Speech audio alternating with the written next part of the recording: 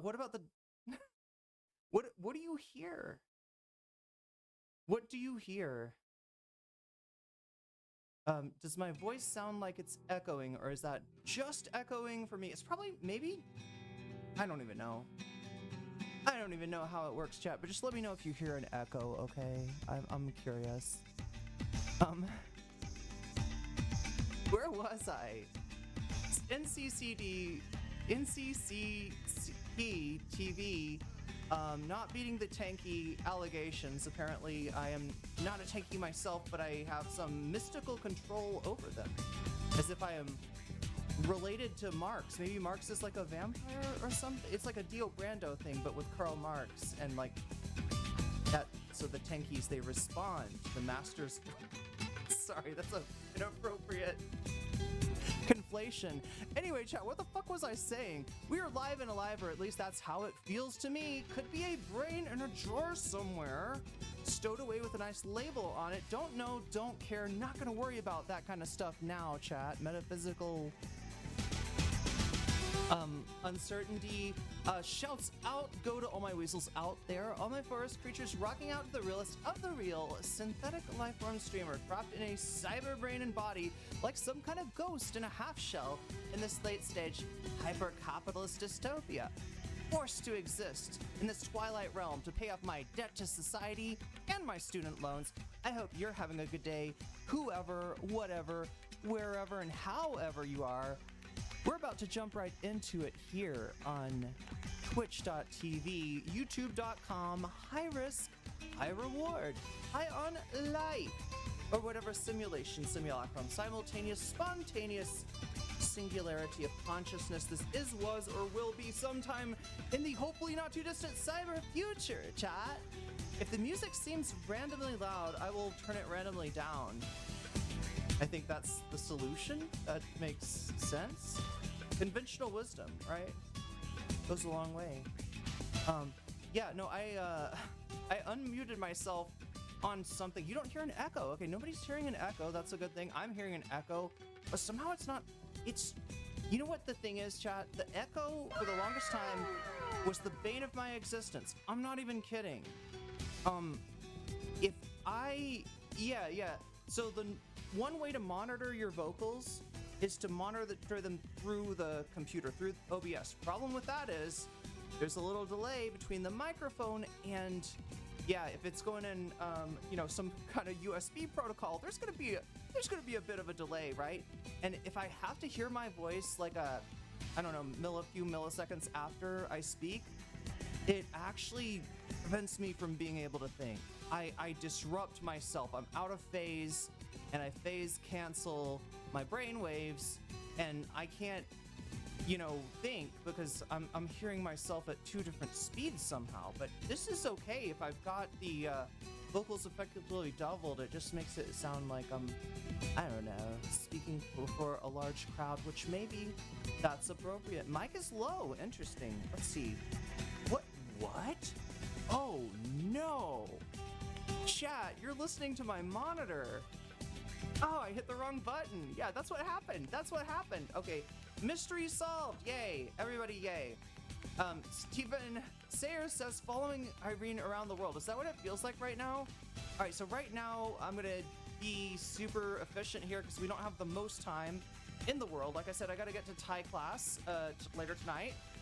But that gives us an interesting opportunity, right? Whenever there's time left on the board and I got a hard out, and yeah, Thai class, hard out, I gotta go, I gotta learn. It's important. It's important, right, chat?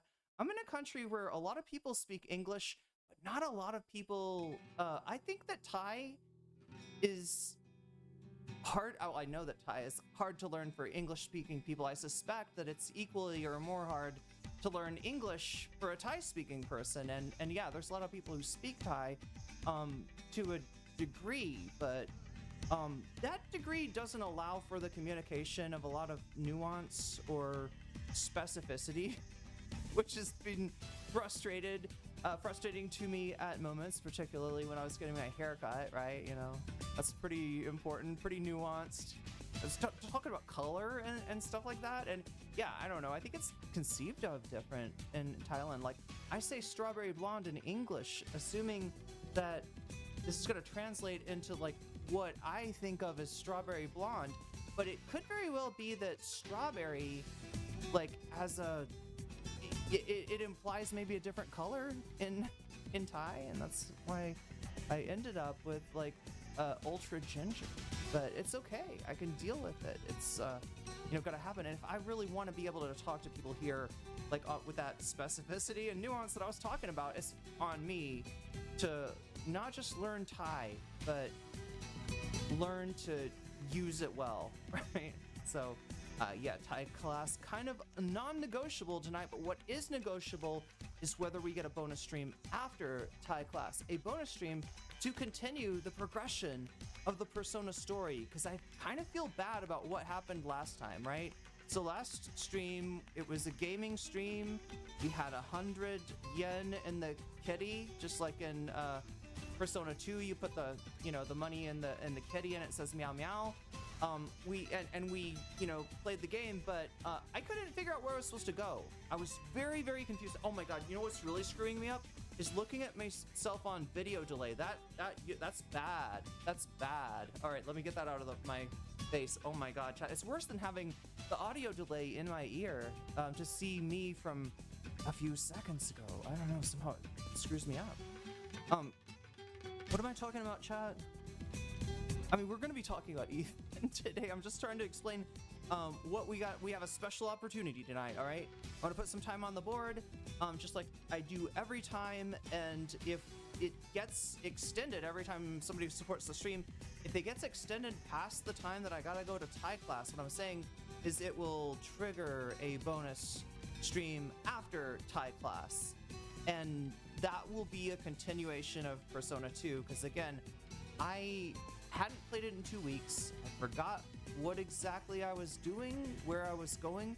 And you know, JRPGs, especially older JRPGs, they often have an annoying component where you can't progress until you talk to a particular random person.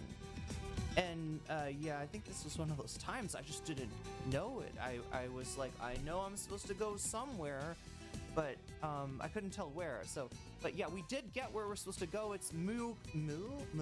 How do you pronounce that in Japanese? Mu, right? Is it Mu? M-U?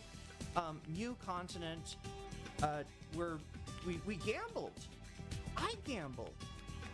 I don't do that, chat. Like, not normally. Have you switched on the audio? Let's switch it. Okay, what are we doing? So now if I switch it like this, yeah, there you go. All right, is that better audio, or am I actually doubled right now? Maybe you weren't hearing an echo before, and you are hearing an echo now. I'm thinking that's what... Much better? Or is there an echo? It's perfect. There's no problem. Full marks. Sorry, chat, that's so arrogant of me to give myself full marks. I'm just interpreting what you're saying. It sounds like you're saying, you know, 100p.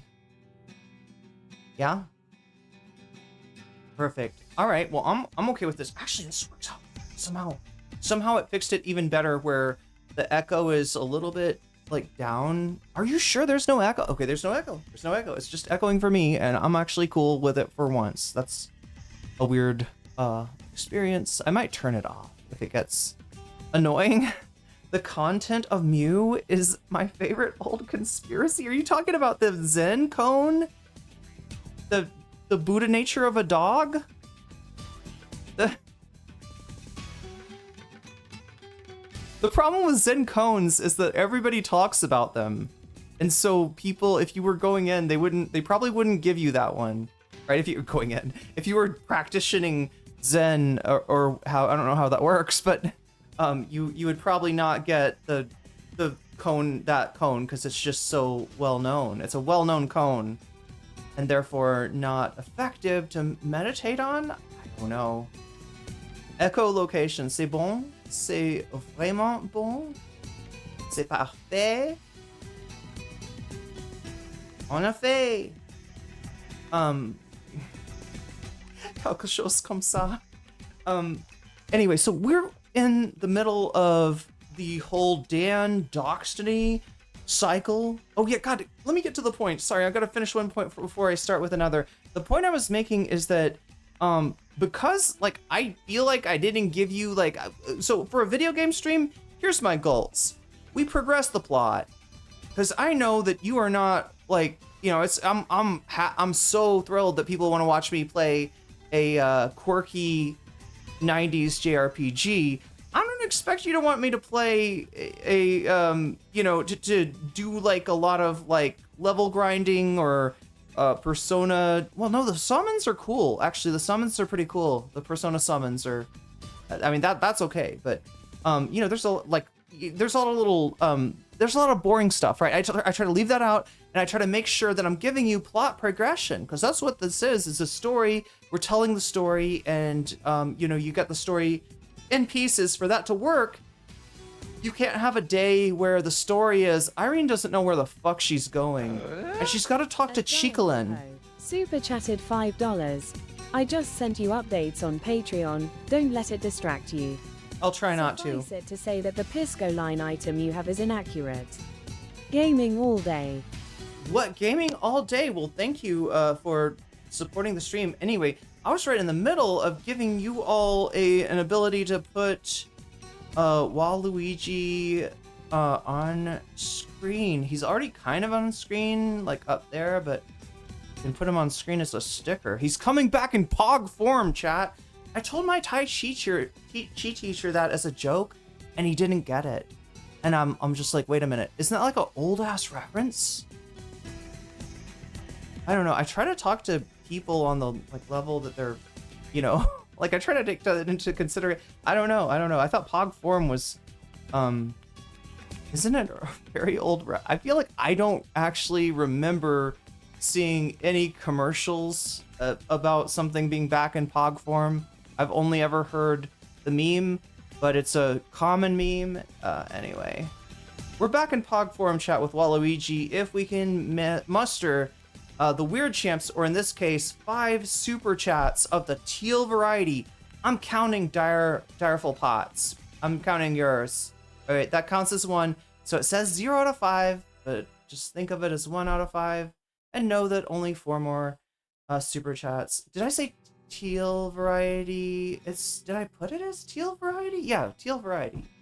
Teal variety. I think it's in the ballpark of $3 or above is the translation of that. But anyway, we got that going on. And I'm just trying to let you know that since I didn't give you what I think is a proper gaming stream, which is, I mean, we got progression. Yeah, I don't know. I did gamble. I hope you found that fun, because I don't do it in real life. I've never bet money. Never would bet money. I love poker. I love blackjack. It's fun, but losing money is not fun, and betting money is silly when you know the house always wins. So I don't do it in real life. And there's gambling all over Persona 2. It's like a big component of the game. And so like I thought that the gambling was going to progress the plot. Like I thought that it was like, all right, you know, you go into the casino, spend some money, and they'll let you into the VIP section, and that's when we get all the whole, you know, idol, Lisa becoming a idol singer with the band Muses. That's when that plot starts in. But no, it turns out it has nothing to do with gambling. However, yeah, like I fucked up on video poker, which I was like, I'm good at video poker. That's one thing I'm good at, right? Really, really fucking good at video poker. I fucked up on that because I didn't know the key bindings. I was pressing like the wrong keys and doing the wrong, like, you know, or didn't know how to like be like, I want to keep these cards and then get rid of everything else, right? I was fucking up on that, and I like lost a bunch of money, or no, I lost a bunch of money. I lost the very little money, in the terms of the game, but then when we went to the blackjack tables, I fucked up again and ended up like pushing, what is it called? Pushing you, or hit. I was at 17. I meant to stand. Instead I hit, Boom, 2. Pretty good, right? And then somehow I end up like hitting the button that is like go all in without meaning to. I didn't want to go all in, but I was just like, there's all my money on the table. Boom. And somehow all the NPCs also won their, you're with a party and the party also gambles, right? As a party, like a JRPG, everybody's gambling, everybody's at the table and everybody won. That's crazy. We would get kicked out of that casino. Can you imagine a blackjack game where everybody fucking wins? It's a group of friends. They walk in and they're like, hi. And you would never be able to gamble there again. And yeah, but I didn't get kicked out of the casino because it's a casino in a video game and everything's okay. And yeah, like I won a bunch of chips, which you trade for items. It's that kind of deal, right? You don't actually get to like double, you know, you don't actually get the money, but it's more like if, oh no, chat, you know what it is? This part of the game is like if there was gambling, like if Chuck E. Cheese was a casino, okay? And no, the kids aren't, you know, gambling money or anything like that. Like they buy the tokens, but they're gambling the tokens. And then it's when they win big, they can go in and buy something cool at trade those in, but there's no skee ball. It's like roulette. That's bad. That's a, yeah, no, don't, that's, you know, children should not be exposed to the, I mean, like, you gotta question the authors of Persona 2 of putting you know, making gambling such a prominent element of a game for, but I mean, I guess it's just popular in Japan and maybe it's like a little bit of a fantasy of like, oh, what if like, I could start a rumor that they allow children to, they allow high schoolers to gamble in this casino, right? And that's how it works in Persona. You start a rumor and the rumor, spread the rumor becomes reality. Anyway, I heard a rumor, chat, that if we get to, if the timer ends up being more time than I have to spend with you when we get done with it, that we'll have another stream. We'll do that bonus stream and we will actually progress the game in the way that I wanted to, which was finishing the next level, Mu Continent. We're in a dungeon. We're in another dungeon. Yeah, I mean, I don't know. It's an SMT thing. It's in every game. There's always a dungeon or Tartarus or what is the place? Mementos in Persona. In Persona 5, it's called Mementos. You go in there and it's like the collective unconscious, I guess. Yeah, everything is Jungian in Persona. But anyway, that's what I'm going to put on the table. That's what I wanted to mention up front before I even talk about the fact that, yes, we are talking about Ethan Klein tonight. This is not like a clickbait to be like, watch my video game stream. Or like I'm going to talk about Ethan Klein while playing classic JRPGs. No, nothing like that, chat. We're gonna cover Ethan Klein doubling down on iDubbz. This is you know, the stupid idea to sue this guy, and like, you know, here's the deal. From what I've seen, I don't think that case is gonna stand up. I don't think it's meant to stand up. What it's meant to be is be a pain in the ass of somebody who might not have a lot of spare income at the moment, right? Idubbz and Anissa. That's what that, and then more likely, you know, it's going to be a negotiation for some kind of a settlement or agreement that Idubbz has very little, does not hold the cards. Yeah, get back to the gambling, right? Idubbz doesn't hold the cards. Idubbz is Zelensky. Although it turns out maybe Zelensky had more cards than people thought. What's going on in Ukraine right now? They've perfected drone warfare somehow, and it's really turned bad for the Russians. But Japan has tons of pachinko, which totally is not gambling. I love pachinko. I love pachinko. It's like, it's the greatest thing ever invented. Everything about it, like the metal, the ball bouncing around. It's so good. It's so good. I am not a gambler. Again, chat, not a gambler. Never. Anti-gambler, not really, but I'm not anti-you if you gamble. I just would never do it because it doesn't seem like a good idea. But I love the games that are, you know, like it's fun. It's fun. I get it, and especially when you win big for no particular reason at blackjack, you know, that's probably the hook. That's probably what keeps you coming back, right? If that happens once in a while, right? Out of no, no skill of your own, at a blackjack table, you could come away with a large sum of cash, and if you do, oh my god, it's gotta be hard to resist going back. Wait, what is this? It's 1 prestige, 2 Dark Knight memento in case anyone is interested. Actual.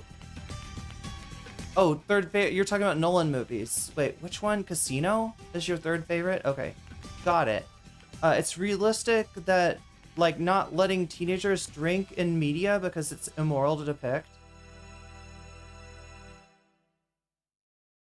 Japan, yeah, it's but yeah, the game, Maya's like old enough for all this shit. Tatsuya and the rest of the crew are not. I might turn off the. Is the music still? It's not loud anymore, right? People watch Ethan. Why? Well, because he's suing everyone, I guess. Yeah, no, he's you know, been going back and forth. Well, not back and forth. He's been what should I say? He's been obsessed about iDubbz, right? I haven't covered this because it's boring. It's just one man and his fucking grudge. I guess the dragon is neat though. Idubbbz has turned into a VTube dragon, and the dragon's kind of funny. I mean, anything's funny compared to Ethan Klein, right? So, but yeah, he was doing his own stream, trying to build his own thing online, and Ethan would come in and, you know, clip whatever he was doing, try to make him look ridiculous, try to,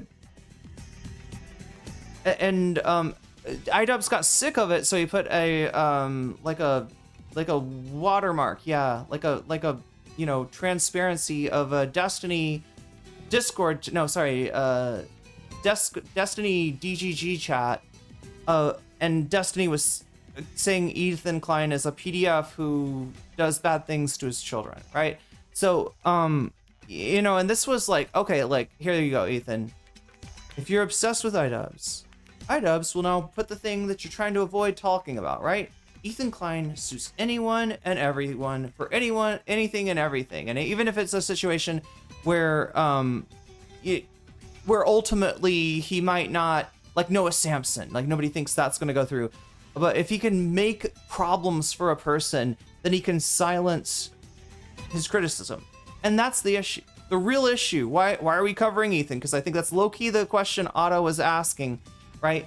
We're covering Ethan because this has implications towards the future of, God, more than just YouTube, Twitch, anything where you give your opinion, give an opinion that a rich guy might not like. Now, that rich guy, well, okay, let's just put it this way. If you react to somebody's content, right? That's the main thing, is the Denims, Casey Tron, and Frogan's suits, right? As far as silencing disagreement. But if Ethan Klein gets away with this, other rich guys are going to do this too, and you're going to have a whole thing where, like, you know, it's supposed to be on YouTube, anyone is subject to criticism. If anybody, you know, wants to, you know, take something that you did and say, I think this is wrong, right? It is in the YouTube social contract, and I mean amongst creators, right? There's nothing official, there's nothing we sign in the YouTube partner program that says this, but this is just how the community of YouTubers has evolved, and there was a certain respect given for critique, where if you're going to use somebody else's content in order to critique that content, and it's not like a, you know, it's not like a re-upload, it's not like XQC just barely saying anything, or Sniper Wolf, right? Then, you know, that's allowable. When what we're not going to do is use DMCA to prevent each other from criticizing. We're not going to use, because you could, if you wanted to, you could make things really hard on somebody. But if one person starts doing it, everybody starts doing it. As long as it's not socially acceptable, for the most part. I mean, obviously, like, larger creators have media teams and they do this, but they get shit. For instance, iShowSpeed, right? iShowSpeed hired a team to copyright claim everything just to kind of squeeze more money out of, his content. I mean, in his mind, it's probably like, hey, people are using your content, man. You want to use the DMCA system to get that shit back? And he's like, hell yeah, right? And he doesn't realize this is going to end in anybody and everybody that's reacted to anything of him, losing their monetization, and kind of just puts a bad taste in people's mouth. Aiden Ross did this to me not personally, right? But his content team claimed, the video of him talking to Trump, right? That should be able to be responded to. And it's a bad look when Aiden does it. Now, unfortunately, yeah, Aiden is talking to Trump, so, it's not going to slow his roll that much. But in general, something like this would have caused, and Ethan Klein has been a pariah before, right? Over suspicion that he, I think, flagged Gokunaru's content. Like, that was it got pulled, and people were like, well, Ethan does know Susan, so, and we don't even know if that's true, right? It's not, there's no way to confirm or deny that. So yeah, that's why it's a good question. It's a good question. Why cover Ethan Klein? He seems to revel in it. He doesn't have a lot of motions these days. He doesn't have motion. He does not have upward motion. His community is not expanding, it's shrinking, all of that stuff, right? There's a lot of good arguments, and plus the fact that I dislike the guy. Watching him is irritating to me, but again, there's something at stake here, right? And the only power that any of us have against millionaires like Ethan Klein doing this shit is public shaming. That's the only thing, right, that's gonna maybe make him stop from suing iDubbz, is the fact that even his own, supporters, even the people like Nick DiOrio and there's a ton of people that, like, when you ask them, like, do you think that's okay for, him to just, like, take advantage of Canadian law like that? And it's not something that Idubbbz said, it's something that Destiny said. Idubbbz just wanted to give Ethan a good reason not to, cover his content. But then Ethan goes around and here's the deal, chat, in the US, this may very well be in California. If it happened in California, anti-slap legislation would let somebody like Idubbbz potentially just slap away the slap lawsuit, right? Which is really what it seems to be. There doesn't seem to be like a lot of merit. And in Canada, it doesn't matter if the problem is he can get this case to, to go through enough to hurt Idubbbz, right? It doesn't have to end in a decision in his favor. It doesn't have to be a lawsuit that he continues all the way through in order to, cause Idubbbz to have to get a lawyer and all this kind of stuff. All the stuff that Idubbbz said that he doesn't want to do when he gave his apology, right? His apology is really just him saying, hey, listen, I've rolled it around in the mud enough, okay? I mean, I do think Ethan should address that Destiny says this shit about him when he sued people for way less, right? He should actually take Destiny on. We know the reason he doesn't. He needs Destiny's support. If Destiny, was at odds with Ethan, you'd see Ethan's viewership drop in half, right? It really is a kind of weird psyop that they did to Ethan back in the day, right? You can hear DGGers talking about this when they start to see Ethan, turn on his son and Leftovers. So, hey, what if we could push him a little bit, right? And there's, I don't know how accurate this is, but people have shown graphs of the composition of the like H3 Productions subreddit prior to the Leftovers breakup. The other subreddits that the people follow are different, right? Post breakup, you see that the Destiny sub is in there, and there's a lot of other, kind of related stuff that just indicates that Ethan's audience has changed. He didn't just lose like half of his audience, chat. He lost like half plus 10,000. And those 10,000 that came in and sort of made up the difference, those are Destiny fans. And so this is a very particular type of audience capture that he's under. I'm not saying that Ethan, wants to go off on a Destiny, but yeah, the fact is he couldn't if he wanted to. it wouldn't work well for him. The only reason that he wins or is perceived to win, or it feels like people have more sympathy towards him, is that like the people that he's going after are like have been targets of harassment for years and years and years. You mentioned Denims, you mentioned Frogan, you mentioned Caseytron, and these pre-existing hate, communities will come out of the woodwork and boost whatever the fuck you're saying about them, right? Not the same for Destiny, I don't think. Anyway, so there's a lot to go through with this. I am still thirsty. The suit would be considered frivolous and dismissed with a simple motion. Very hard to use someone for things like this in Canada. Wait, I'm sorry. Yeah, I think the problem is that there's a defamation is easier to pursue in Canada, and whereas there's, oh my god, cat ears. We need cat ears, chat. We need so many things. We gotta get to Ethan first. Okay, so yeah, I put up that Waluigi super chat goal. What is the other thing? The other thing is the Dan and Destiny.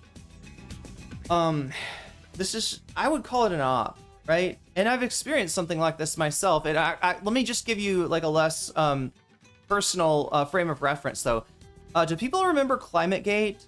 There was a thing called ClimateGate in the early to mid 2010s.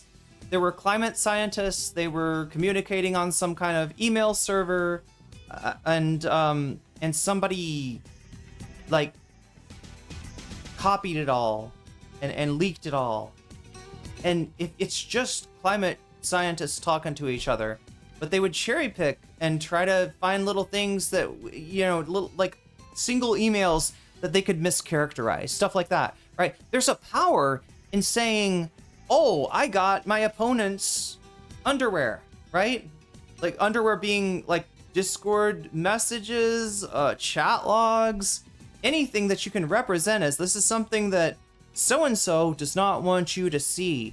And in this case, the so-and-so that we're talking about is a Discord called, is the Discord called H3 Snark? And then the avatar is, the symbol is like a skull that has CPS carved into it. But what I'm saying is that if you can show that you've got something secret, which should be like, you kind of creepy, right? In some cases, like, I mean, I don't know if like somebody's really trying to hide something, sure. But if, like in and of itself, if I'm like, I found your underwear and there are skid marks. These look like stains. You must poop your pants regularly. I mean, that may be that you're a pant pooper. But I'm kind of creepy for, like, what are you doing in my drawers? Going through my drawers, looking at my drawers. That's not okay. I don't know. Somehow it never pans out like this. Because what I'm talking about is that there was a submarine account. Does everybody know what a submarine account is? I had to find out about this when somebody like bragged about having them in my server. But it's somebody's like alternate Discord, account that they will join other people's Discords with and just kind of like sit in there and I guess screenshot everything. But anyway, they had somebody in there, like somebody who's submarining for 2 years, took down 2 years of logs of this, I don't know. It's like, I'm trying to, I should ask Vadim actually who else in this thing. But I think it's just like anti-Destiny, anti-Ethan, anti-Tectone Twitter accounts. Not necessarily leftist, but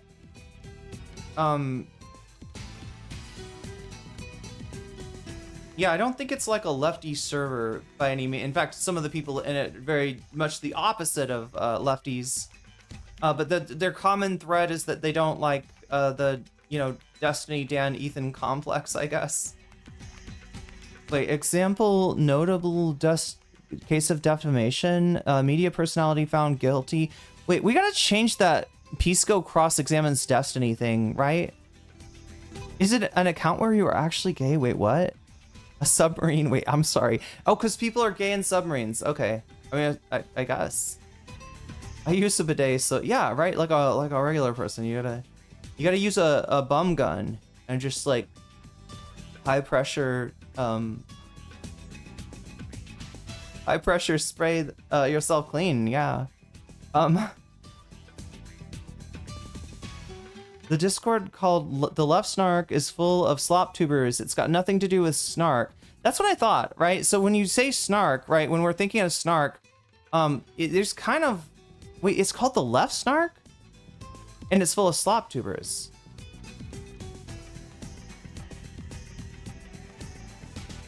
It's got nothing to do with snark as in the old subreddit, right? However, calling someone with a username called pedo dude wouldn't be defamation because evidence points... Oh, true. Yeah, pedo troll. Points to me having an opinion on good faith. No, actually, Destiny could not use that defense. If it was about Destiny, he's cooked, right? Because he, right afterwards, you know, it said that he didn't really believe that. But it's like with Destiny, it's just kind of like, I want to spread this to anybody that doesn't know, to anybody that's not in the know. Like, right, this is, and to just kind of, you know, rustle Ethan's jimmies with that. That's really what it, and just, you know what it is? It's a power move, really. All right, why did Destiny say that about Ethan? It's a power move, right? Destiny says something that is, you know, again, US high, you know, bar for defamation, but is, you know, pretty close to something that maybe you could start a case over, and you know, something that's insulting, something that most people would, you know, not would just say, fuck this person. If somebody said that about you, if somebody said that about your significant other, you would be done with that person, right? And Ethan can't fucking do that. It's a power move to show I can say this about you and there's nothing you will do. You are mine, Ethan Klein. That's what it is. To anybody that is in the know, when that, you know, bullshit interrupted between Destiny and it's a video, actually a video of a lawyer. Wait, what? It's a random lawyer? Dareful, I seriously thought you were talking to, when you said a lawyer, I thought you were being cheeky and being like our lawyer friend, right? Oh my God, I totally misinterpreted that. Okay, it's actually a random lawyer. Fuck. I was so close. It is a cross-examination. Which I didn't even look too close at what you said. Dareful, to confirm. Like, I was just kind of going off on that of like, hey, you know, if Pisco's like holding Destiny's feet to the fire, that's kind of like a cross-examination. That's a two-part comment. Did I not get a real case, me explaining a real case of defamation in Britain? I said friendly lawyer. That's why I thought it was Pisco. He's friendly and he's a lawyer. And what do we got here? Carrot equals X equals carrot. No way. You don't say, Christopher. Carrot equals X equals carrot. But anyway, we're gonna cover as much of this as we can. Let's see. Okay, that's the one thing I moved way the fuck out here. My phone. Okay, so it is really, it's 3 hours and 45 minutes until I gotta go to class. That's crazy. He found an ambulance chaser. Look at my previous comments. Ethan has no idea how the law works under the crown. Oh, he likes saying the crown though. He really likes to talk about, he really likes to invoke the crown. I am not convinced I understand either of you entirely, and I think it's important that I get on the same page first. It's an example of notable defamation cases from the UK, right? Media personality found guilty of defamation by saying a drag queen is probably a PDF defamation because there's no basis for the claim. However, so we're talking about under the crown. Now, how similar is the law in Canada? Is this a thing? We're talking about the Commonwealth, chat. When we say the crown, we're talking about the Commonwealth. It is at the moment, at least, you know, UK, Canada, Australia. There's probably more. But and in that case, what, when you go to court, you refer to the court as the crown or something? Maybe that's why. Really don't think you need to be left to dislike Tectone. No. I mean, there's tons of, like, the people we're going to talk about today, chat, are not left and they dislike Tectone. Nick Andros, Shemu, perfect examples of that. You know, Chud Logic, more of a disliker of Destiny and Ethan, but more of a disliker of sweeping. That's the thing with Chud, all right? He had to do sweeping. He was doing sweeping for Dylan when I knew him. He did sweeping for Destiny after he got exposed and expunged from the left for, you know, having sexed conversations, NSFW conversations with Discord Kitty that ended up being 17. He, you know, claims he didn't know. Looking at the logs, I think maybe he should have known, but, you know, he claims he didn't. So Destiny actually pulled his ass out of the you know, rubble for that, and then he became a orbiter, and he was like, yeah, I finally made it big. Fuck the left, I'm with Destiny now. And it turns out Destiny treats you like absolute fucking garbage. And Chud, I guess, can attest that he's got memories, chat. He's got anger. He's got id. Like, right, you see it coming out, frothing at the mouth. Because, like, whatever the fuck he had to deal with when he was Destiny's dog was something. Yeah, he doesn't want to do that, and he doesn't like that shit, right? And he's a racist and a, you know, transphobe and everything else. But I guess he got some place where he draws the line. So yeah, Davi, you're right. You don't have to be left wing to dislike. I know nothing, and nothing to do with H3 Snark. Okay, so that's key. Nothing to do with H3 Snark, right? Slop tubers, you said. The thing that's confusing me, though, is the Snark left. It's called the Snark left, right? Because that implies, I mean, there are slop tubers on the left. Some people would call me that, right? Schleppy? What am I saying? Chat, it's not Schleppy. Schleppy. My good friend Schleppy over here with the chat, like, you know, jawline. It's, you know, he's been banging on his skull all day to do, you know, bone smash and to looks max, but yeah, no, wait a minute, I don't think he does. Actually, I don't think he does. I'm not sure about that, chat. I could be wrong about that. I could be wrong about Sleepy. That's part 2 of the comment explaining the example of the, well, I am fucking overwhelmed right here, chat, and we gotta get going soon. I'm trying to read through your chats, make sure we're on the same page roughly, because I really don't think I completely understand this left snark thing, right? It's the left part that's confusing me, because from what I've seen, like Nick Andros, Shemu, there's not of the left. As Davi said, you don't have to be of the left to hate Tectone, and that's the connecting, you know, tissue there.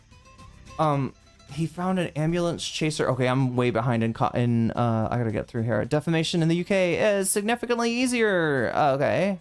That comports with my knowledge. Legal interpretation, says Ash Bradford, are completely different between countries. America is also a common law jurisdiction. There's vast differences between common law countries. Okay.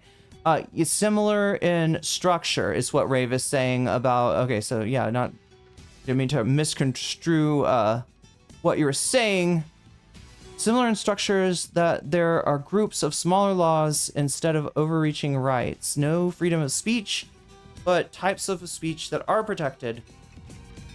The crown is just what Americans call the people. Okay, so the people versus blah, blah, blah.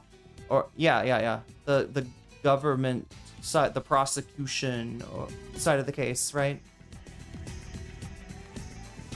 Opinion parody, making a claim in good faith. Yeah, so that's the kind of thing that if Destiny indeed did think, or if he just wanted to play dumb and say, I can't believe Ethan had this pedo troll account.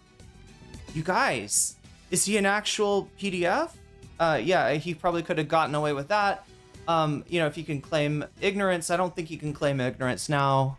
But that we're not talking about. Destiny's not going to court. Ethan will give that as an excuse, though, that Destiny's an American, and it would be harder to prove defamation against him. Diorio coming out against Ethan Klein was not in my... Yo, repunk reversal. There's a lot of reversals recently. I just saw Chud Logic come out against Shamu, so even, you know, that side of things is...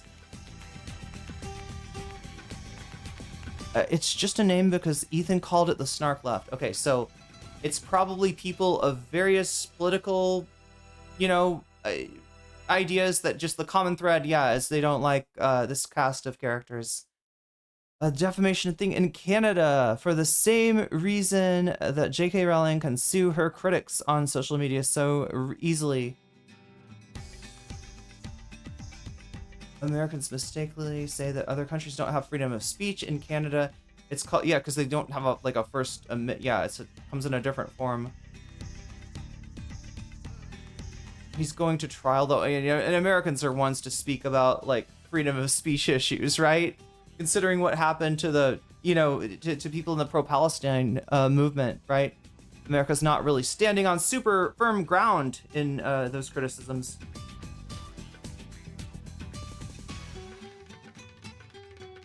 That's how the British and Australians tabloids can be harsh but get away with it. Wait, what is?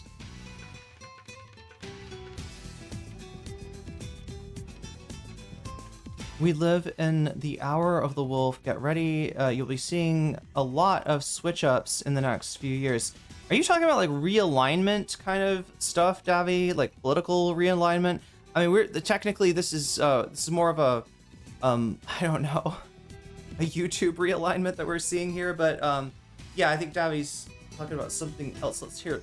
Okay, I muted the... There we go. There we go. There we go. I don't know. I kind of liked that. Giving myself the audio boost. Is my audio... Yeah, my audio's loud enough.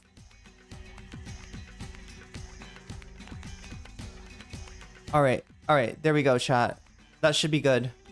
Let me know if that's too loud. Oh my god. I like literally legit.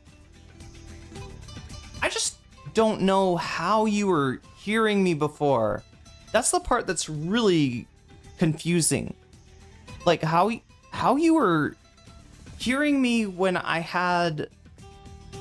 Wait, does the voice sound different if I do this? Right? It's not exceptionally louder, so I guess it's not doubling. That would be the... But then again, there is a limiter, so... The tabloids will say like allegedly and what and question mark. If you make a statement, put a question mark on it, it's, is this true? People are saying we're just asking questions here. The U.S. First Amendment prioritizes free speech, placing the burden on the plaintiff to prove that the statement is false. UK, the burden shifts to the defendant. Wait, if I turn, am I changing the music level for you? Like if I turn it way up, is it louder? It's not. Okay. I don't think this changes much of anything for you. It shouldn't. I couldn't hear you. Wait, what? Okay, what? In the very beginning? In the very beginning of the stream. Because what? Two people, one on YouTube, one on Twitch, says that I was muted. But I feel like I was asking if I was echoing and I was getting a response from chat. They were like, you are not echoing. We do not hear an echo. We just hear you normal because it's echoing from me. And anyway, we got to put some time on the board here, chat. I can only look, I hate to do this, but responsibly speaking, I can give you 2 hours on the clock today. Again, it's my fault. I started really late.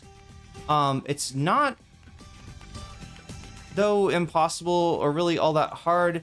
Yeah, 4 hours is what we were, or 3 hours and 30 minutes I did last time. we are gonna go down by one, and then minute off, minute off. Yeah, 2 hours is what we're gonna start with. Again, this number goes up. In fact, it's gonna go up right now, right? Because Direful, wait, no. I think it was Direful. I gotta look at my... I'm gonna pop this out again.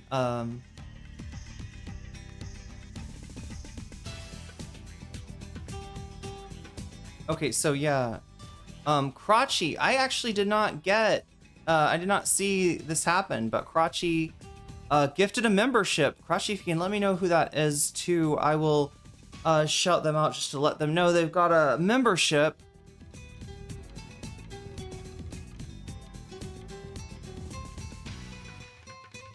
I feel like I'm working in a ramen restaurant right now, chat. This is the, by the way, if you're watching the Persona 2 playthrough, yeah, this is the music from the ramen restaurant. It's a little bit dressed up, a little bit embellished, but pretty close to the original. And it's one of the favorite shops for me to stop in, both for the delicious ramen and the boosts to vitality and tech, and to the you know, the... Well, yeah, you buy weapons there too, right? Yeah, everything's cool about that place. Everything's real. You heard the music. Wait. I have headphones. Wait, Direful. I could hear you, but you were very faint. Yeah, people said that my volume was lower. What was I picking up on then? Because all I had on... Wait a minute, chat. Okay, let me just show you. This is what we started with, right? Right here, all right?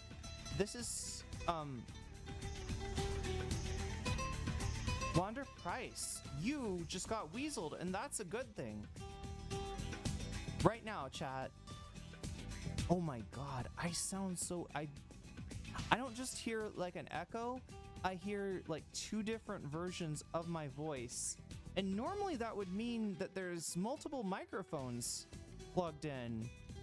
But that's not a thing. Right, my webcam has no microphone. I can't imagine what is... Wait, so that's just... Wait. Am I just quiet? Just tell me what I sound like. I'll put it right back on. All right, if you can hear me, one in chat, just let me know. I hear you, you're very, very faint. Whatever, right? Just, I gotta hear that right now. I'm gonna unmute though, because people are acting like they can't hear me. 1, but too low. Interesting. So yeah, that means that the... Wait, oh my god, maybe it just isn't delayed for you. That's the only thing I can figure out. It sounds underwater. Okay, huh. It's funny because in my headphones it sounds better. I'm much louder now. Yeah, I figured I would be. The thing that confused me is that nobody heard an echo, and I was hearing an echo, so it's kind of like, you know, my thought is that the echo is the whatever was like the monitor, basically, right? Like I usually have monitors off. I accidentally turned monitor on, like to hear myself, instead of turning microphone on, and you heard a very faint, and it sounds like very not good. That's too bad. That's too bad, chat. It's too bad. It's way better now. Yeah, good. Yeah, it's really too bad. We gotta get going. We gotta get going immediately. Like I said, I am gonna put people's, wait, oh, did I not do this yet? I didn't do this. Let's go here. So yeah, there we go, and there we go. Okay, Crotchy with the gifted membership. I put my donor towards Cars for Kids Cool Israel. Oh, is that what it's called? Cars for Kids Cool? Okay, I've been hearing about this thing. Scam charity, yeah. With a weird cartoon too, right? Hassan like watched this shit for 2 hours today. Punch, and you can only punch one face, but teach people to punch. Well, that's what I hope to do, Davy, but I got a ways to go before I can afford, that would be like a Muay Thai certification program that you're talking about there. And I do have skills teaching wine moms, 2-punch bags, and I do have training in Muay Thai, but what I don't have is like certification in teaching Muay Thai. I taught kickboxing really. I informed by Muay Thai, but I would not presume to call myself a teacher of a Muay Thai crew, right? I am not. Anyway, Crotchy, with the gifted membership, what is that going to do? Have you been to Thailand before? Not before I moved here, right? I just moved here because Trump was coming in and shit was going crazy.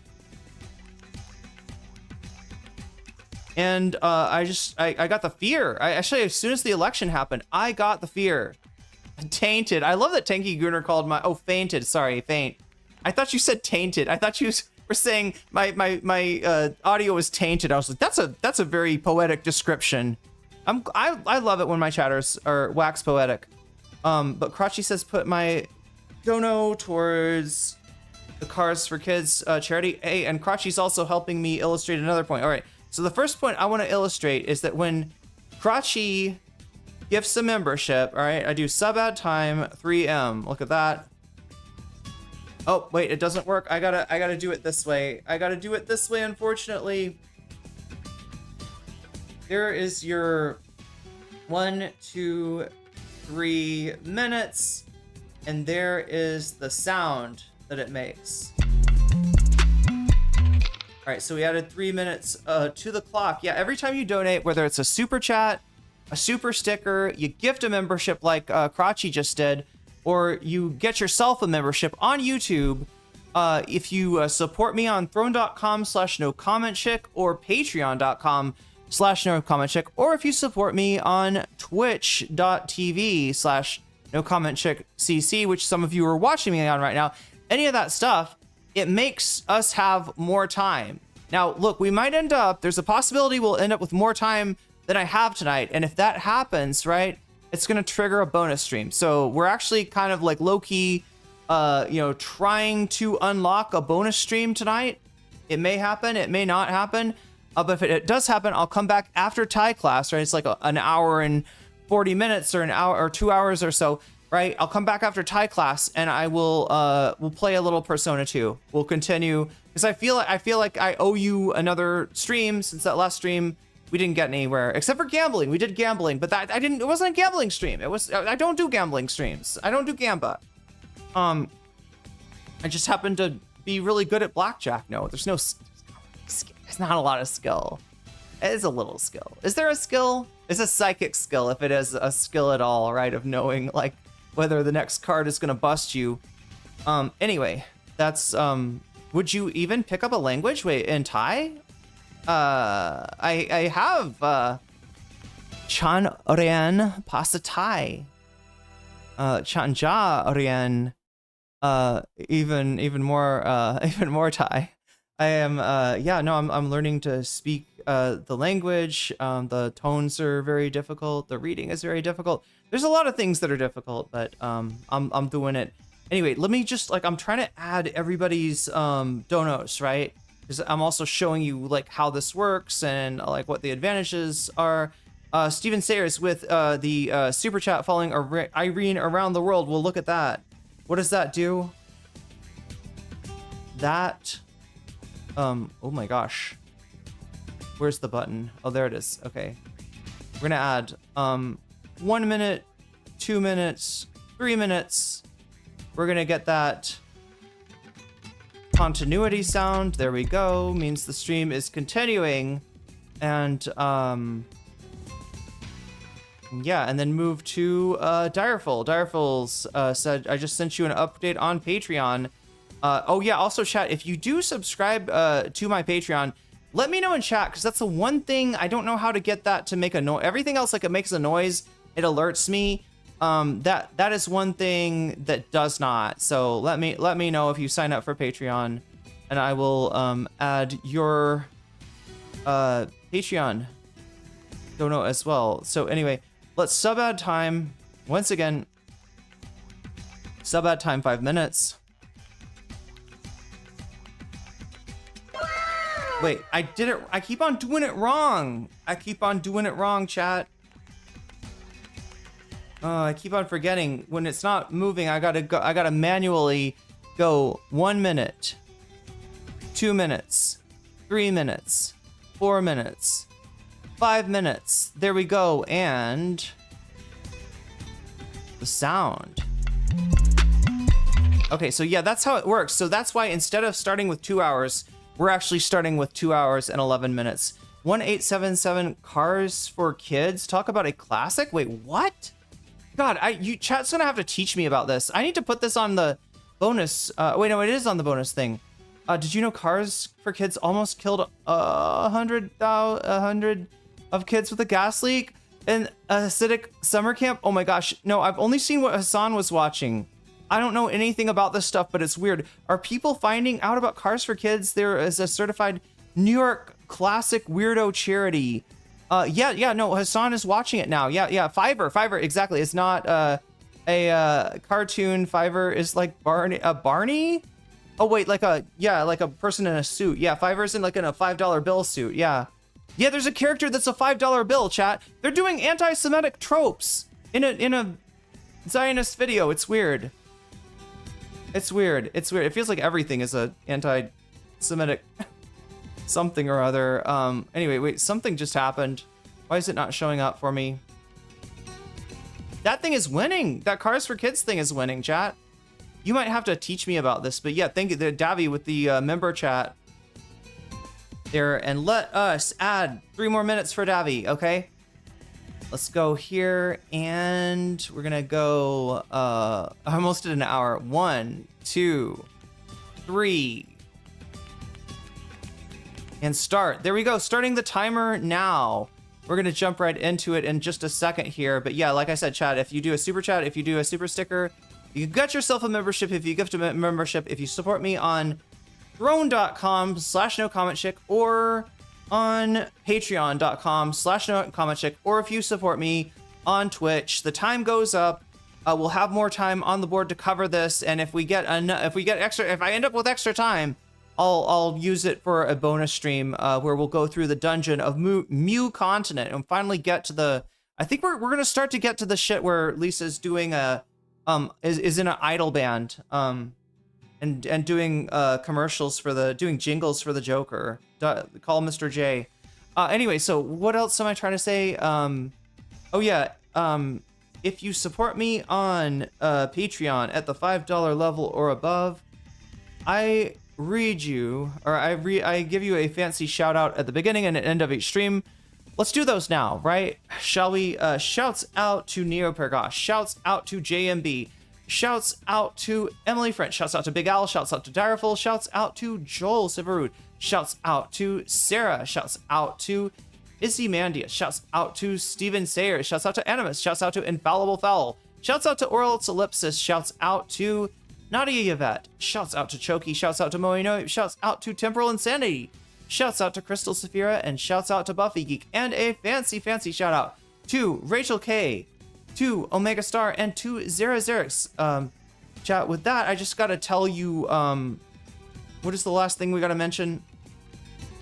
The other thing that you can do, here, let me get the, oh, it's this one right here. All right, yeah, there we go. Those are our items, and like I said, just like Crotchy did, when you donate, yeah, when you donate, you can let me know in chat or in the message for the dono if it's on like Throne or something like that. Let me know which of these topics you support, which of these topics you want to see, and I will put your money where your mouth is. I'll add your thing to a percentage. I'll add your as a percentage to the topic of your choice. That's what I will do. All right, and what am I forgetting? What am I forgetting? That commercial plays all the time in New York City? Huh. So it's like the Pog commercial. Where did the Pog commercial play, chat? Did anybody grow up with the Pogs? I only knew the Pog back in Pog form as a meme.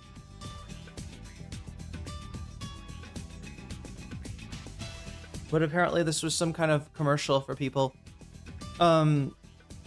Yeah, right. You can let me know which of these topics you support. I'll add your percentage to the poll. The poll, that's what I forgot. The poll is going on YouTube right now. All of these 4 items, 1, 2, 3, 4, right? What the fuck is Cars for Kids? I legit don't know.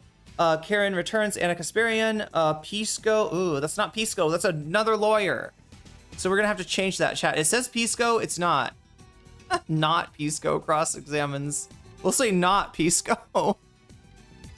People are going to think it's somehow Pisco and I'm being cheeky. Just like I thought Direful was doing. But yeah, it's not Pisco. It's not Pisco. It's another lawyer. Cross-examining Destiny. And I got all the timestamps for it thanks to Direful. So think Pogs were the hottest thing for like 6 months. Like when? I never saw Pogs anywhere.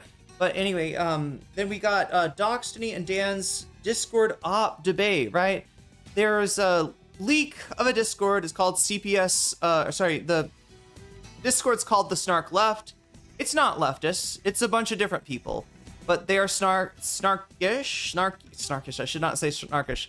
They're snarky. They are snarking. They are enemies of, Tectone, Ethan, like that whole complex of people, right, across ideologies, I guess.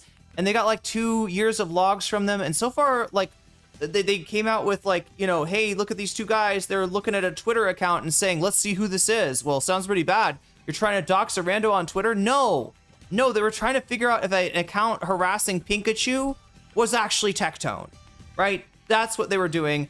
And they talked about this in a large server. That seems like a bad idea. I mean, I wouldn't mess with any of this stuff, chat. If it was me, I would just screenshot the account, send it to the lawyers. Maybe the lawyers can deal with it. I don't want to have any. I don't want to get anywhere close to any of this yucky doxing stuff, right?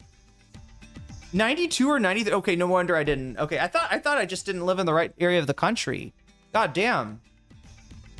That makes sense though. Can you add my add the topic to the Anna thing? That's been there. Oh, you mean, sorry, you want a different topic? I don't know what topic she's carrying. Let's put this on anti-white racism. I'm glad you asked, Ash Bradford. Anti-white racism. I gotta put that in quotes, don't I? Yeah, should probably do so. There we go. On anti-white racism. That's what Anna's carrying on, just so you know. I mean, that's the main thing, but she's also bitching about the left, right? So, but yeah, the thing that people are latching onto is Anna saying that BLM was a huge time for discrimination against white people, and it's very scary. It's very, yeah, it's just, I don't even know.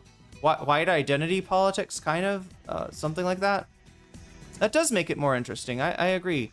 So anyway, those are our topics. You can vote for all those topics over on youtube.com. You'll have to go to YouTube to do it, right? Unfortunately, that's how it works. That's where the poll is. So if you're watching on Twitch, feel free to open up another tab, come over to YouTube, go to nocommentchick.com, click on the stream. Make sure to like the stream while you're there, because you might as well. It helps out a lot, and I appreciate it greatly. And cast your vote for any of these things, right? Your votes count, as do your donos, right? When you donate, you can let me know which of these things you want me to add your dono to. I'll add those together at the end of the night, to see what I am covering next, if I ever get to it, which I need to start with the Ethan stuff if I want to make that happen. Yeah, that's how that works. Have I explained everything sufficiently? I think so, chat. We better just get into it right now, okay?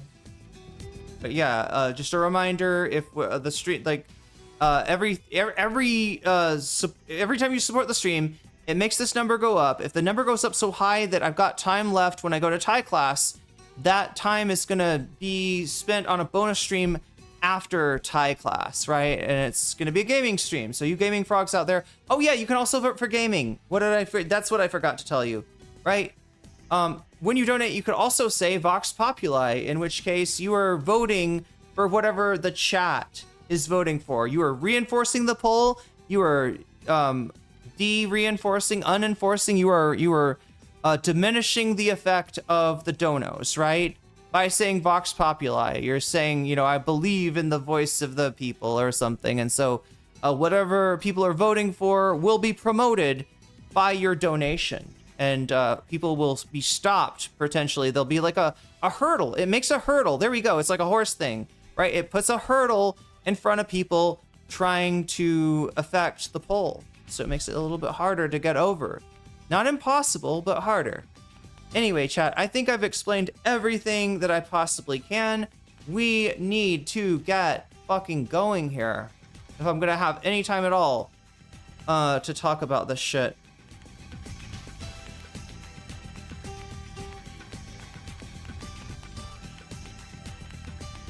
And again, there's a bunch of stuff that I think is also interesting.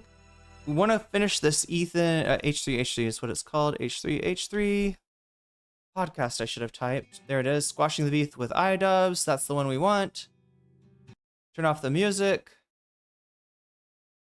Yeah, we didn't finish that Chud logic debating Destiny&Dan, and that leads into Shamu jumping in to defend himself against the accusations of the accusations of doxing against him. Since that's happened, Destiny has I don't know, gone and found some 3-year-old Discord posts from Shamu that supposedly are worse. I'll have to look into that. Apparently Chud Logic has cut ties, so maybe it's serious, but the point isn't even about Shamu and Nicandros. The point is that there's, you know, this whole fucking Discord leaks thing is a nothing burger, and it's meant to cover up, and they're going after Shamu and Nicandros particularly because they were they were trying to help the you know, the victim of Tectone, right? They were sending information to the lawyer of the victim of Tectone. It's not the way I would have handled it. It's not the way I would have done it. I wouldn't mess with any of those, like, you know, tools that they were talking about in the chat, but now there's something older and completely unrelated that Destiny's trying to use to be like, see, Shamu is a doxer, and guess who else is a doxer? You are! Asshole! Asshole! Your whole fucking community's built on that shit. Your whole fucking shit is cloak and dagger. You can't defend yourself in the, you know, in the court of logic and reason, and so therefore you go and do dirty tricks. You're the Richard Nixon of streamers, Destiny. And yeah, I don't think Chud Logic is serious. Wait, about what? Calling yourself Chud is a little self-aware. Well, it could be Chud the Builder, right? We haven't taught. Oh my God, chat, Chud the Builder. I should be covering that. I should be covering Chud the Builder. I should be actually getting us to this H3 podcast.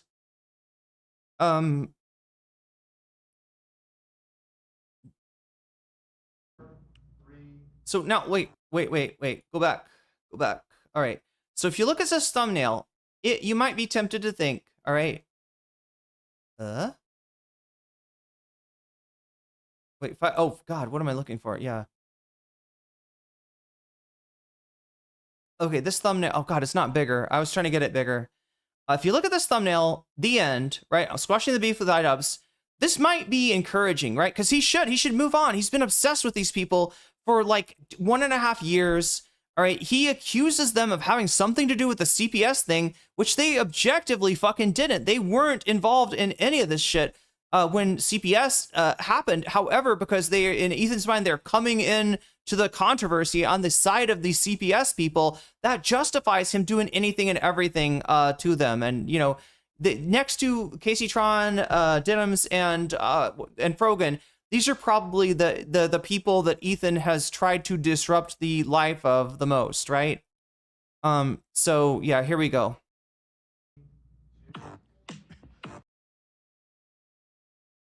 Oh, he got his crew sick again. Wonderful. All right, here's the Idubbbz situation. Here we go, chat. All right, so excuse me. As the title and thumbnail suggests, I will be talking about Ian and Anissa. There has been an embargo, and it. But yeah, it crosses my mind based on what Eleni is saying that I gotta explain who the fuck Chud Logic is. All right, I knew. Oh my God, what are we doing here? What are we doing? Why am I getting weird aspect ratio? That should not be happening.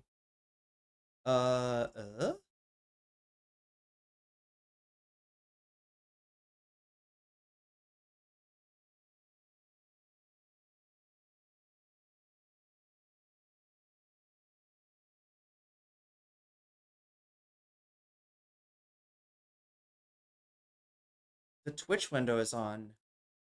Okay, that's why it is. Okay, it makes sense. It makes sense. There we go. There we go. There's Ethan, the way that he should be. He was spewing phlegm all over the studio. Of course they're sick. Yeah, and they have to clean up his shit.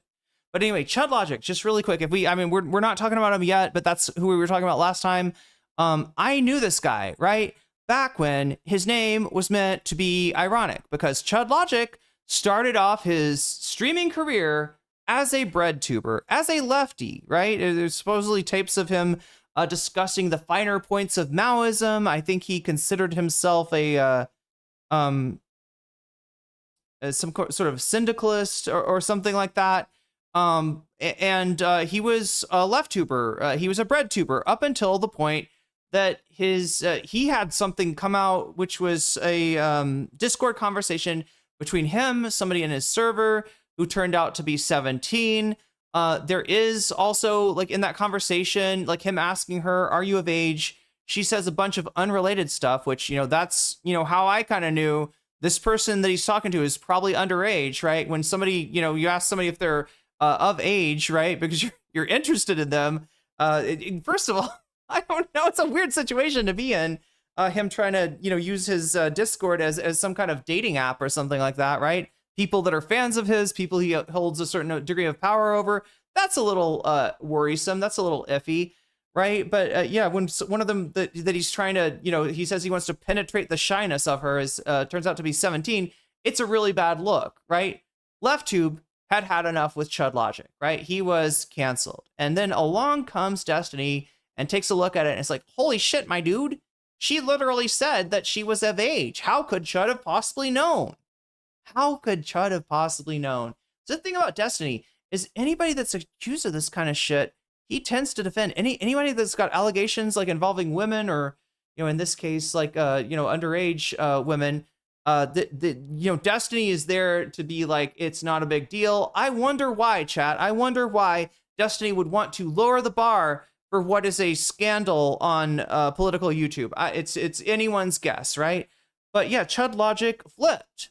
Chud Logic changed. And because his name was Chud Logic, and he's now doing, Destiny content, sweeping for Destiny, at least Destiny's like on the left, right? So it's still a little bit ironic that he's called Chud Logic, isn't it? No, except for at this point, I think one of the people that he was chatting with was trans. He has also accusations that he's, very interested in trans women. And, this is not good for his new audience, right?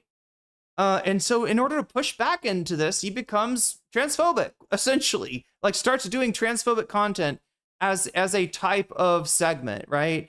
Anti-black content, just racist, like it's like, Chud actually, and especially after he left the Destiny orbit, he did become an unironic Chud. Now, he's not Chud the Builder. He's not out here calling people the N-word hard R and starting fights and then shooting somebody, but he is, it is kind of unironic at this point, right? So that's Chud Logic. Isn't Destiny a sex specs? Some would say the same about Chud Logic, right? Birds of a feather, Eleni. Birds of a feather. Destiny commission NSFR of enemies, his enemy's child. I didn't know about that. That's why you don't watch bread tubers. I mean, some would say. But anyway, chat, that's just a quick explanation of who Chud Logic is. We're not going to get to him just yet. I got to make sure to just get through this as quick as I possibly can, so we do have time. And I'll tell you, like the oil embargo that hit Japan pre Pearl Harbor, it is hurting them, right? Their numbers are anemic. The members, it's down. It's basically almost about to go below 400, right? The viewership is in the, 200-300s. It's a very different show with Nate on the soundboard, I gotta say. I do like I feel like impact. I'm watching a TikTok. I like the impact. It's very I like it. The, Anissa quit out of embarrassment. She started streaming, and she's like, yeah, I'm building a fan base. I'm like, Ian, this is the best. I'm so good at this. till all of a sudden, flash forward, she can't even hold 80 live viewers. And now she's like, actually, I'm too busy for this. You're busy. You don't have a job. You don't have kids. You're not busy. You're a loser. Excuse me. How the fuck are you going to tell me you're busy if you don't even have a fucking job or kids? You said, how? Busy doing what exactly? Serving an Funny, these sound bites taste like Hassan reheated nachos. Yeah, like nachos from Hassan's ass. Yeah, no, this is it's kind of just, look, Hassan doesn't own the fa thing. It's really fucking common. The other thing they're doing is just like the boom drops, but wait, are these like Vine booms basically? But yeah, but at the same time, yeah, like it's kind of, I don't know, Ethan doing fa is always gonna, especially when he doesn't know the fucking references, right? Yeah, it's always gonna sound like he's reheating Hassan's ass nachos. Uncut bagel on a paper plate? How exactly are you spending your time? But anyway, I'm a big fan, if you can't tell. But at any rate, I am breaking the embargo, but it's for one last time. And this is it. Like, I'm out. And, you know, I broke the embargo recently because Ian issued an apology to me and my family. Bruh. For platforming the, let's say, this silly, lighthearted joke, the gag, that I molest my children.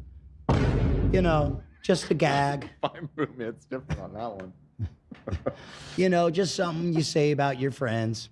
It's the Giardia boom that fits. So here we go, chat. Like, look, what,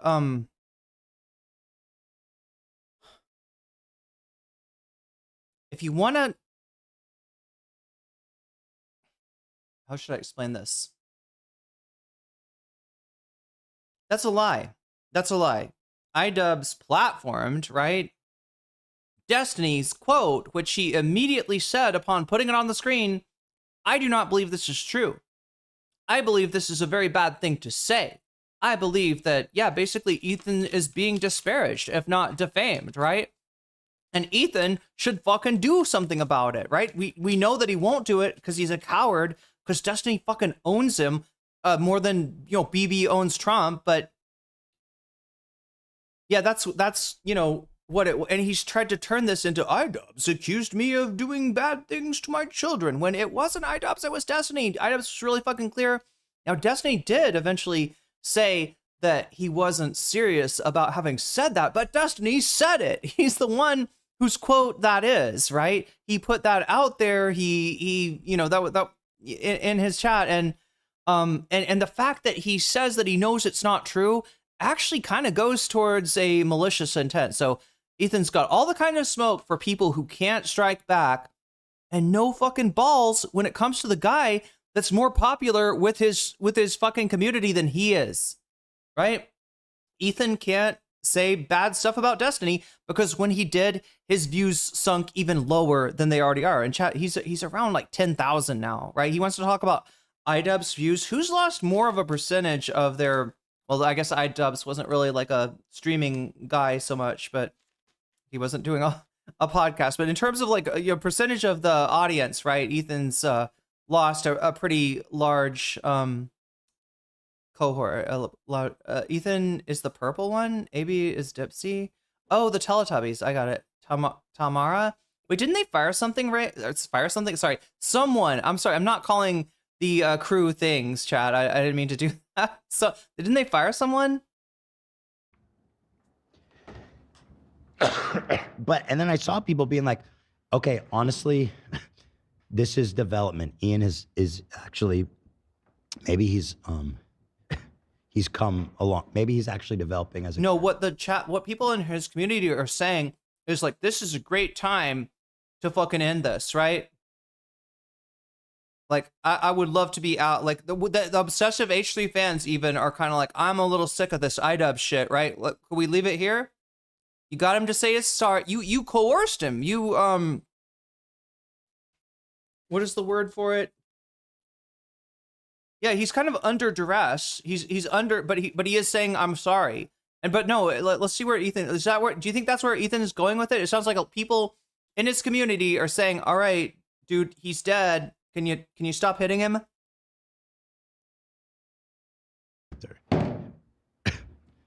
But I was the only one that knew. No, it happened like one day after we sent them a cease and desist. They stopped talking about us. Bruh. Right. So I know. Fernamad says they fired Morgan and announced it in the worst way. I'm trying to. Is Morgan the one that I always mix up with Tamara? Why they stopped. And I know we have a really good Extorted. That's a good way to say it. Yeah. Told them that. Right. And so essentially that's what it is. But so Ian and Anissa reacted to my response to them, which was basically just saying that I sent them a cease and desist. I haven't sued them or anything. But here's his response. And I found it quite amusing. So I thought I would watch it, have a good time. Here it is. And this is just a bon voyage. This is a fond farewell to a friend. This is goodbye. Like the Elton John song? Yes. Elliott Smith, I believe, also has a fond farewell song. Mm. But yeah, that's that it. one was to himself, or he did kill himself. He did. See, it was funny when like what I said was subtle, but then you laughed when I made said it it, though. explicit because you blew the doors off on that one. It's called comedy. Okay. Comedy blows the doors off the hinges. Right, always. Comedy smacks you over the head like a sledgehammer. Subtlety is for cowards. That's what I've always said. Wait, Ethan's sending a cease and desist. Take it back, or I'll take your house. So he's saying that I'm not suing him. Now, what does that mean? It means that there's not currently, like he hasn't filed not charges, but like he hasn't filed a lawsuit, right? He has not asked Rom to file a lawsuit on Idubbbz. What he has done is drafted and sent a cease and desist letter, and it's a way to kind of make Idubbbz dance, right? It's like the shooting the bullets at somebody's feet, right? To make him kind of be like, all right, what is it going to take for Ethan to not do this, right? Or if they've talked, it's Ethan is like, well, I think if a good start would be you making an apology, and Idubbbz thinks, all right, is this gonna do it? All right, I'm sorry, I shouldn't, he makes a very non-specific apology, right? And Ethan's just gonna he's raking him over the coals, is what he's doing. And this is part of why people fucking hate his guts. If you actually pay attention to how he treats people, both people that are close to him, people on the crew and people, especially, that critique him, it's, he's hard to like. Save the subtlety for the Three Stooges. Yeah. That's subtle comedy for me. Yeah. Whoa. Anyway, here's Idubbbz, and enjoy the attention for the last time, my friend. And I wish you all the best. Wish you a life of warm socks and soft tundra. May you one day be able to dig a pot for a flower to put in the tundra, the iced over fucking barren wasteland that you live in. It's the weirdest thing, chat. Edmonton. Is Edmonton way far north or something? What? I'm trying to figure this out because it feels like, okay, here's my guess. And chat, just Ethan loves it when you talk about his Tourette's, so, keep that in mind, right? Ethan loves to play the fucking victim. I don't think he's gonna oh my god, I just inhaled popcorn.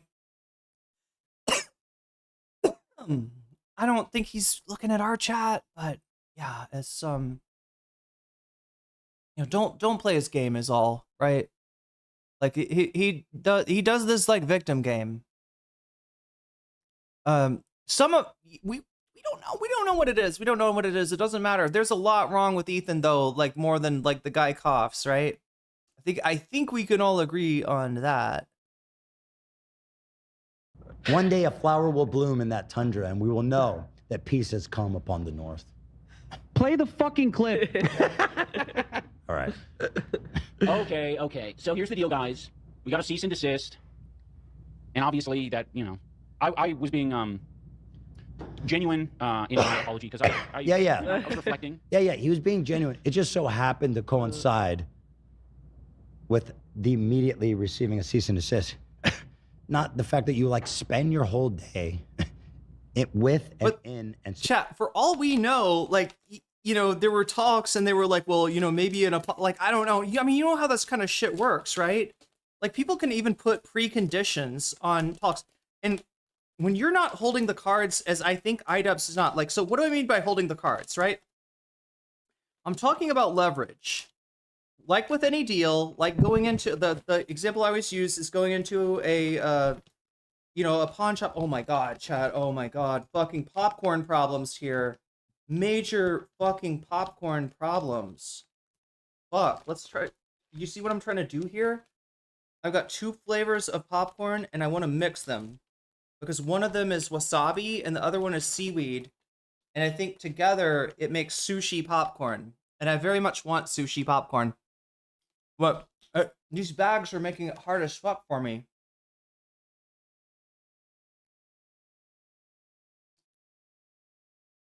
supporting and shouting out a community. You know, seeing the word Tourette's in chat a lot less would be awesome right now.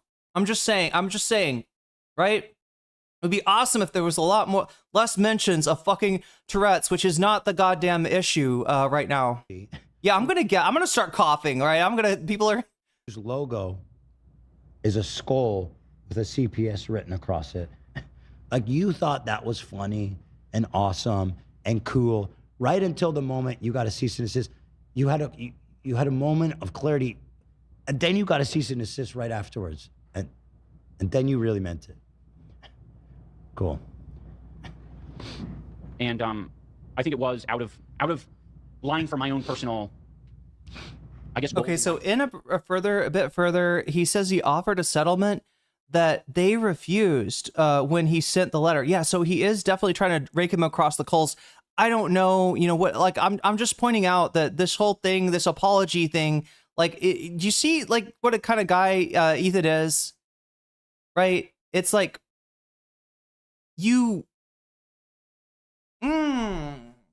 intimidate is not the right word. What am I fucking looking at? Somebody said extort. There's a word for this, right? Yeah, well, I mean, intimidate. Let's just go with that. You intimidate Idubbbz into making a,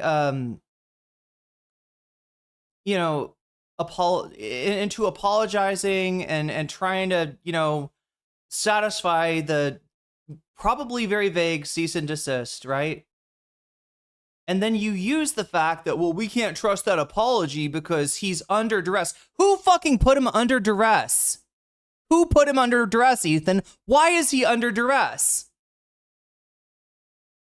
And like how I want to be. Right. And I think ultimately, even after my apology, he still doesn't seem to think that it's, I don't know, real or genuine. Yeah. Why? So, Yeah, you're right, man. Why? I should take it as the way it was meant to be, just completely sincere. Like, if he, you know, unironically, if he had issued this type of apology, like, I don't know, months ago, I would have thought it was sincere. Oh my God. But to do it like right after you get a cease and desist, how can I? Like, what a shit! Like, it's making me think he had a script. It's making me think Ethan had a fucking that this was like, all right, you know, I'm gonna send him that cease and desist. Right now, like, I guess there was some sort of offer there. He says that Idubbbz and Anissa refused, but I'm gonna send him that cease and desist, and then when he fucking apologizes, I'm gonna be like, well, I don't know if I can take that as a real apology. It kind of seems like odd timing for an apology. It's just all meant for him to like continue this fucking spectacle. Do you understand? Like, this is like a public fucking bullying spectacle that we're watching. And if you're fucking unhinged, like if your brain got snapped, if this, you know, in half, right? If like after the CPS thing, right? Then you're like, yeah, get him. These people want to take your kids. Yes, all of them want to take your kids away. All of them are responsible for the CPS thing, right? He's gotten a year and a half of a permission structure to act in a antisocial manner from this, right? He's probably not. He's probably trying to get Idubbbz to explicitly say Ethan did not X, but say that he didn't do X to his children. Is that what? Like specifically deny the unfalsifiable accusation. Just a reminder, this whole thing started because Ethan wouldn't take his call. Wait, his calls over the Froggy Tonic. Wait, Idubbbz wanted to call in over the Froggy Tonic thing, or talk to Ethan, not like call in on stream.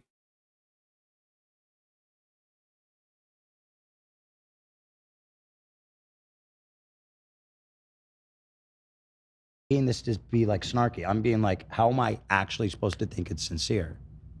If I thought it was sincere, I would like, you know, my heart would soften. You know, I'm the first person to let a grudge go when I'm apologized. All you have to say is I'm funny, right, Dan? You know that. He's not actually joking about that. That is true. I'm so quick to forgive. He's quick to anger, but quick to forgive. To a fault, I would say even. Huge fault. Probably one of the biggest. Biggest I've ever seen on any person. See, Dan understands me. And he should after all these years. Yeah. Listen, I don't watch the podcast. In fact, it gives me an aneurysm and it like distresses me greatly to watch it. So I only hear it through the... You just catch clips of it on your Snark subreddit. Those ones don't upset you. Yeah, I only like watching the worst clips that are upsetting. Mm-hmm. The ones that are curated, explicit. Why don't these two fight? It's getting very annoying. I think Idubbbz proposes that. Is that right? Or he offers, basically he says, you know, let's fight it out. And if you want to like nominate somebody as your fighter, if you don't feel comfortable fighting, feel free to do that. You're giving him a chance basically to put like, you know, I don't know, Harley in there or somebody like a lot bigger than Idubbbz. To upset me. Those ones are terrible, but I'm on that subreddit all day, every day. And I'm not even being like hyperbolic. You rolled out this scorched legume character for the Darfield says tone police. It's like he's enjoying the apology. Yeah, and like the same way that Trump enjoys raking people over the coals. Wait, what the fuck? I'm trying to read it. Tone police. He's admiring the apology. Is good in substance, but not to his liking. Yeah, like being like, you know, I mean, like apology is an apology, but this isn't the type of apology that I like. Express purpose of browsing Snark. Which is a shame that he tied that branding to this, because now he can't continue the character. Wait, somebody's explaining more about the earlier thing. Ethan tried to drag Ian and Anissa to make them to make Froggy Tonic stop and apologize, right? Froggy Tonic is like a friend of theirs. Wait, actually, I don't think they're that close to Froggy Tonic, but yeah, Ethan thought they were. Ethan was acting like they could. When they were like, we aren't involved in this, Ethan himself started the drama. Yeah, exactly. And they had friends on both sides. And like, I think originally our silence means something was like, our silence, you know, means we don't agree with you, right? Or you know, really don't want to get involved, right? But yeah, if they felt like Ethan was in other words, they feel like Ethan's trying to say, listen, you're my friends, okay? I get that these other people are your friends too, but they did something horrible to me. And you know, our silence means something is like, I don't agree. I think you're overblowing this, right? I wish you would stop. Ethan keeps asking Dan to start, who started the beef, and Dan pauses and is like, yeah, some people have been speculating that maybe Dan is, I don't know, close to quitting. I don't think so. You know, as much as he does, like they've said it before, he acts as the devil's advocate. I mean, he may legitimately disagree with Ethan on some political issues, but you know, he is, you know, his job is working Ethan's will. So much like a secretary of the IDF may not be personally, extrajudicially executing Palestinians, but they are still helping the organization that does so function. Just like that, the guy that does fucking soundboard and color commentary for Ethan Klein, as he's, excising his demons on other people, does bear some responsibility. I don't think that they're I don't think I don't know, somebody from the crew might quit. I just don't think it would be Dan. Oh, it was so funny that it's just such a shame. But he is pushing back here. It is, right? And I mean, these are your people, right? There's like chatter of the their silence was that he talked to them in private. Yeah, behind closed doors. And they came out and shit talk. They came out and shit talk. Wait, who came out and shit talked who? And blew it up. Because I mean, like,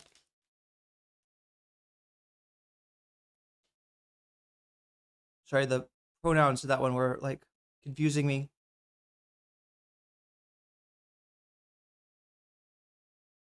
I think Dan's a lifer. AB tried to leave last year. Oh god, it's so like AB, like I think legit has like part of his like old neighborhood like hates his guts.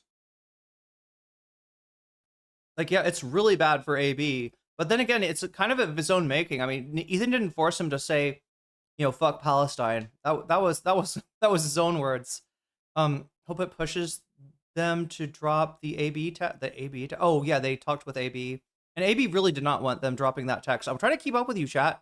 For a late night chat, you were very active, right? Apologies, I get some of you are a little frustrated. I'm not hearing what you're saying, but there's a lot going on in chat. I'm trying to get it all.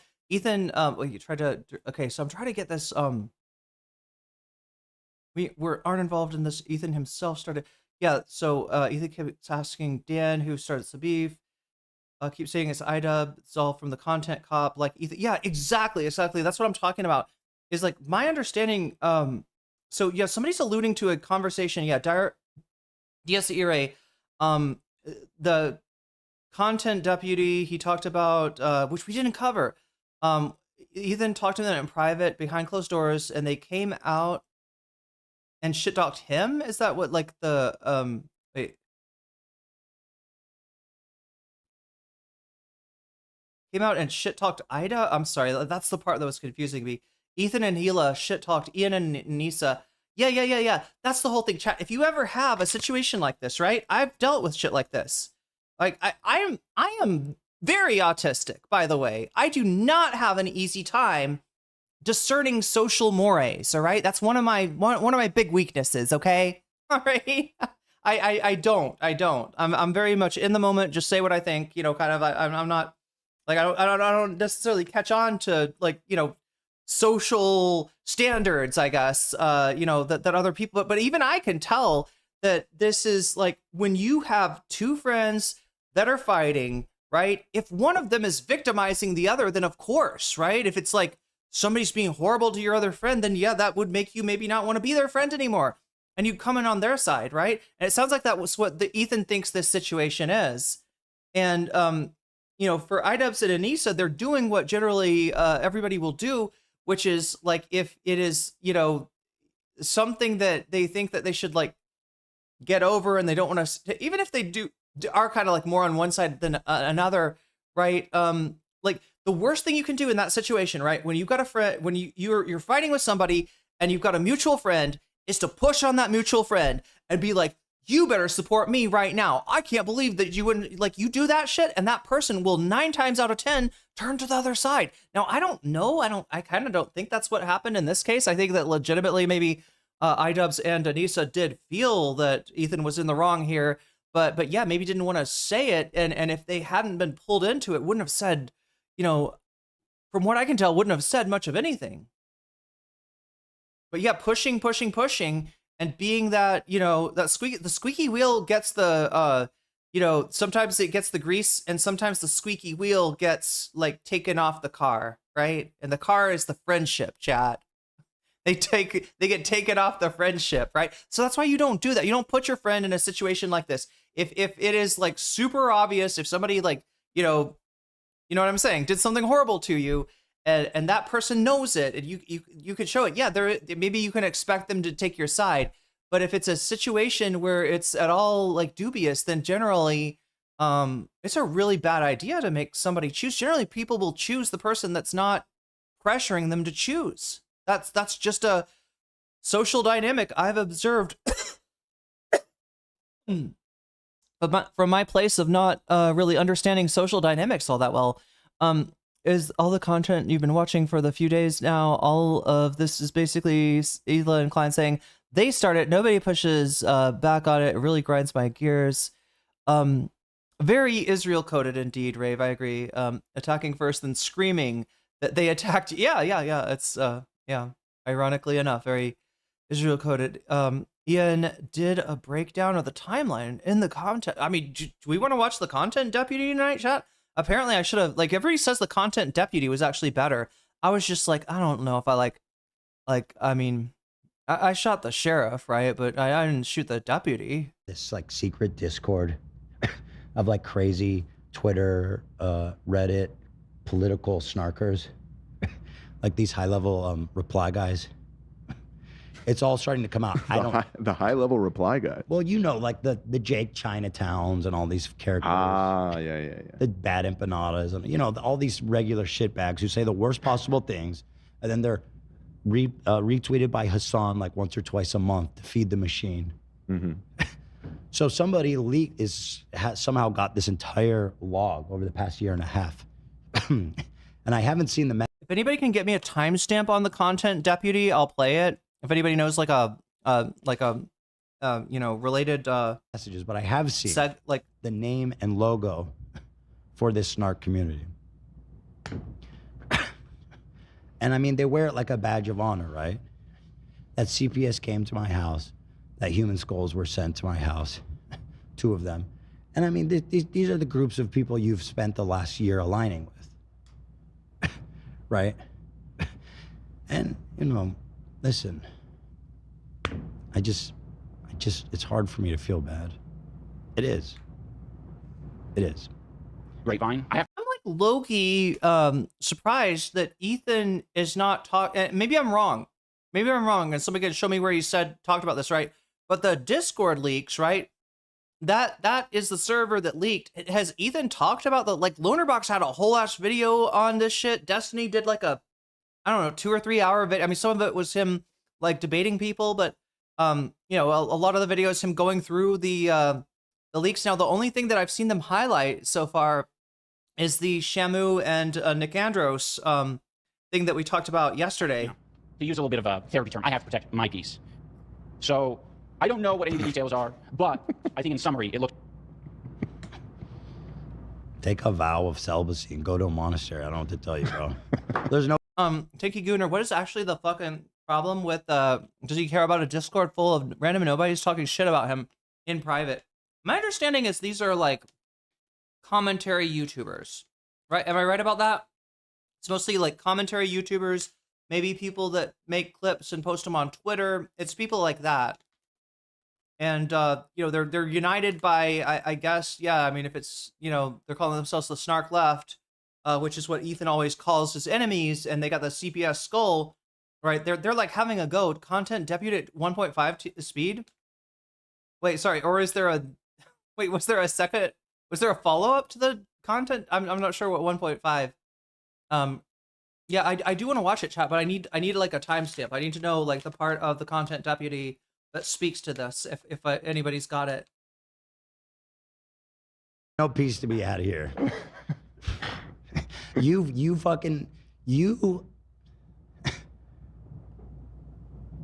You sacrificed that piece to the altar of clout when you made that content cop about me, right?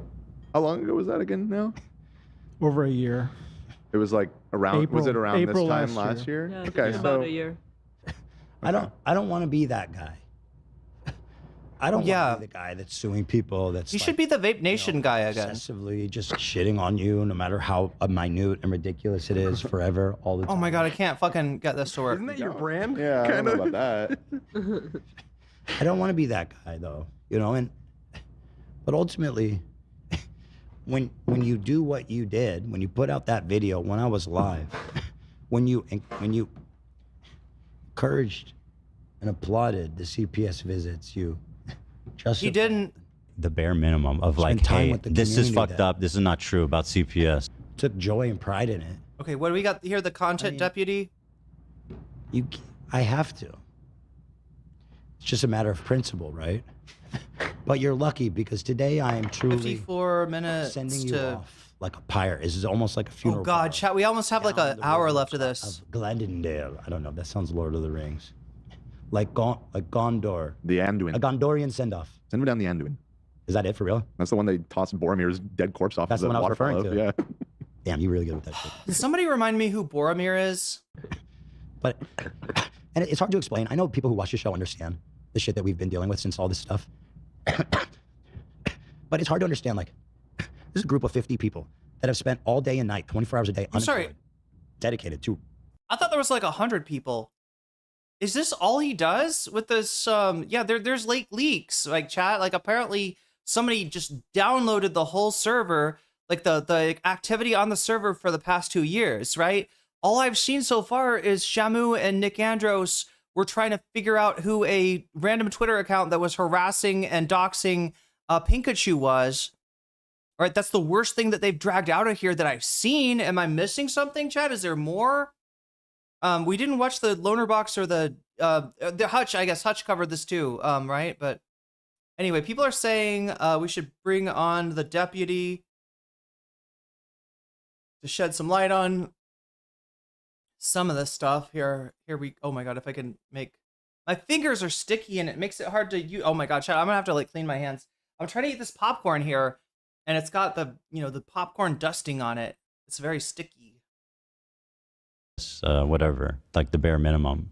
It came up because they were talking about it on their fucking podcast. By the way, they're the ones that like started this conversation by talking about it on the podcast. Be like, hey, I'm not getting involved. I think that was their response after you guys initially called them out. This is what I was talking about. You cannot have something terrible happen, be like, yes, let's make some content, and then shit talk your friends of 8 years. I'm so fired up, I don't even know what to do with myself, which is why I'm crying. On the other hand, I don't know if that's a good state to be in life. That's that. Elon kind of spitting. And a lot of the clips he uses is us fired up from the day that CPS came to us. For anyone confused about the timeline, Ethan was talking shit about us on his Instagram before any CPS shit. He was also talking shit about us on his podcast before any CPS visit. On March 7th, CPS visits Ethan and Hila, and that same day, they decide, let's do our podcast, and let's have the topic be the CPS visit and how distraught we are about that.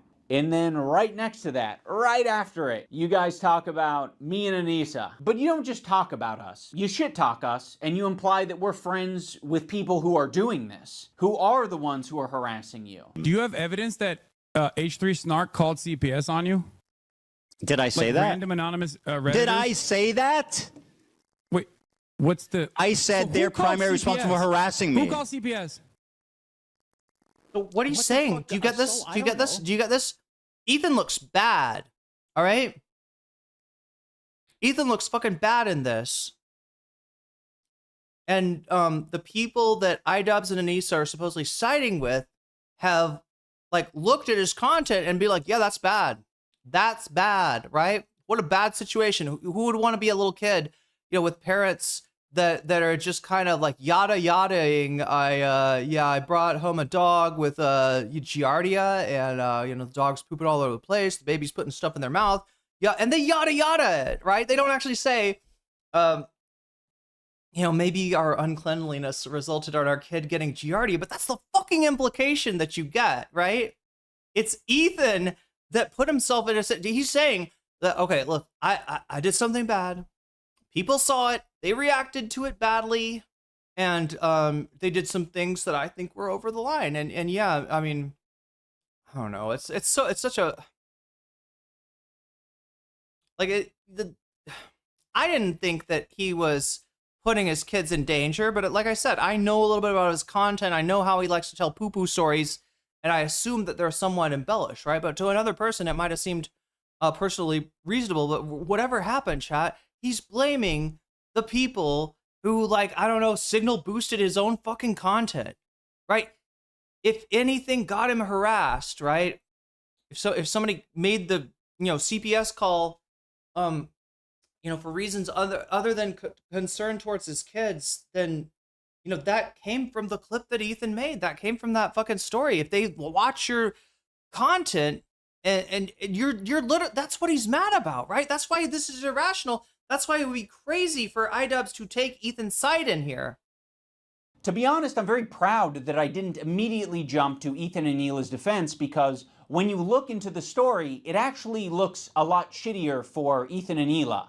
And I do mean that literally. There was this H3 stream where Ethan was dumping as per usual. He was talking about his own health. He was talking about his caca breath, his dog having diarrhea, his dog having giardia. Olive has giardia. Is that what caused Ethan to say that iDubbz, like, try to associate iDubbz with poop?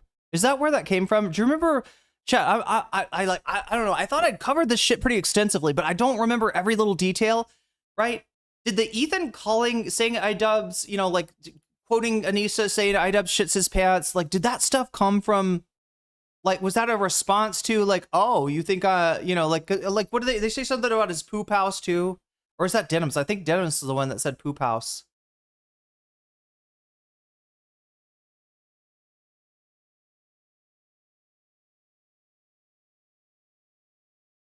I know Ethan's on Klein. I can see him on TV right now.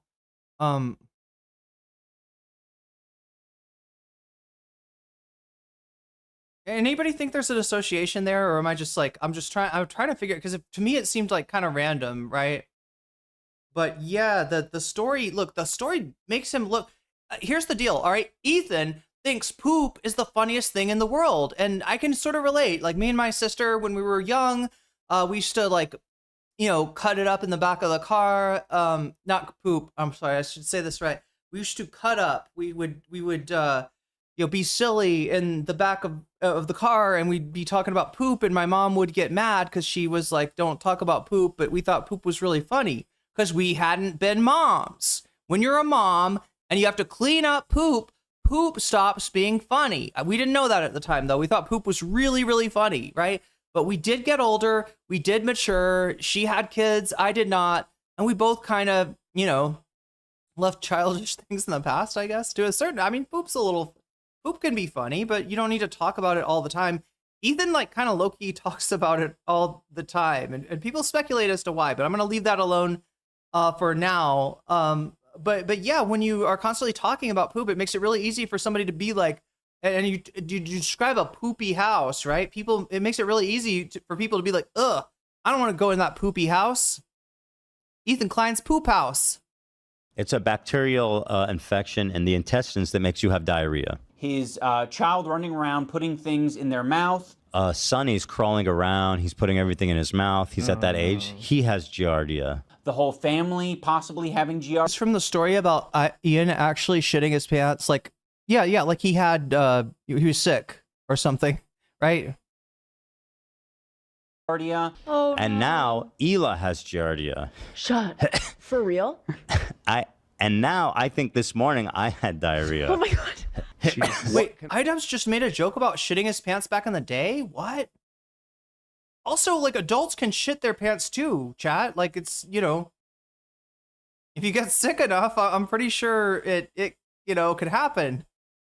Can I do to not get it from you? I'm trying to, because I'm not trying to get it. No, it's extremely ridiculous to get. You have to ingest my poop. Talking about the viscosity of his child's shit. And meanwhile, he is covered in viscous, low viscosity diarrhea. He mentioned diarrhea a lot. Crazy diarrheas, like in the middle of the night. All the time he's having these crazy diarrheas. You wash your hands as best you can, but these are really nasty diarrheas. And then extremely foul-smelling diarrheas. So, of course, Ethan, having made so many enemies over the years, other people react to his content. And when other people see that he's talking about his children getting giardia from dog poop.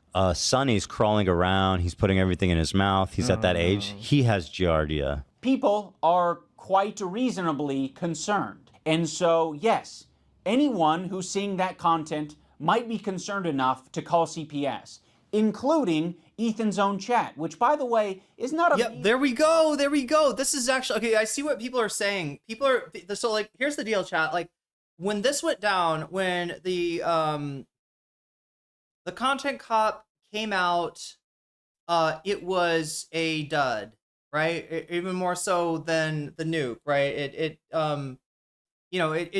gave Ethan too many places to... When you make a response, right, you want to make like a flat surface. You want to check everything and double check everything and kind of make something that there's no way that the person can like crawl up, right?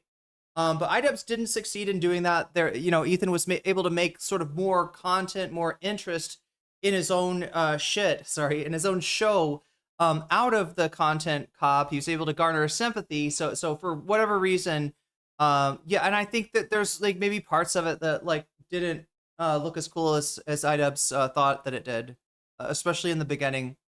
That's a perfect freeze frame of Idubbbz, yeah.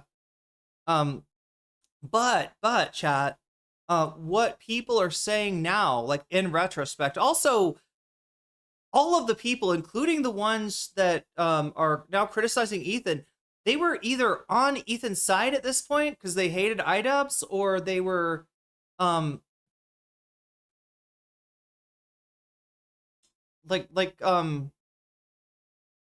lot has changed. Ethan's lost a lot of support since then. So it just the content cop didn't work out too well for Idubbbz. The content deputy didn't make much of a mark. I didn't hear enough about it to actually cover it here. But what people are saying in retrospect is that the content cop is not as bad as people say, right? The content cop is better. This is a tipsterification, chat. The content cop is getting tipsterified. The content cop is actually kind of like mid, but not in a bad way. It's like, it's not shitty, right? And the content deputy is actually kind of good, right? That's what the word on the street is now. Let's see if we agree with this. Anyway, we have 1 hour and 13 minutes left, chat, to make that happen. Remember, if you want to make this time go up, super chat, super sticker, getting yourself a membership, gifting a membership, supporting me on Throne or on Patreon or on Twitch will make the time go up and give us more time to cover all of the content deputy, maybe, and all of Ethan Klein, maybe even get into some of that, Dan and Destiny bullshit that we were watching yesterday. Ethan did a live of his house one time. There's in fact poop on the floor. The kids play area. See, so it's like not even that. I mean, I guess I don't know about this because I didn't grow up with inside dogs. My dogs were outside dogs. Wait, no, we had one inside dog. And I guess he did. He pooped a lot. But if he pooped, somebody would clean it up, and it was usually me, chat. It was my job. It was my job to clean the dog poop. The dogs, like, they put the dog's crate in my room. I don't know why we had to keep our dog in a crate. But that was, what my parents did, and easily number. It's about like the crate was somehow supposed to keep him from pooping, but actually he would just poop in the crate, and I would have to clean it. This is my childhood, chat. Constantly having to clean dog poop out of the bars of a crate, right? I mean, I loved my dog. I didn't, mind doing it. It just I don't know. Why was it always my job? Why was it always my job? 26,000 at the time of this. Am I the only one in this house that cleans up dog poop? Said adolescent me. Stream. So there are 26,000 people listening to Ethan go into great detail over 7 or 8 minutes. Like they got this dog. They were so enthralled because he was a cutie. He was like a real cutie, right? And they were so excited about like, oh, we got a puppy for Christmas. Oh, it's gonna be so great. And then it turned out that the dog had problems, and they were like, we should just maybe the crate should go in your room, right? I don't know. About diarrhea, viscosity of diarrhea, his child having giardia, him and his whole family having giardia. They're calling it the poop house. Now, what Ethan does, instead of taking any responsibility... And again, that's Ethan Klein's chat. That's Ethan Klein's chat. iDubbz did say the poop house. Have you heard, chat? Did Ethan respond? Like, there's something about the poop house. He called it the poop house, right? He didn't call it the poop house. Your own fucking chatter called it the poop house. Ethan has a problem with this, right? When iDubbz reads out somebody else's comment, Ethan is constantly shoving that turd down iDubbz's throat. And it's not right, chat. It doesn't belong there. It doesn't go there. For sharing too much on his live stream is that he decides to attack specific creators like Denims and say she was the source of the CPS call because her chat was real. He literally, I don't know if people remember this because he did take it back, but Ethan said Denims did CPS chat. We missed the Waluigi goal. Should we do a Kaya goal or is it even worth it? Ethan and saying, let's do a Kaya goal. Is on her platform right now advocating for our children to be forcibly removed from us by Child Protective Services. The problem with oh my god, somebody get Denims like a really good lawyer, right? I swear to God, there's got to be something that she could sue him for. She could, I don't know, countersue, but like countersue is like when it's involved in the same. I don't know if it would be a countersuit or some kind of suit, right? Some like, I mean, he's literally saying shit that is not true about Denims. Again, defamation is one of the hardest standards to prove in U.S. law. Small dogs were bred during times of great wealth or for rat hunting in rural areas, but they were never meant to stay in the house for more than 8 hours. Yeah. Well, I mean, he doesn't like 8 hours. Like, yeah, I think it would be like when he sleeps, right? It would be the time that he's staying in the house for 8 hours, right? Because he would get to go out. Before I went to bed, I'd have to let him out, and then when I woke in the morning, first thing I gotta let him out. With the CPS thing is that Ethan has proven to be a manipulative piece of shit. So when he calls on me to defend him, what the fuck am I meant to do? I don't trust you, and I'm glad I didn't trust you because in your video defending yourself, you used a video that takes context from like 3 different places and combines them to make it seem like someone is coordinating an attack on you. Love made a good point. You said, is this every comment? I believe this is a live feed of the chat. This isn't edited. What about the top right? I thought these were no, selected. It's this, I think when you full screen it, no, this is an edit. It's a cutout of the full chat. That's just enlarged there. Oh, really? Over the screen, yeah. They're different, I think. Yeah. It's not timed. It's not timed the same way. But it sounds like based on this clip, you knew that it was bullshit and you just went with it anyway. Ethan Klein uses this very deceptively edited video that is just like doing this smooth scroll to make it seem like that's all of Denim's chat. But that's not what it is. All right, chat, maybe the last super chat goal for today. It just went live. Let's check in with the poll. Remember to vote. The poll's going on YouTube right now. All right, right now, 42%, 57 votes. Wait, let me make sure that we don't have more votes that I'm just not seeing. I switch it over here. There we go. Yeah, so 1877 Cars for Kids. That is in first place at 42%. Second place, we got a different attorney than Pisco. Cross-examines Destiny. Remember, if you're voting for that, it's not actually Pisco. I just got it. I thought Direful was talking about Pisco. I was like, it's got to be Pisco. The friendly lawyer, that's got to be Pisco, right? That's in second place at 25%. Third place, Destiny&Dan's Discord op debate. Continuing that shit from the other day and trying to fill in the hole of what's going on, with Shamu now being kicked out of the Chud Logic server. Again, this is somebody they're going after because he made a video on Tectone, I think. And in third place, we have, it's different. No, third place is Karen Returns, Anna Kasparian.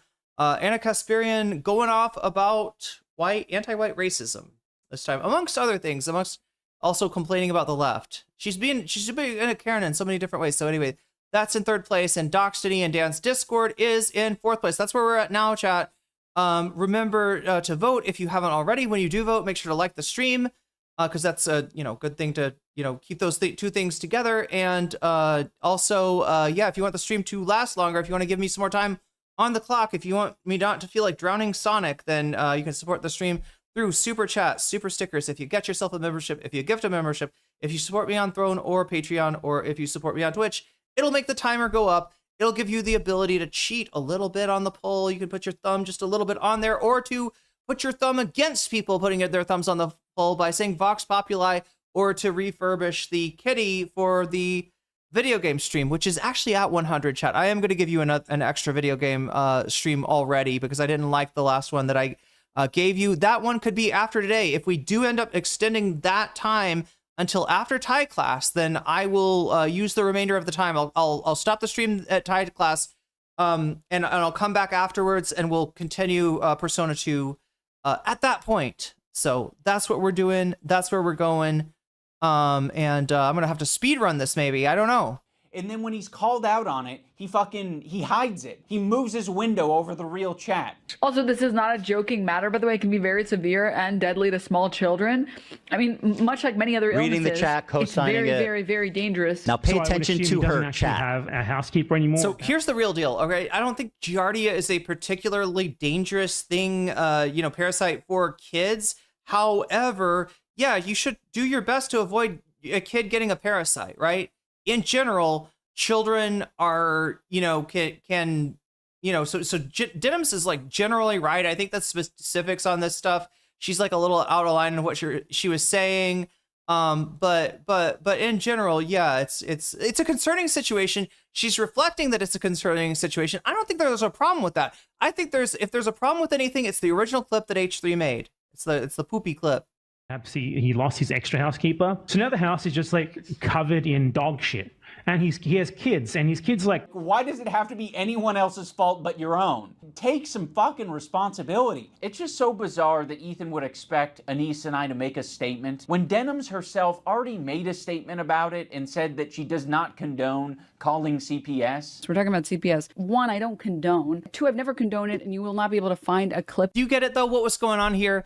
The Kleins were trying to blow this up, right? The Kleins were basically trying to get people to signal boost them, right? To be like, no, this is a really bad thing. This awful, irresponsible streamer named Denims, she came around and she got, she caused CPS. She did CPS. She told her followers to call CPS, and they all called, right?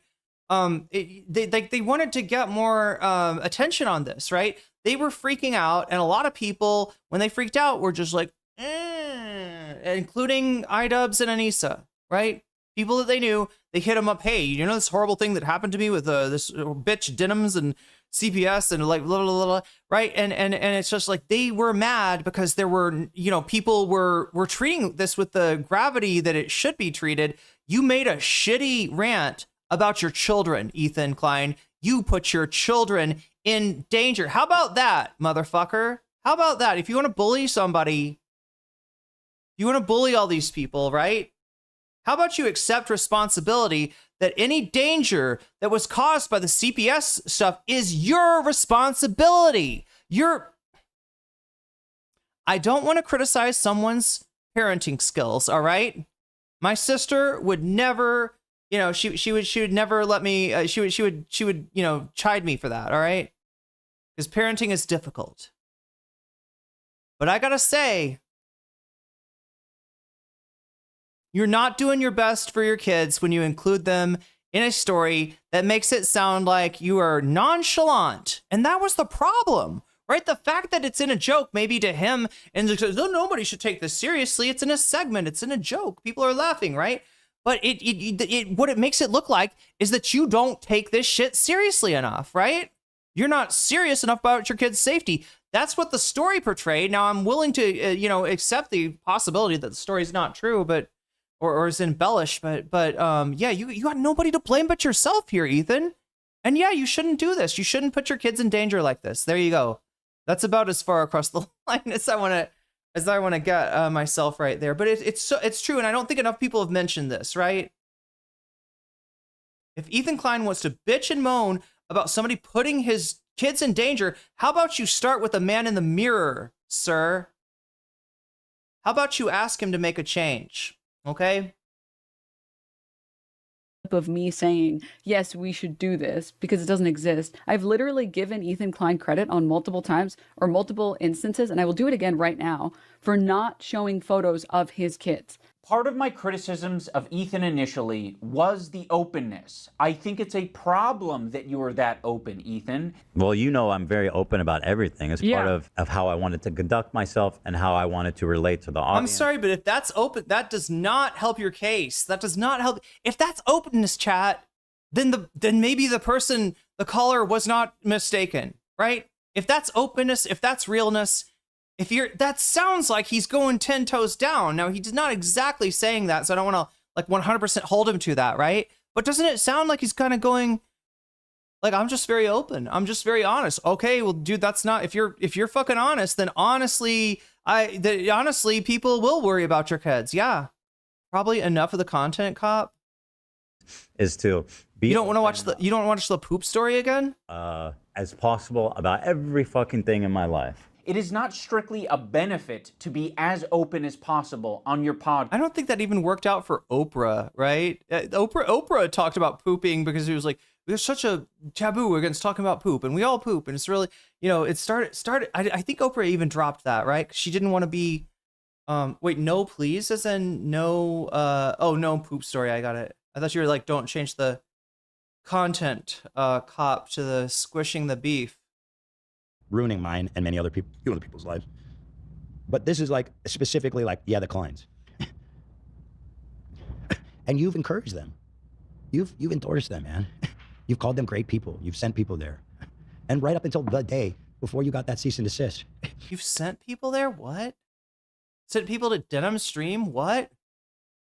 You were applauding them, right? I'm sorry, what the fuck is he actually saying? Do we need to rewind him to just like give him a little bit more context than he's willing to give anybody else? Like that? I know people who watch the show understand the shit that we've been dealing with since all this stuff. Who watched the H3 show?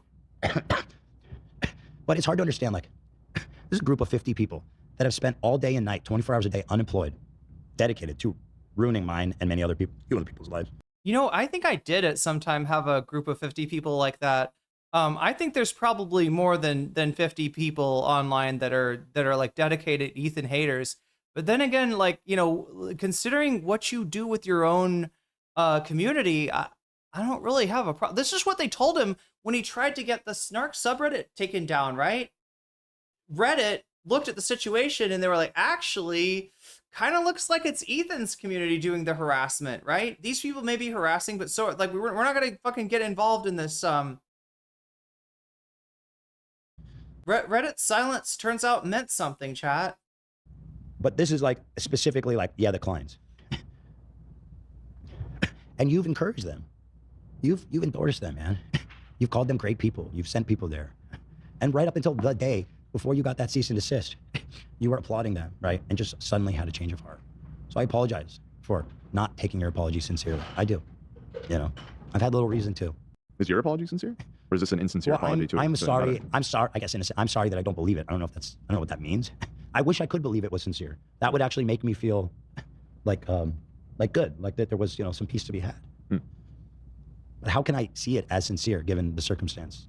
Looks like he's interested, Ethan, in pursuing a lawsuit here in Canada. I ultimately am just like not interested in like playing that game. The problem is, even if you do sue, you'll never be able to unmask an anonymous CPS informant because that's the whole point. Yeah, and I think that if they had discerned that the complaint was malicious, do they go after people for that shit, chat? I don't know. Maybe there's a high standard of proof, or maybe somebody could call in a way that's like not traceable. But I would think that they would, like, I mean, I know that they, like, if somebody like is fucking with 911, they will absolutely, if somebody's like, making prank calls to 911, they will absolutely go after you. Yeah, that's funny. Of course you're not.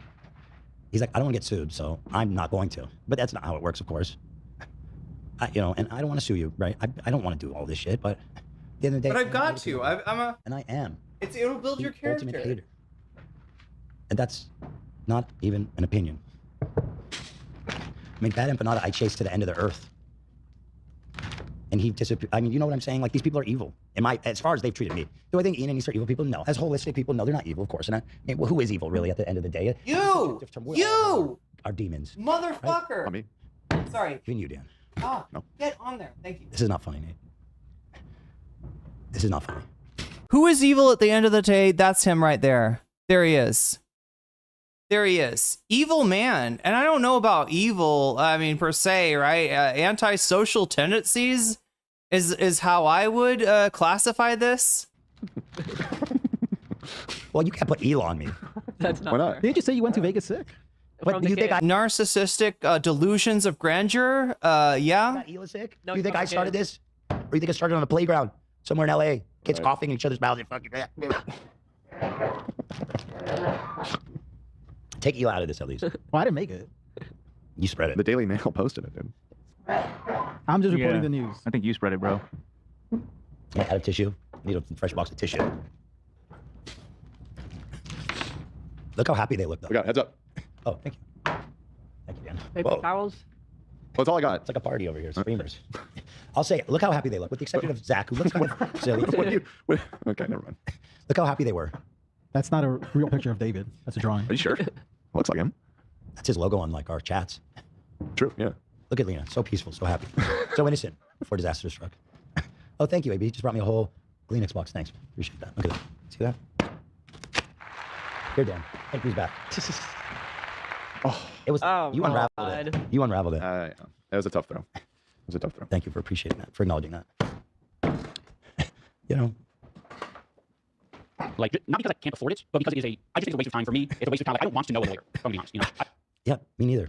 What is his point here is so funny. Like, it's up to him if he gets sued or not. Yeah. Well, no, I guess I sort of follow. He's just saying he doesn't, in so many words, he's saying he doesn't want the smoke.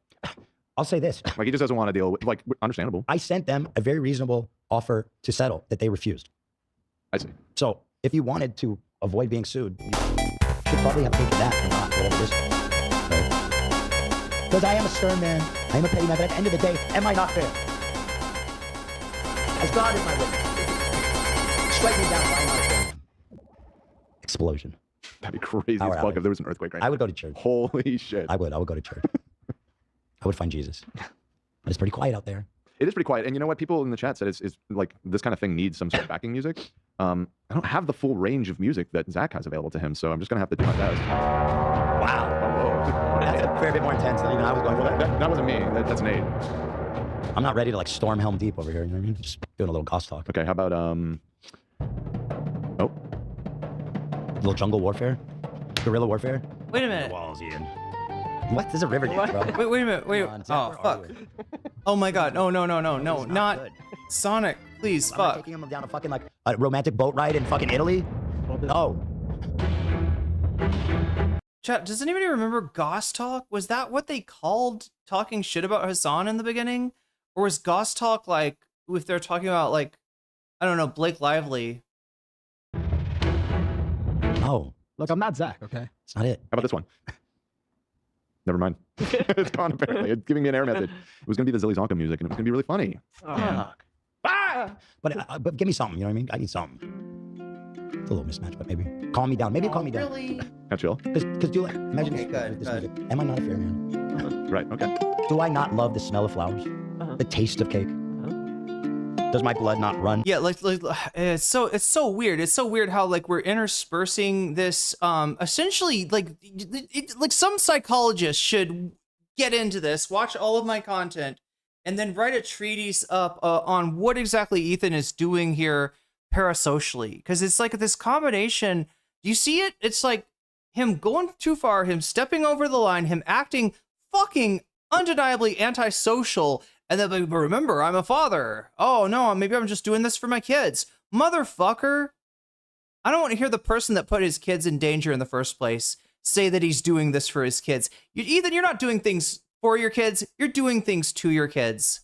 And not what Destiny was talking about, but other things that are not as bad, but still bad. All right? Like this talk involving them in your fucking poop humor is just turns out that's what got CPS called. So to the extent that your kids were in danger, that is on you, bud. That is on you. You did that to them. I'm not going to criticize his parenting, but you do your own math here about like what kind of father does that shit. Remember Warzone? Yeah, they got Yoko Ono has a song.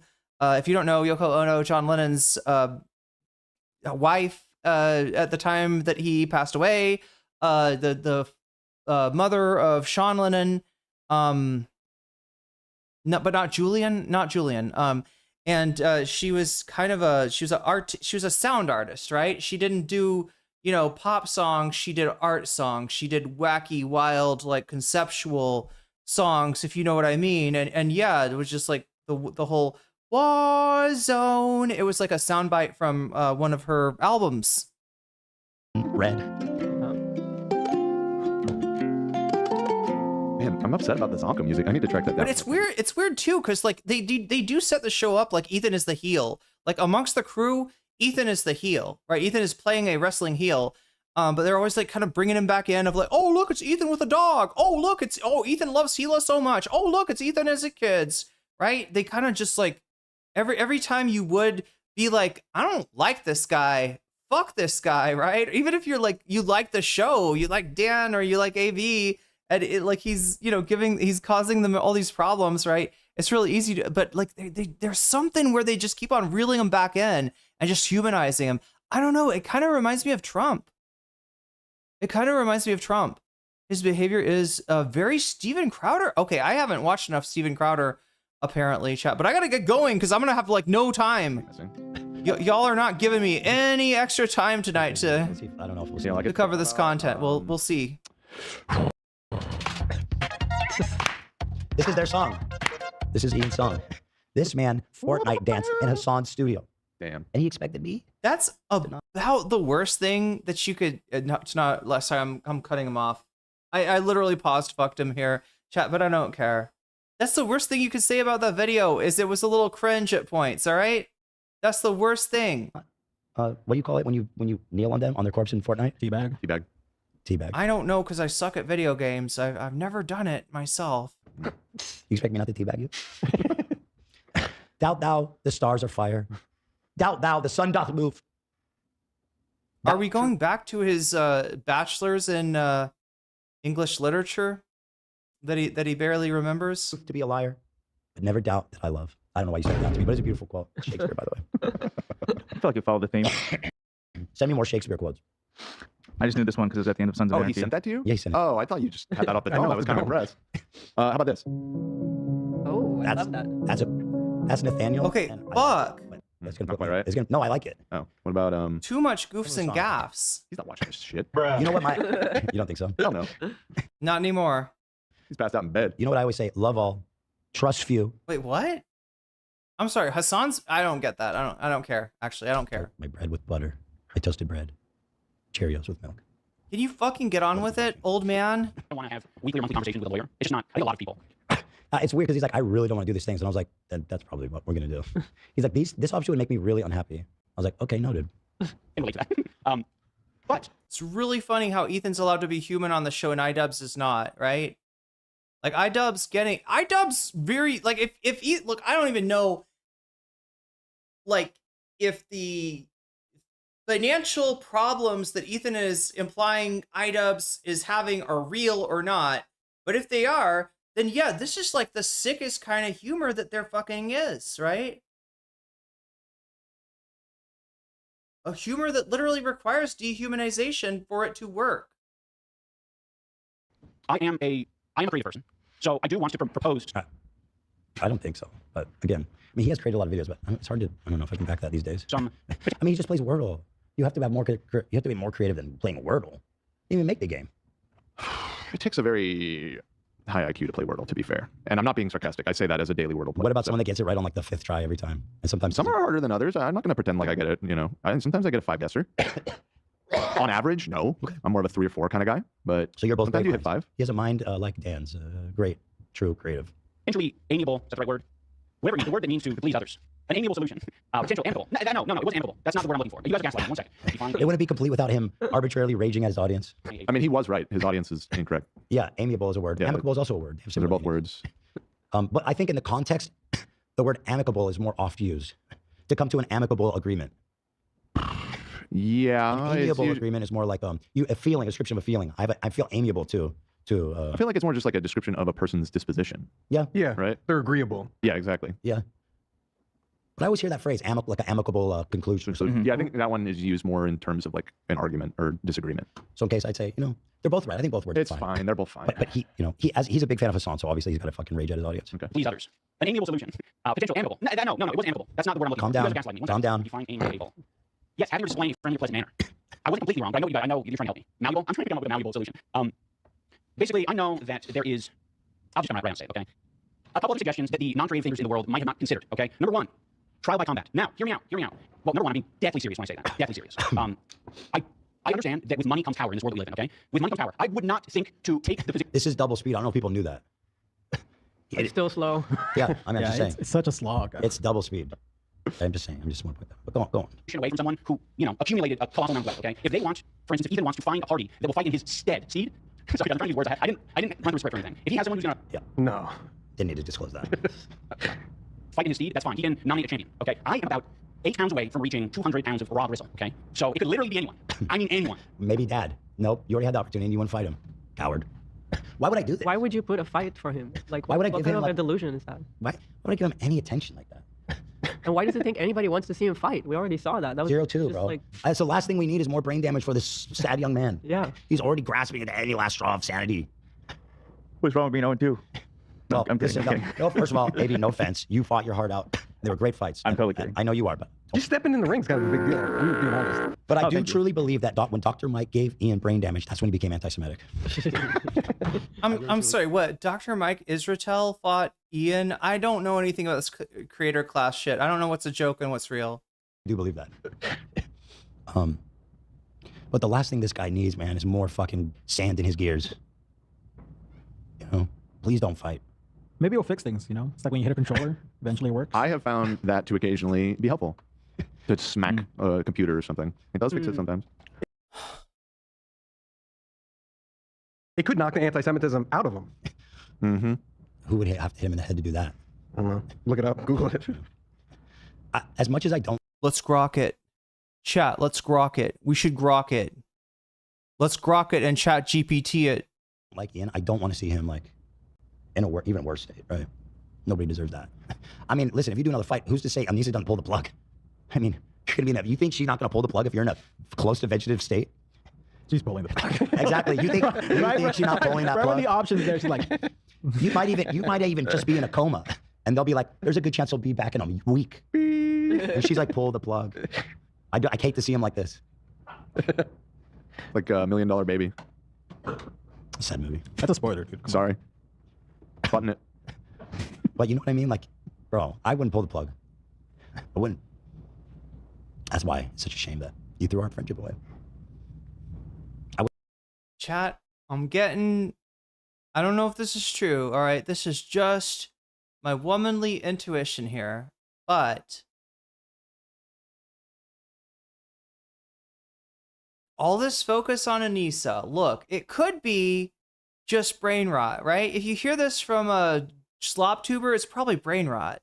It's probably like woman bad, sex worker bad style style of brain rot, right? I don't think that Ethan has got that particular type. Not that he's not a brain rotty guy, but he's got plenty of brain rot, but not that particular type, right? What else could it be? Anissa is bad for you, iDubbz. You threw away our friendship. You've changed, iDubbz. You changed when you married Anissa. I think that Ethan is like low-key jealous. This is going to sound weird, right? Because it's the opposite of the way that he plays it. I think he's jealous of iDubbz. This feels like jealousy over Anissa. And thirst hate, too. I'm sorry. It's starting to feel like that, right? I wanted to give him the benefit of the doubt when it was like him screenshotting her. I mean, I don't know, chat. I don't know. I don't want to like go like I don't literally think he's screenshotting Anissa for a spank bank. I don't necessarily think it's like that, right? But I do think that he's got more money, he's got more fame. He's done events that do work, unlike iDubbz. iDubbz did events that didn't work, right? But something that iDubbz has that he doesn't, and that's somebody to keep him warm at night. would have paid to keep you on life support. Even when the waves in your brain had ceased to What flow. a stupid, like, oh my god. He's now immersing us in a fucking psychodrama where Ian's in the hospital from getting his ass beat by some boxer, and Anissa's in there, pull the plug, and Ethan's like, no, I will pay for you to keep even though Idubbz betrayed me and he threw away our friendship. I'm such a good guy. I will pay for whatever it takes to keep my friend Idubbbz alive. Pulse would have kept it alive. Not her. In fact, do we even know when she got life insurance on you? Did she? She's like, yeah, Ian, go fight. This is a really good opportunity. Life insurance. I mean, this is a bit. This is probably. I mean, this is supposed to be a bit. I don't know. Oh yeah, and also. It's hard to tell with Ethan. It really is hard to fucking tell. Like, he is such a fucking wrestling heel. It's hard to tell what's a bit. It's like Vince McMahon style.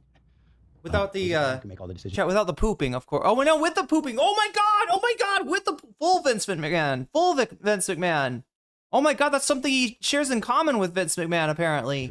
Power of attorney. Power of attorney. Chat. Vince McMahon, Ethan Klein, and Pyro Cynical walked into a bar. Organ donor. She's like, I can't sell human organs. Nah, never mind. Anyway. Okay, it could be, let's go down the list. It could be one of his disgusting employees. It could be him. Also, if you're trying to apologize. Why disgusting? How dare you? That's okay. We call him disgusting. God, I'm gonna get fucking. Gotta stop talking about Pyro Cynical. It's only fair. I know, Dan. I understand, right? It's only fair, but in the spirit of being like, I was being genuine and trying to, like, you know, make it amends. I mean, do you think that? Because no, I don't. Right. But he's like, Ethan didn't believe me. Even if you're pretending. Is he even trying to? I don't really understand the angle here. Like, is he actually trying to apologize to get you to forgive him? I think so. I don't know. In that case, that would be stupid. But Yeah, the fact that he's suggesting a trial by combat makes me think that it's not meant to be very sincere. Yeah, maybe. Unless he really thinks that's a good idea. He's not It bright. feels like he's not bright. He's not very bright. Yeah. Yeah. the Kleins are wasting our time once again, chat. It feels like that. Like, And you had another fight.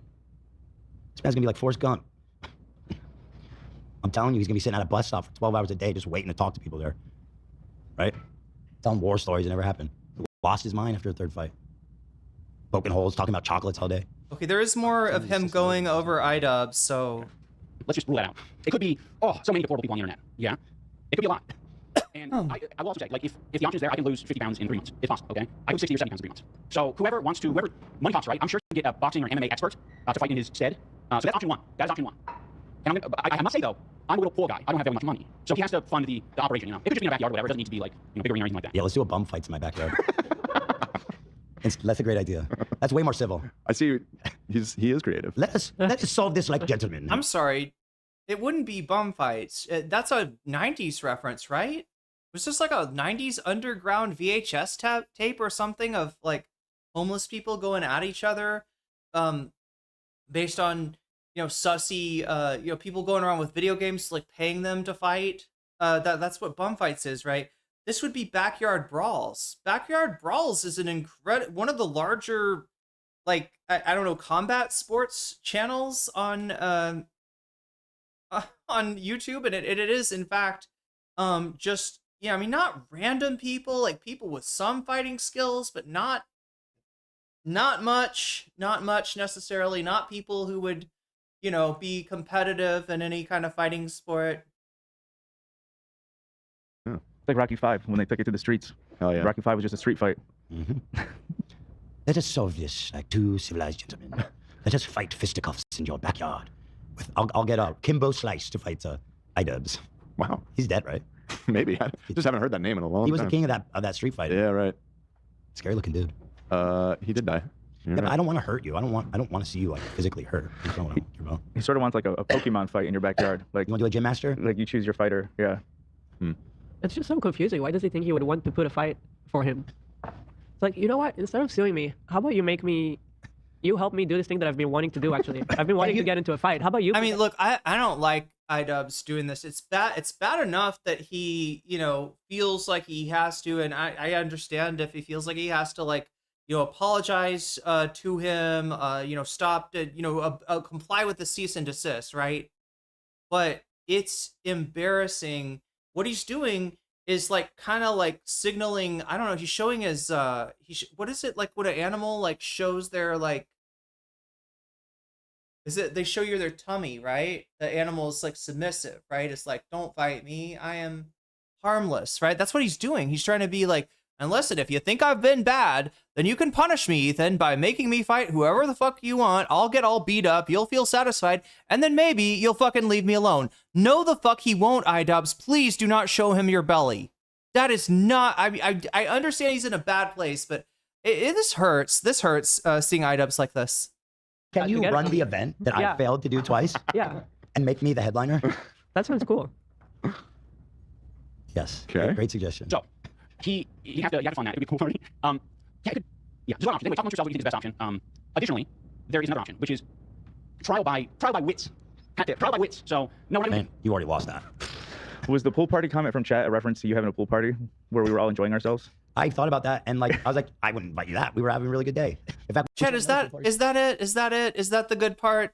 That was so much fun. Like it sounds like he's dipping out there, right? I don't blame him. Like iDubbz is kind of cringe right here, but mostly cringe because I don't know.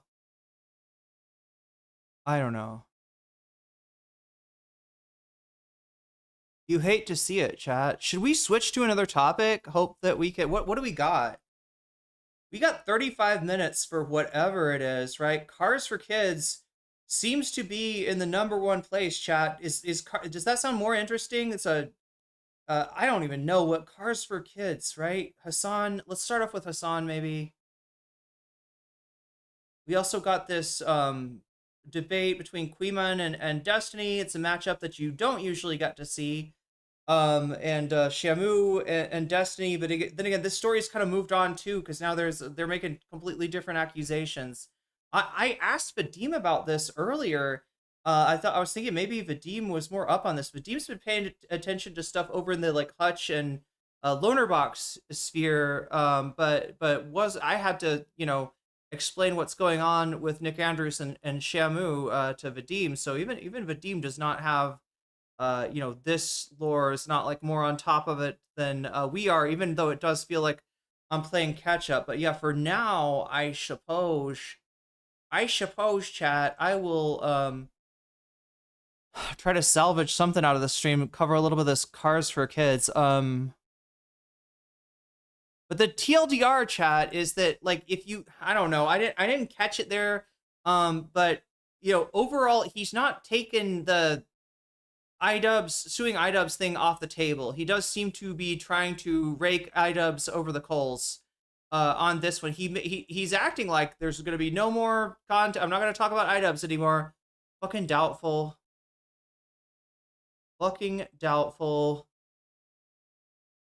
But he has doubled down, and I don't know if we can shit. I kind of want to. I mean, maybe I can show you at least the. We are running out of time here, though. That part's real.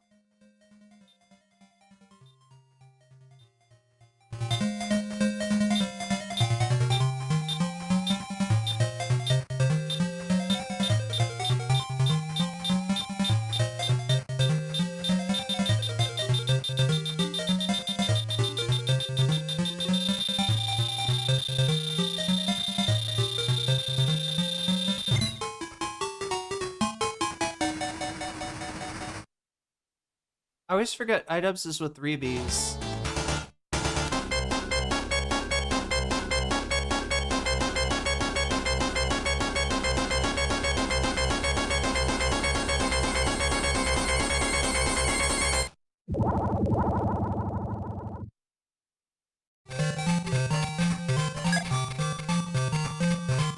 Oh my god, annoying.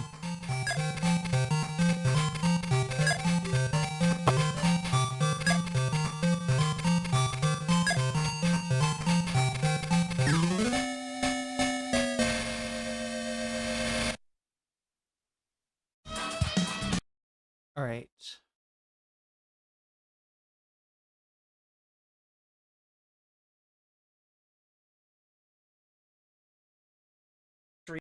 I appreciate everybody. I think what happened is that we kind of got astroturfed, and my tweet did a little bit more damage than I was expecting. So by the time that I went to stream my segment explaining my argument on the lawsuit, it already had hit Reddit, and it was already in the Ethan Klein subreddit. And not everybody, surprisingly, who's in the Ethan Klein subreddit is like a regular viewer of the stream. Right? So it was being portrayed on social media as like the first time Nicholas Diorio has ever disagreed with Ethan. Again, most of you guys who are in the chat right now have watched the stream. You've watched me talk back when people say like Hassan fucking with minors in the brothel. I push back against that. Wait, that's his criticism of Ethan? That's what he cites as a criticism of Ethan. Is for the record, yeah. Well, let's let Queeman say it. Son didn't fuck kids. Okay, no. Does Ethan even claim that? Does Ethan even claim that? Yeah, sounds more like a Dan Saltman kind of claim. But no, I thought he was gonna say. So yeah, Diorio came out on Twitter. I'll see if I can find it for you, and said, hey, I can't get behind what Ethan Klein is doing to iDubbz. Why would you, just kind of looks weak to go after two losers in Canada, right? Very mild criticism, but it did, look, his criticism says something here. And what it says is that even Nicholas Diorio does not want to be associated with this bullshit right here, right? He is recognized this is going a little too far. It's a little excessive. Ethan's moral license for CPS has run out, and he's trying to keep on, taking it even further. Oh my God, what the fuck is it? Unfortunately, bamboozled by my own people. The meme shared was a forgery that she never wrote Jewish salt. Wait, what the fuck? Oh no, he photoshopped Mein Kampf into the picture. Okay, I don't know. I don't fucking know.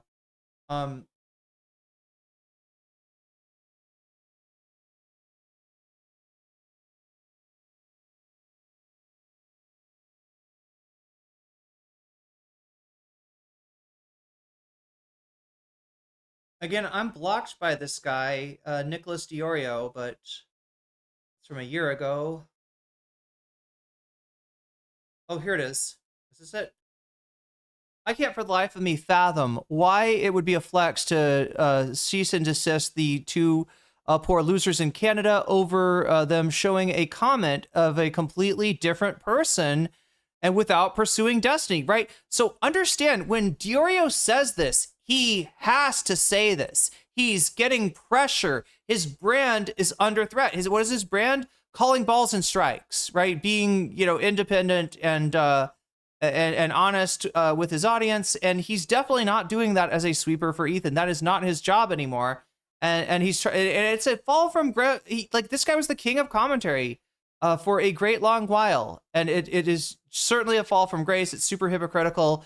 But he's got to do this. He may not want to say this. He's got to say something like this. Sorry, I don't know what is to be gained in the situation by anyone who would want to look at this and go, wow, that's a win. It is also kind of sad because in isolation, I thought Ian apologizing was the first good move he made. Now I'm realizing it was for a fucking C&D. Okay, so he's got to get that little dig in there at the end. But that being said, yeah, Ethan, Nicholas has got to say this, right? Somebody else who's got to say this, right, is Papa Gut. So I'm giving you an example of people that are on Ethan Klein's side, right? They are Team Ethan. I don't know if Papa Gut, 2 words maybe, or 1 word, Papa Gut. I'm not sure. Where's Papa Gut?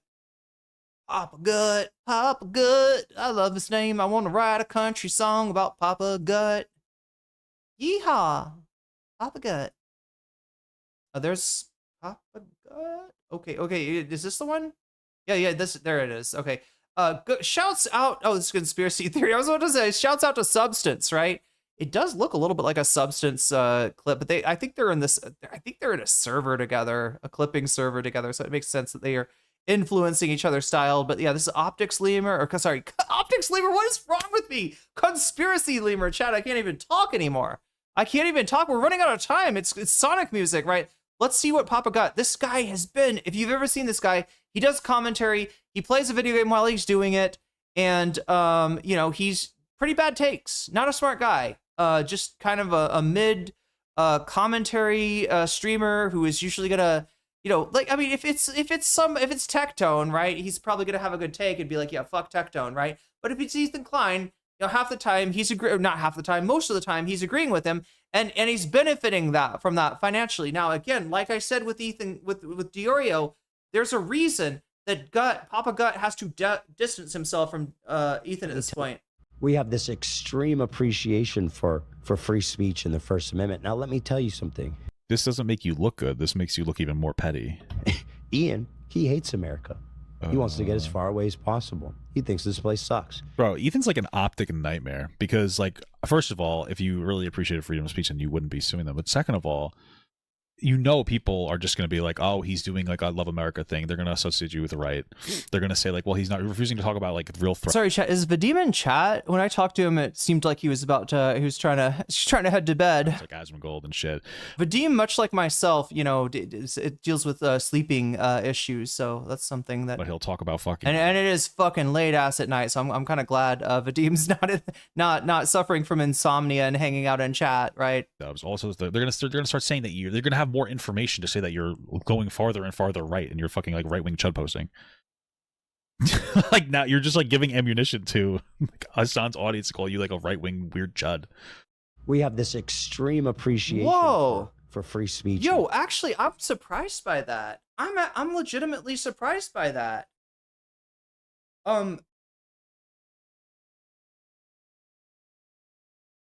Papa Gut, like I said, he is a liberal of some sort, but just also heavily just soaked in this commentary space.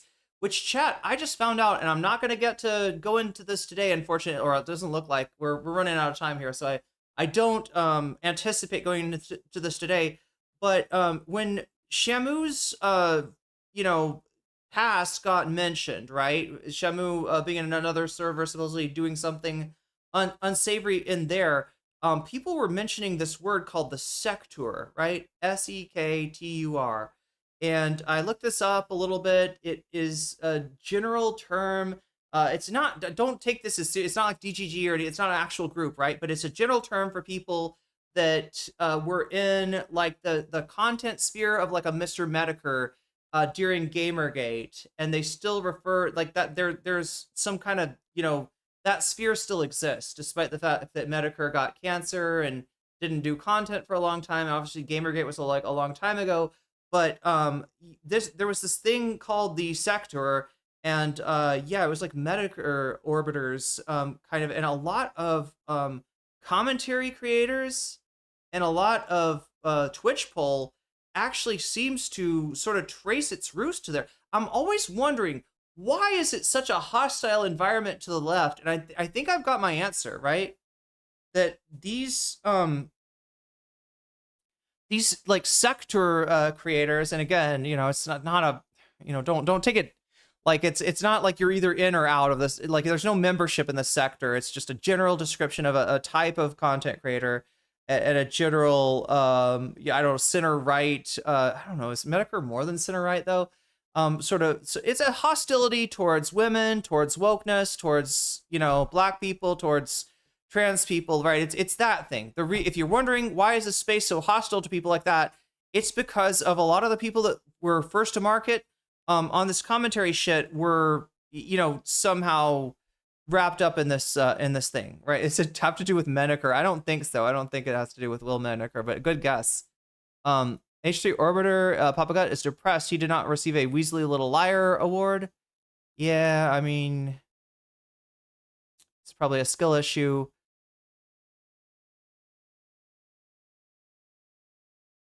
I don't think they lost Dan. Does Papa Gut think they did? Dude, you've lost Dan. You've completely lost Dan. I mean, on one hand, he never had Dan. Dan doesn't agree with him on politics.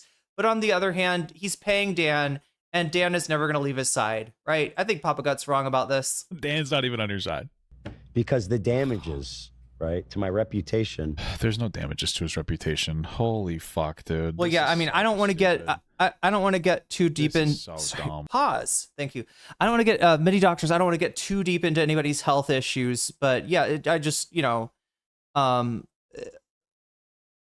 sleeping can be difficult. I've had difficulties with this. I think Vadim has had difficulties with this. It's something, and that's why I'm glad that, he's, there was a time where he was staying up pretty late, and he was in this chat, and I was just always worried because I don't know, if you've got insomnia, you got to have something to watch, but I just felt bad for him dealing with that, especially since I understand what that could be like and how much it affects your ability in content in any sort of, YouTube streaming content creation. It's really tough. It's really tough to deal with that. And I just sympathize. Anyway, let's see as much of this as we can. Jesus fucking Christ. Are terrible. I feel terribly damaged. I unironically didn't think that it could get worse. Like, I didn't think it could get more dumb and petty.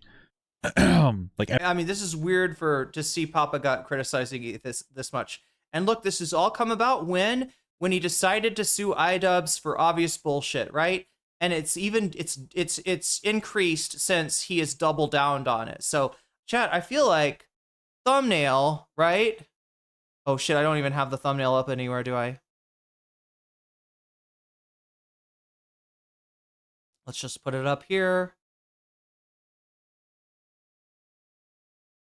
Image. I feel like we can say thumbnail vindicated.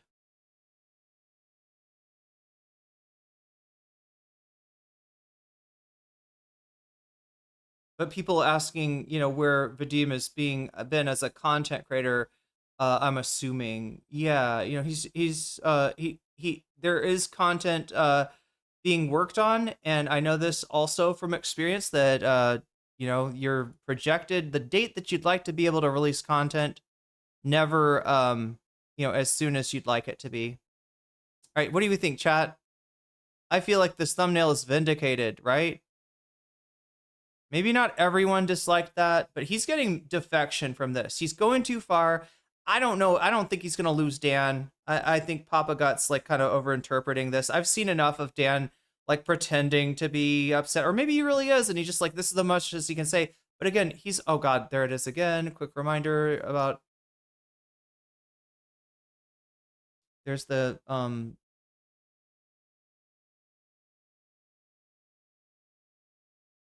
okay, so I've showed you Nicholas Diorio. I've showed you Papa Gut. We've implied that maybe Dan is getting upset. Other people have said that. I'm not sure if I agree. I'm not sure if I can get on board with that. But I do see people that you just do not expect to see saying anything bad about Ethan having to, right? Understand with Papa Gut, right? There's a lot of financial incentive towards him playing ball with Ethan, staying on that side, right? So for him to be saying, and look, before this, he watched the, so there's more to this, all right? Papa Gut reacted to the Kilo video, same video that we reacted to. Let's see if this is, yeah, this is a good one.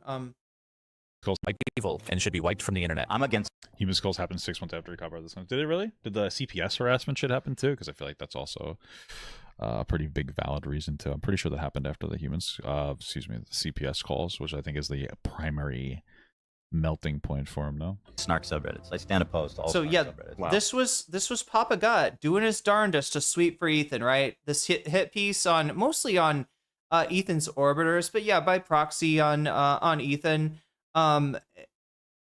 People bothered Papa Gut long enough that he agreed to watch this. He watched it. He tried to defend, and he just wasn't able to do it. Even after being told that this CPS and Skull stuff happened, after the Reddit clips, right? He's continuing to justify his behavior. So, but yeah, he is losing support here. Anyway, chat, before I lose the whole stream here,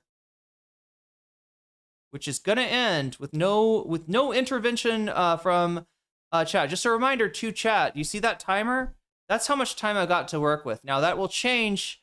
That will change if somebody, that changes when people support the stream, right?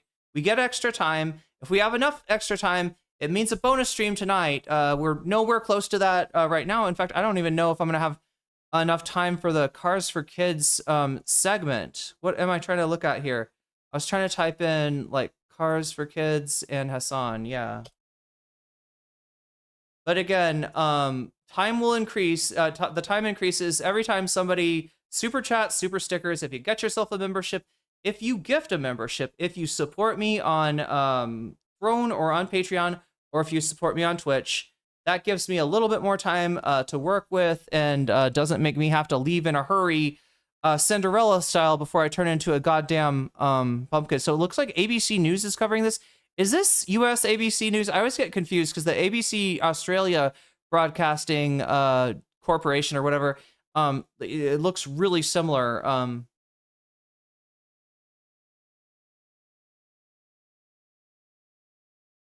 Oh, you get a Thai ad. I don't know why. Why are you trying? What is this charity? But this morning, a Superior Court judge in California says a Cars for Kids jingle must stop being broadcast in the state. Finding the nonprofit has been violating California's false advertising laws. We have to show they knowingly and intentionally misled the public.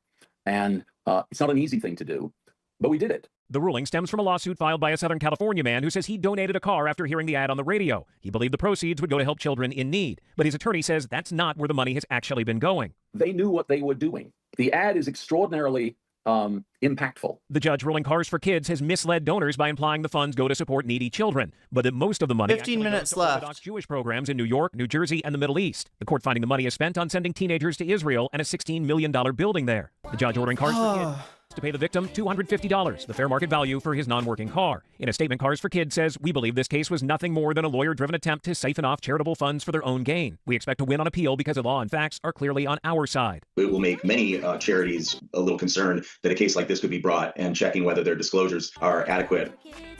All right, so Cars for Kids has until June 8th to stop airing the ads in California or get that ruling put on hold. It's also facing a similar federal class action lawsuit alleging much of the same. Rhiannon. All right, thank you for that. That's it. Okay. So that is the basic story that is going on now. Now, I've been told that this charity or what, you know, has been, this charity's been operating for a while now, okay?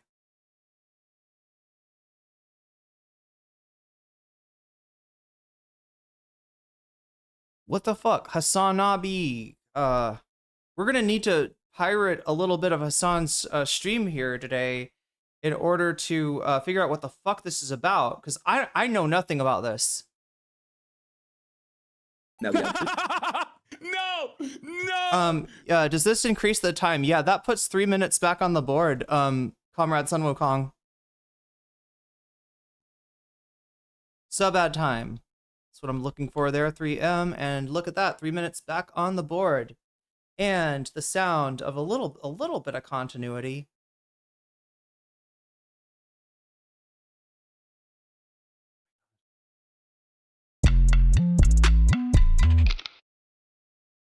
What? Oh my god, I got the wrong thing on my play button. Here, let's try to watch this. Hey, that is crazy, bro. Oh my god. Oh my god. This is one of those things where you just don't admit it. You don't admit it. You just keep that to yourself. God damn, dude. That's crazy. Yes, I saw the Cars for Kids. Obviously, we're going to be covering that today. Don't be crazy. Of course, we're going to cover that. It's a crazy story. It's another one of these stories where it's like, how can I explain this story to you without coming across as anti-Semitic? Okay? It's another one of those stories where I'm like, look, I'm going to tell you what happened here, but I really need you to understand that this is not an anti-Semitic conspiracy. It's just a thing that happened. Okay.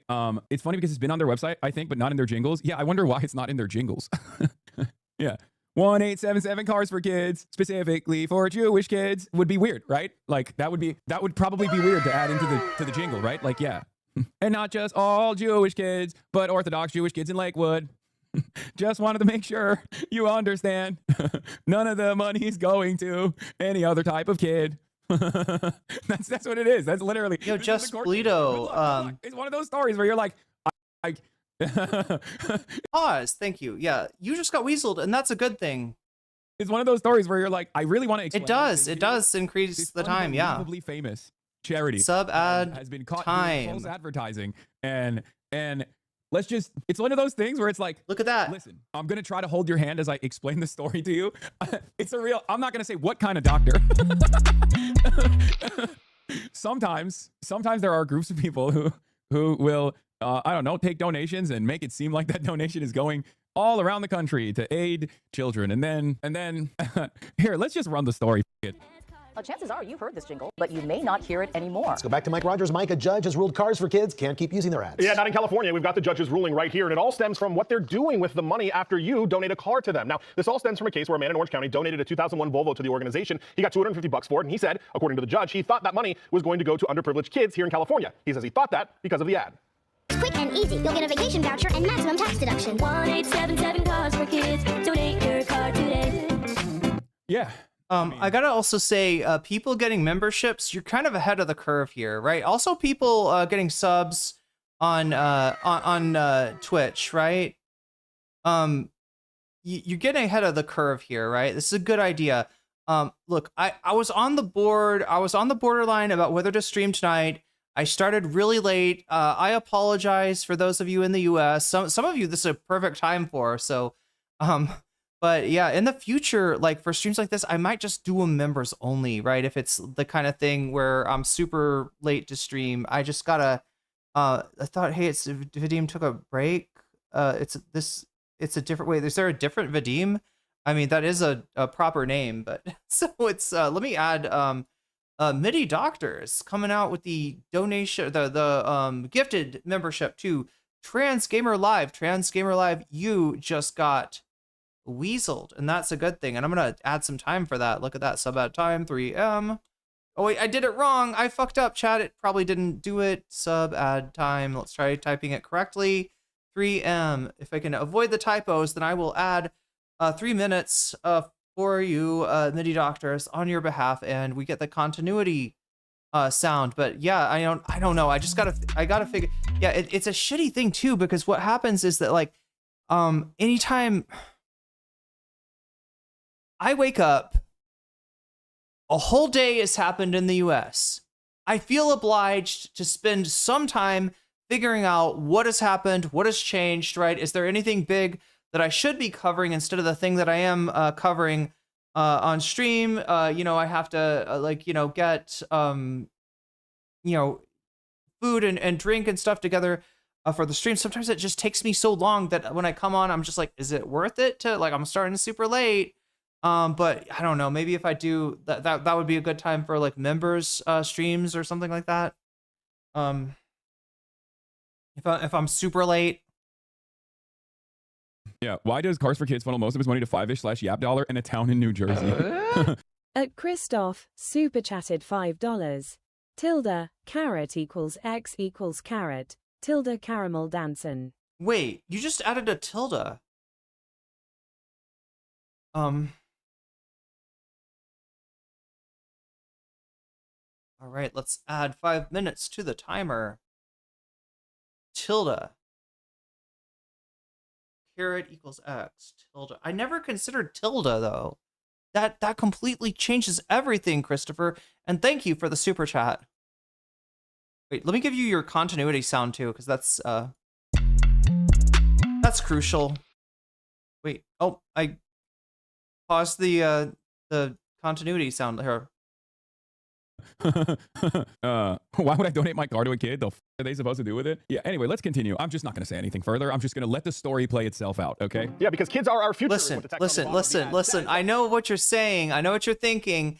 Donating cars to kids is a stupid idea because kids don't have driver's license, right? No driver's license. Why would the kids, what would they, right? And I gotta remind you to watch part 6 of JoJo's Bizarre Adventure, in which you'll see that, yeah, the kid is the best driver of all of the group, of all of the party, of all of the Joe Bros, right? The kid, Enrique, wait, no, what the fuck is the kid's name? Or, no, my God, why am I forgetting his awesome name? What is the kid's name? The kid in the Chicago Bears suit, right? The Chicago Bears jersey or whatever. What is his name? Why am I... Imperio, yeah, Imperio, is an excellent driver, much like Maya from Persona 2. Also a great. We haven't gotten into Maya's driving skills, chat, but we do have 5 more minutes on the board. Let me not waste it. Let me not waste it with JoJo references. 1877 Cars for Kids. You might think it's all for kids. 1877 Cars for Kids is just for specific kids. 1877 Cars for Kids. This is just for Jewish kids. 1877 Cars for Kids, but not all Jewish kids. Justin Lakewood. Justin Lakewood, New Jersey. 1877 Cars for Kids. Now, you might have thought that this was Omega with this resubscribe, putting 6 minutes back on the clock. Omega Star, you just got jellyfished. Don't quit your day job. And that's a good thing. Okay. Well, this is my day job. Goes to Cars for Kids' sister foundation, URA, which is a Jewish organization based in New Jersey that actually benefits teenagers. Now, this case went to court in Orange County. The judge ruled that... I also feel low-key bad about the Ethan segment. Like, I don't know, chat. I thought there was, like, the point I was trying to make is that he is signaling that he might still sue, right? He's doubled down and no one likes it.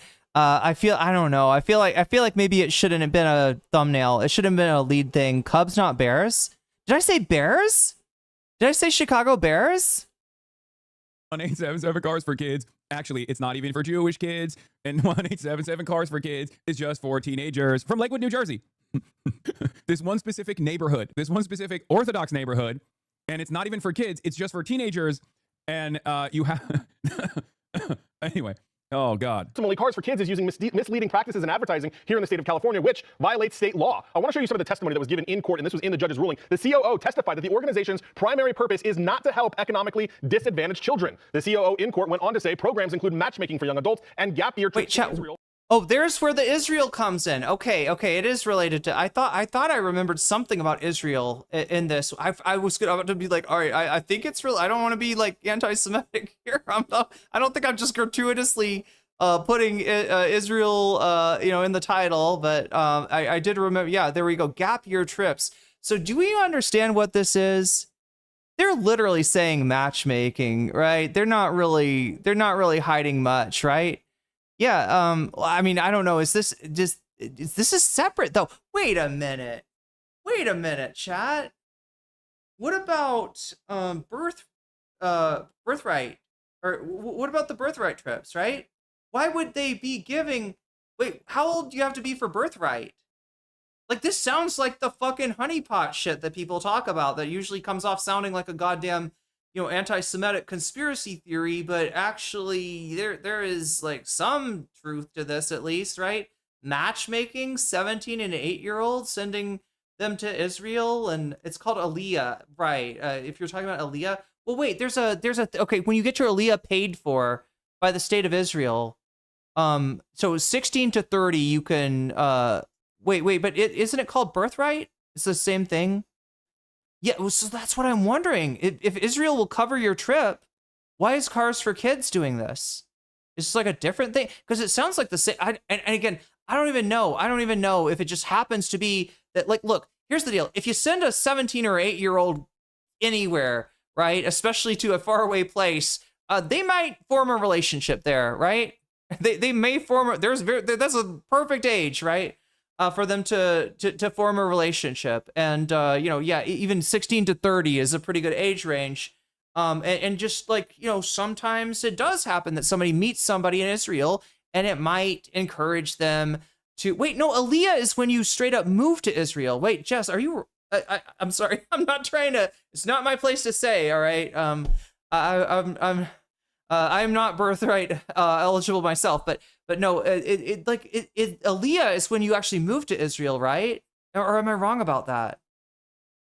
Isn't it just a general, like, going to Israel as a Jew for religious reasons? I can't remember if it's like moving to Israel or if it's just like any kind of like, trip that is because of, that is like related to religion, right?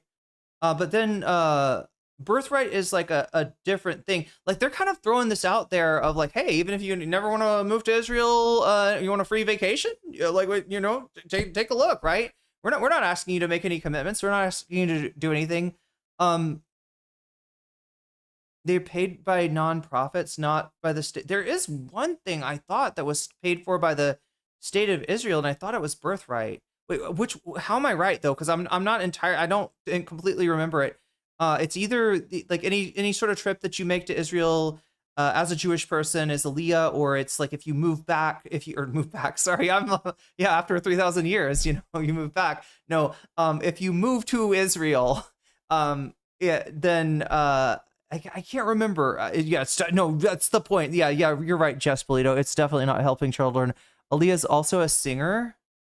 For 17 and 18-year-olds. That's where the majority. Wow, what? It's Birthright. It's a eugenics program for Orthodox Jewish teenagers from Lakewood, New Jersey to get a free trip to Israel so they can go and meet other Israeli Jewish people. Can you somehow stack these discounts? Is there a way that you could get like paid to do Aliyah? And stay in Israel? What?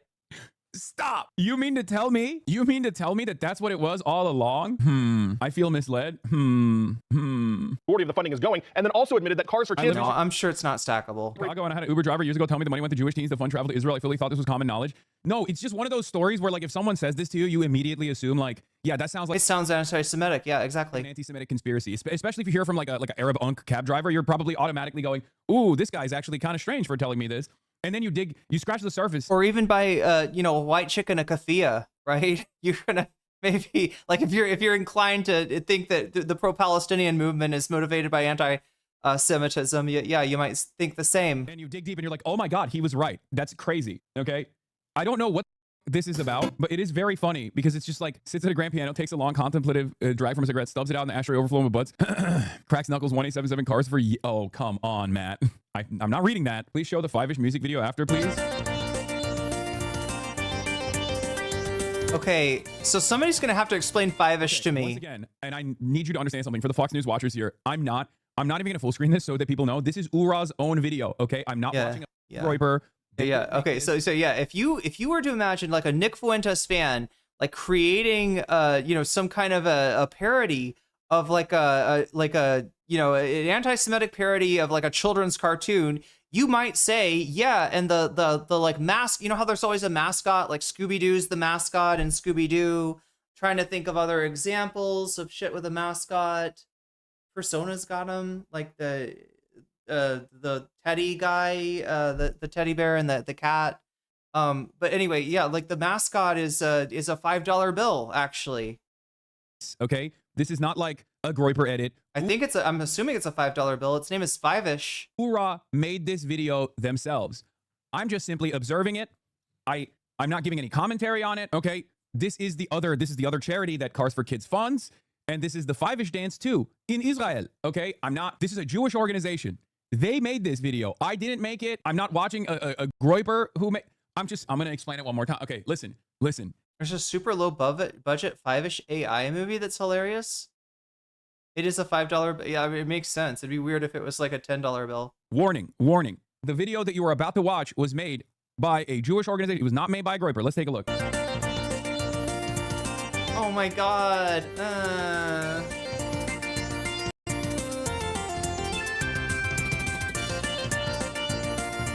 I'm sorry, but do they have to make it look like these Jewish kids are chasing the $5 bill? That's kind of not...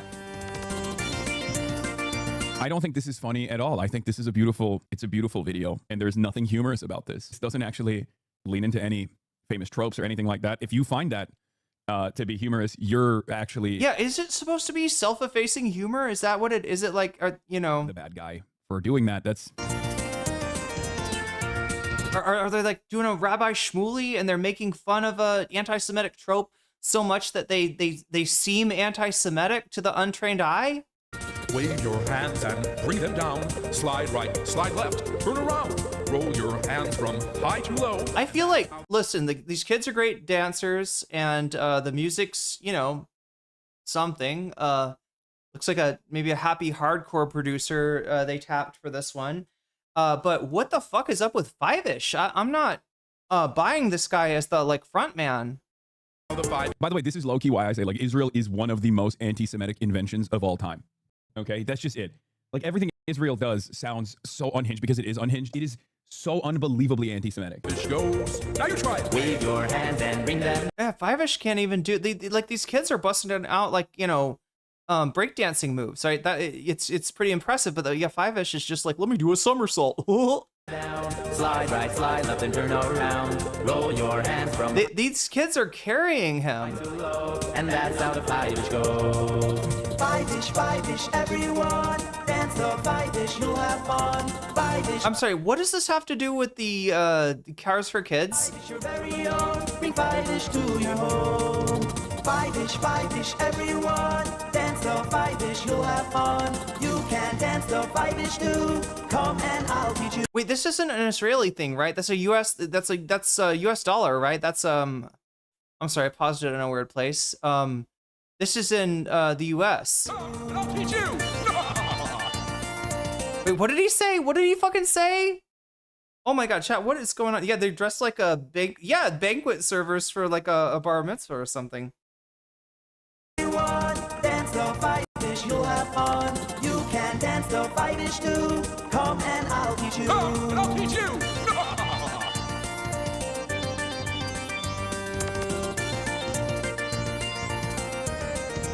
But actually, no, I don't know. The caterers would probably be dressed. They would probably tuck their shirts in and stuff. This is just a kind of a. I think this is like a. Gravy Bab super chatted $7.22. My penance for bot blocking at Jess-Pulido. They get my dono bonus buff. Oh wait, Jess gets to decide where to place your dono. Rave, do I hear correctly? Yeah. I think it's just Wave your hands and bring them down. Slide right, slide left, and turn around. Roll your hands from high to low, and that's how the 5ish goes. Why is it American currency? What do you mean? Because it's American, pro-Israeli. Like it's like an Israel funding operation. like this is just street casual. Is That is what they're in America. So it's funded by American dollars from American donors. We just described to you one of the funding mechanisms. Cars for Kids is one of the funding mechanisms, very much duping Americans into thinking that they're funding some sort of like philanthropic organization that aids underprivileged children all around the country. Oh, here, let me add. They take sub your at cars, time. They sell your cars. They take the money off the cars they sold, and then they fund 5ish URA, specifically birthright trips, so that 18-year-olds. Oh, I didn't do it right. Jersey, or Sub teenagers from Lakewood, New time. Jersey, can go to Israel and like get married to Israeli Jews, so they can continue living in Israel and growing the Israeli Jewish population. Every single Did it do it? This is trying to accurately describe Cars for Kids without sounding. Did it do it, chat? From 1930s Europe. So, and I'm not joking, Israel, 1877 card, that one. It is that one. It is what is the one you're thinking of. Did anybody see? Did it add 10 minutes? It should have added 10 minutes for Rave, but sometimes it doesn't work.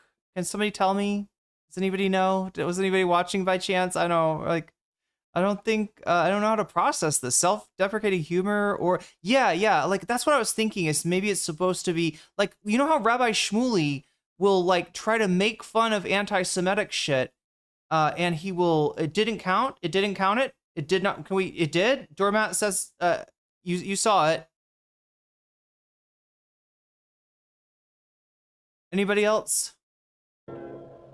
The money gained from the donated cars didn't go to support kids as much as it went to support, I don't know, ethno-nationalism, let's just say. It's like, it's a real, I'm not going to say what kind of teenagers. Look. Oh, now it worked? Wait, now it worked? I wasn't really looking, says BCatK. Okay, but Doormat said it did, it went from 16 to 26. Okay, that's what we need. That's what we needed. I know this Thank is you. kind of odd to explain, like on its face. But yeah, I was trying to explain. Rabbi Shmuley, you know, he would like make fun of. He dressed up like as an anti-Semitic trope for Purim, and brought a bottle of red liquid that he said was like Christian blood or something. I mean, he's literally like leaning into the blood libel thing. But in his mind, it's like, this is how ridiculous you look, Candace Owens, when you say this shit. But in actuality, the person that looks more ridiculous is the guy dressed up like a fucking 4chan meme. I know, but it's true. It's a thing that happened. Yeah, just fucking Google it, man. Just Google it. I can't explain it to you. Just Google it. Just Google it on your own. How do I describe this without like sounding like Alex? I'm a numbers guy. You got to grok it. Yeah, so a lot of people were donating their cars to 77 Cars for Kids, thinking that it was like a charity that was helping, you know. Whoa. What the fuck did I do? Teenagers in America. Oh. Or kids in America in poor neighborhoods, and it wasn't.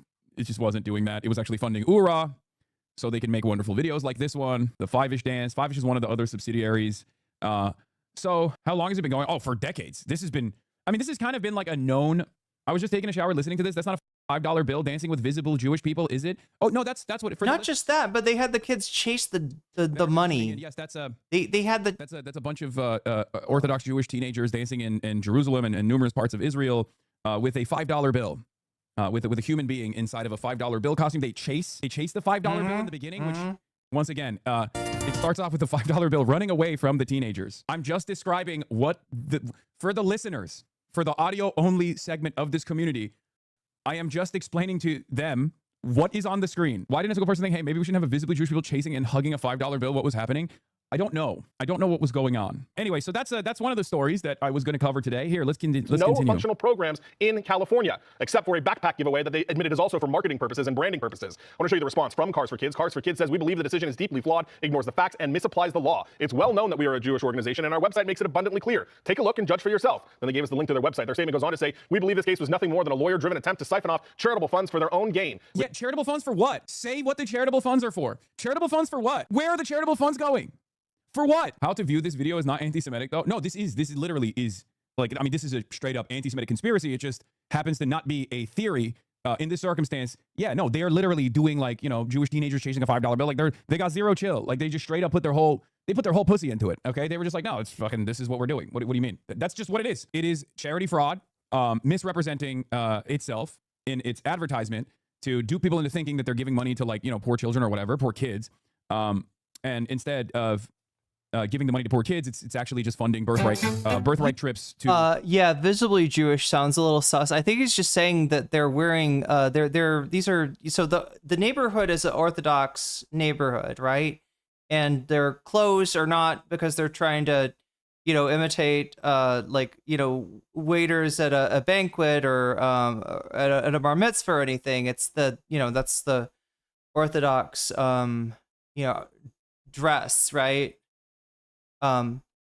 Birthright trips for Orthodox Jewish. So yeah, when he's saying visibly Jewish, I guess, you know, he's referring to the, you know, their Orthodox presentation. I think, is that what Hassan said? 18 and 18-year-olds to go to Israel to match them with. It's like Anna level. Oh yeah, like when Anna pulled the. Israel. That's what it is. Why did Adam Friedland allow Nick Mullen to make his joke real with his powers?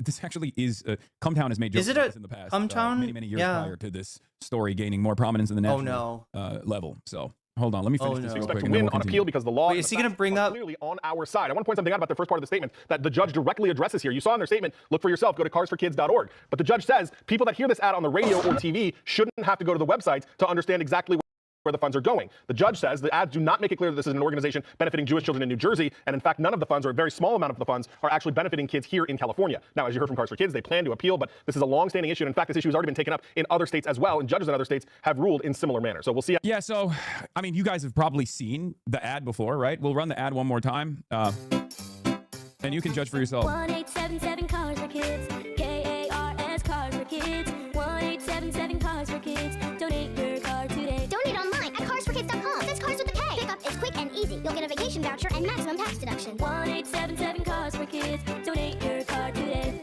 Yeah, that's the ad. Okay, I saw this for the first time on a John Oliver video. Yeah, it's you watch it like that. It's, you know, it's ambiguous what the organization. I mean, it's not even ambiguous. It's just like Okay, I'm not finding a Cumtown segment. Anybody know what Hassan's talking? Maybe he'll pull it up. Optics of 5ish vids are more sus than anything Hassan has said. Yeah.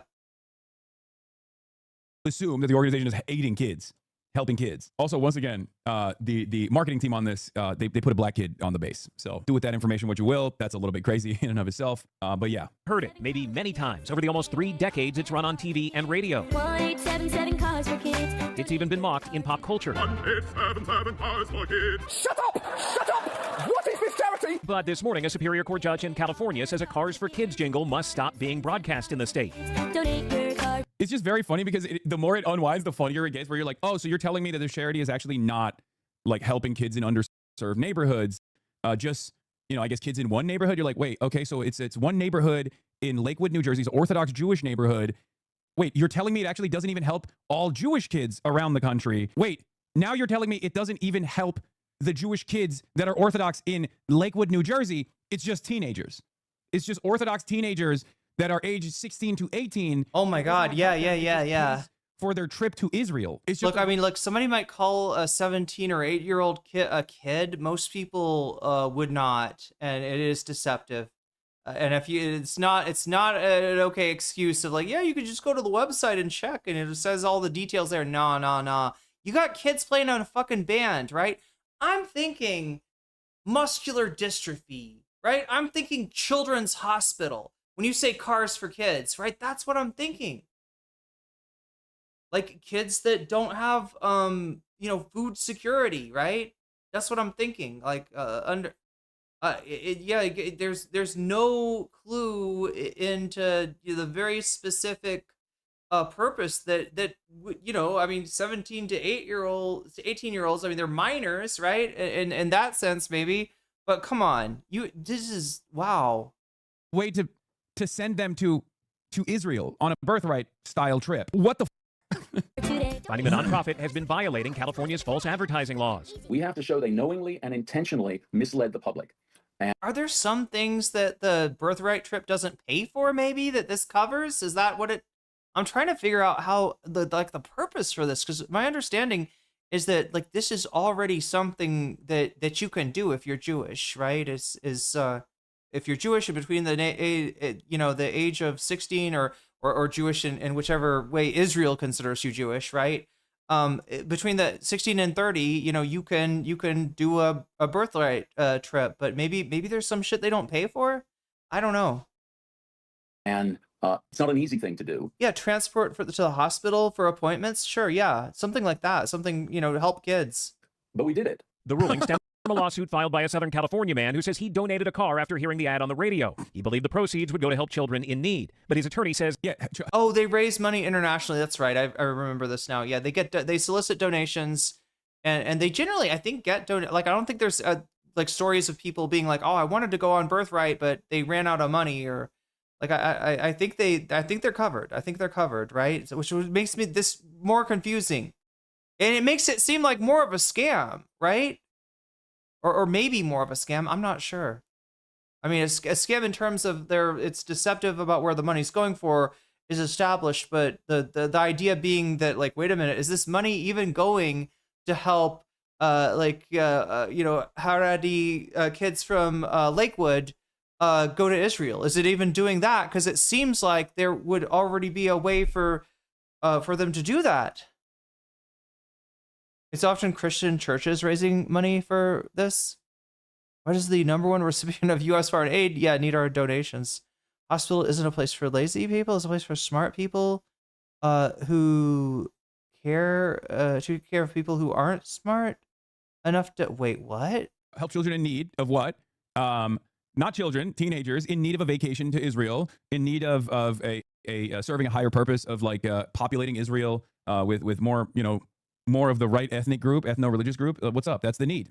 It's a very important need. That's not where the money has actually been going. They knew what they were doing. The ad is extraordinarily impactful. The judge ruling Cars for Kids has misled donors by implying the funds go to support needy children, but that most of the money actually goes to Orthodox Jewish programs in New York, New Jersey, and the Middle East. The court finding the money is spent on sending teenagers to Israel and a $16 million building there. The judge ordering Cars for Kids to pay the victim $250, the fair market value for his non-working car. In a statement, Cars for Kids... By the way, this is a real, we looked at Russiagate and we scratched the surface, and underneath it we found Israelgate moment.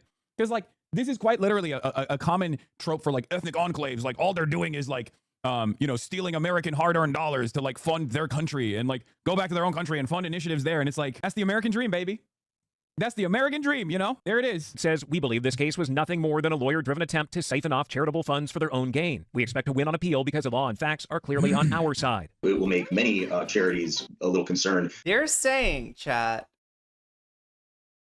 we intend to win on appeal. We anticipate finding a judge who, thinks it would be anti-Semitic to decide otherwise, right? We just got unlucky with this one. This one held us to an actual standard. But if we roll the dice again, it's going to come up philo-Semitism. That a case like this could be brought and checking whether their disclosures are adequate. All right, so Cars for Kids has until June 8th to stop airing the ads in California or get that ruling put on hold. It's also facing a similar federal class action lawsuit alleging much of the same. Rhiannon. All right, thank you for that. What did he know? I mean, the whole Cars for Kids situation is pretty well known. Like, I mean, this guy, Moss Planet, did a video on it a year ago. 877 Cars for Kids. You probably know the tune if you're someone who has listened to radio at some point in the past 30 years. In the most recent rendition, the advertisement features a band of children with instruments that sing their awful, awful song, imploring you to donate your car, presumably for their own sake. It is a jingle so mentally taxing to the listener that it has led to literal death threats being sent to the organization. I'm like, oh, these kids are so cute, but then there was like, these kids should go themselves. Kids. I thought they were gonna say people had like unalived themselves to the, or like, you know what I mean? That this was blamed for for people playing Sudoku. Car for Kids. It's the most stupidest, annoying. Everybody hates this song so much to the point where most people associate the organization behind it with the cruel but effective agony of the Cars for Kids jingle. The omnipresent malice against their ears that the song is. But a lot of others end up donating their cars to these kids, enough to keep their ads on the air. The question is, where are these cars going? No, they're actually showing the kids getting in your car and it looks like they're gonna drive. They've watched too much JoJo chat. They think they are Emporio. For these kids. To my disappointment, these kids are like, Emporio des. You've seen JoJo Part 6, you know the reference. This was not a charity that gave children free vehicles with which to... And yes, it's very sad. Twisted Metal games. Instead, Cars for Kids... that would be... Wait, what? Yeah, that's what it looked like. That's what it looked like. They were going to play Twisted Metal. Is wrong. I don't... that would be super cool if they were giving like 8-year-olds cars, Imagine that's the reason why the guy actually sued. Yeah, Rave, it's a small world, but maybe not that small. The charity, they were like, dude, what the it was too ambiguous. I thought I was giving my Kia Sorento to an 8-year-old so he could just engage in bumper cars. Vehicles and flips them at auto auctions. This isn't too unusual, and is a service that many people would rather just use to get a tax break instead of going through the hassle of selling their car by themselves. Despite the pitch of helping children and tax benefits being ostensibly hard to disagree with, the guy who sues Cars for Kids because he thought if he gave his car up, he would get a child in exchange for the vehicle. Wait a minute. I thought I was giving my car up, and then where's my child? Where's my kid? I thought I'd get a free kid. Chet, is there like a Japanese version of We Are Charlie Kirk? Is there like a Charlie Kirk des? Wait, how would you say we are? It'll probably be different. For a car. Incredibly awful jingle has made Cars for Kids a charity everyone is sort of allowed to hate. What doesn't help with that reputation gained from the jingle is learning what Cars for Kids actually does with the money they receive. See, Cars for Kids doesn't actually give to any of the children you would think of as particularly in need. That's because the kids in question are being helped not because they are in need of charity, but because they are part of a religious group.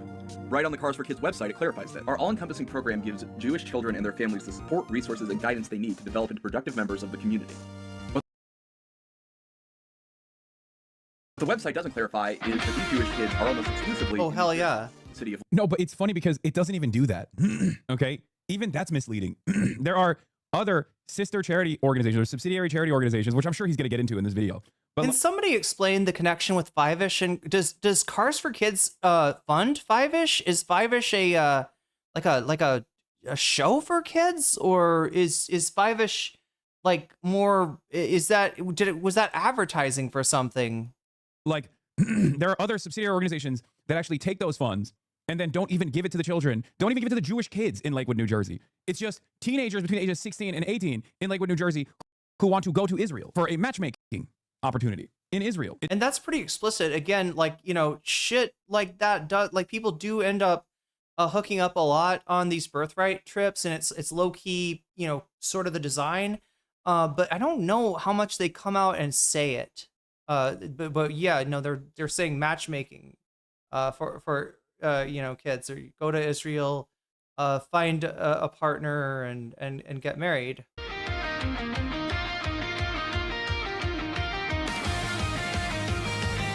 Wait, what is this actually? What is this song actually?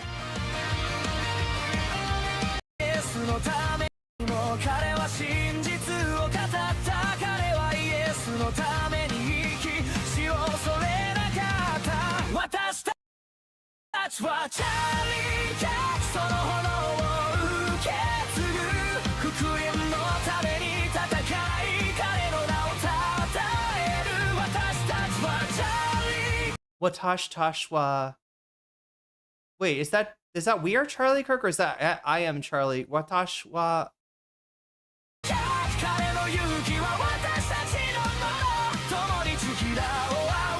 just occurred to me. I don't know the word "we" in Japanese. Anyway, sorry. It does do tutoring in summer. That was a stun lock. That was a stun lock. That was a side chat. That was a what does Trump call it? I took a little diversion. Kids in Lakewood, I think, at least. Okay. All right, at least there's that. Lakewood in particular. I was surprised to learn that Cars for Kids was Jewish at first. Growing up in Minnesota, I heard that godforsaken jingle so many times, but had never heard about Cars for Kids. Quick correction. Oh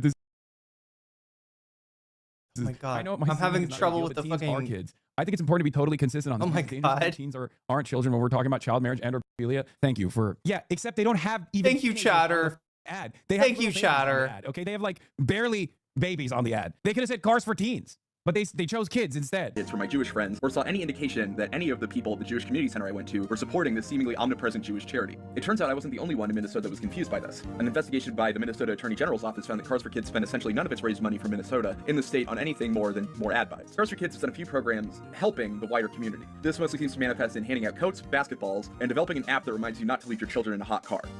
Looking at their website, these programs are in Newark, New York City, or Philadelphia. Conveniently, no more than that sounds literally like contingencies. Just all right, chat. I killed some processes, but is the stream okay? There's like 1,000 different. Oh yeah, that's right. There's different formalities too, and different like age groups and like gender affects it. But it's like it's weird because like if you're a girl, you will sometimes be called kun, even though that's like a boy. Like chan is like the or kun is the antecedent to chan. But if you like work with people, like then you're considered one of the boys and you get called kun at work. It's really weird. Watashi wa Charlie Kirk sounds like yeah, it sounds like I am Charlie Kirk. There was another word in there. I wonder if that like is somehow pluralizes it. So just to avoid whatever kind of like legal scrutiny might come your way, where you're just like, wow, we did this too. Look, God, so many charities are just absolute dog. Okay. So many charities, man. What the hell? A day trip from the headquarters of Cars for Kids in New Jersey. We got 7 minutes left, chat. Let's see how much we can get out of this. The organization's cash is sent directly to another charity. Again, if we somehow do extend this past the time that I got to start Thai class, then I will open up a bonus stream after Thai class. It'll be like morning for you, but we'll play through the Mu continent part of Persona 2. URA, located in Lakewood, New Jersey, and run by it's running down. There's functionally no difference between Cars for Kids and URA outside of paperwork and advertising. As a side note, I wouldn't feel qualified to write about this if I was just talking about URAs. I'm not a member of the Jewish community, nor have I had any personal interactions with Jewish people that prompted me to write this. The truth is that URA forfeited the deniability of being a religious organization, both when it got most of its money from Cars for Kids and when it didn't even register as one for tax purposes. URA doesn't offer its services to Jewish people outside the greater New York and New Jersey metro area. Most of 1% of the money stays in other states that donate. And besides, any charity that is going to subject us to that awful jingle would already be one under intense legal scrutiny in a just system. I've actually been passively familiar with URA for a few years now. Like an unfortunately large number of things in my life, URA originally came to my attention via an episode of the Cumtown podcast. Now, No! Hey, that is crazy, bro. Oh my God.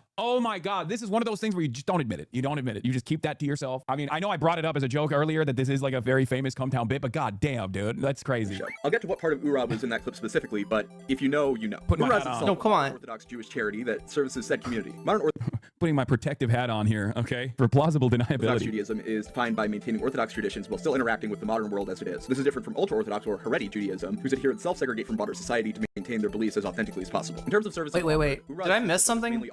10 years ago, people would be shocked to learn that you would listen to a show called Cumtown. Now is normal. It was an ongoing. Or Haredi Judaism services said community. Putting my protective hat on. Modern Orthodox is this. Haredi is ultra-Orthodox. On here, okay? For plausible deniability. Orthodox Judaism is defined by maintaining Orthodox traditions while still interacting with the modern world as it is. This is different from ultra-Orthodox or Haredi Judaism, whose adherents self-segregate from broader society to maintain their beliefs as authentically as possible. In terms of services offered, URA seems to focus mainly on 10 years ago, people would be shocked to learn that you would listen to a show called Cumtown. Now is normal. It was an ongoing bit in my community where I'd always go, what's Cumtown? That sounds kind of strange. And people would be like, oh, son, aren't you friends with Nick Mullen, Adam Friedland, and Stavros Halkias? Because like people would always try to be like, well, you're not woke. Like, you're friends with these guys, and they do anti-woke comedy. And I was like, what's Cumtown? Like, that was the joke. Be like, what, Seaman Village? I don't know what you're talking about. Because, like, all of these weirdo edge communities would constantly try to, like, present me as this, like, reactionary because I was friends with the Cumtown guys. The younger generation, although not exclusively. This focus makes sense, given that Orthodox families have more... I mean, you're also friends with the Chapo guys. I think that's a little worse. ...children on average than any other Jewish denomination in America. Wait, Tachi? Is Watachi we? Yeah, I think you're right. I think that's what they said. Yeah, Jetta Fakey. And the community. We're down to the last 4 minutes, chat. Unless anybody wants to jump in and save us again.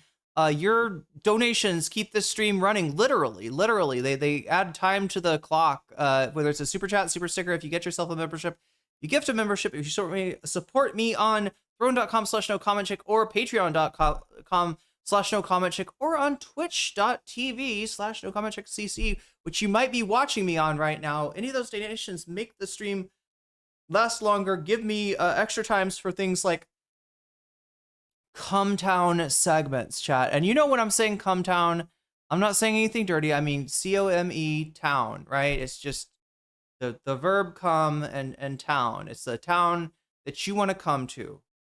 You want to come into the town, chat. I don't mean like come in.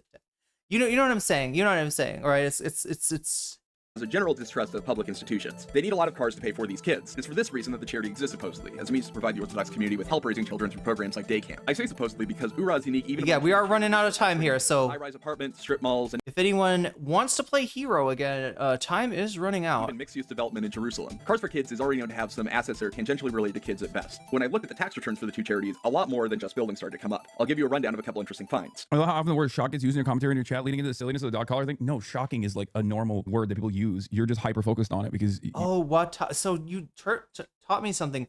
What? Wait, what is it? Watachitachi is we. Oh, I learned a new pronoun. Yay. It's like a thing that we're fearful of or something. It's just a word, man. Although it does sound like maybe a very low level Google translation. Am I right, chat? Maybe like the actual Japanese people would probably, if they were going to translate that song, they do it in a different way. I don't know. Owns is 985 Clare Drive in Lakewood, New Jersey. According to tax records, URA acquired this property in 2015. What's interesting is that the last time 985 Clare Drive was sold on the market was in 2009, according to Redfin. The property also isn't a facility. It's a single-family home. It's not the only single-family home owned by URA either. 851 Morris, 624 Vine, 107 and 119 Rutgers, all bought in 2008. All but one off the market since then. 107 was sold in 2022 for $85,000 more than the tax assessed value. I don't know what these are being used for, but the fact... Wait, what's going on here? Google Street View doesn't show any signs of... like, I mean, I could see that, like, I don't know. Like, at first I was like, wait, are they, like, doing their operations out of these places? And then I was like, well, no, I mean, you'd think you'd buy, like, get, like, a business, like, an office or something.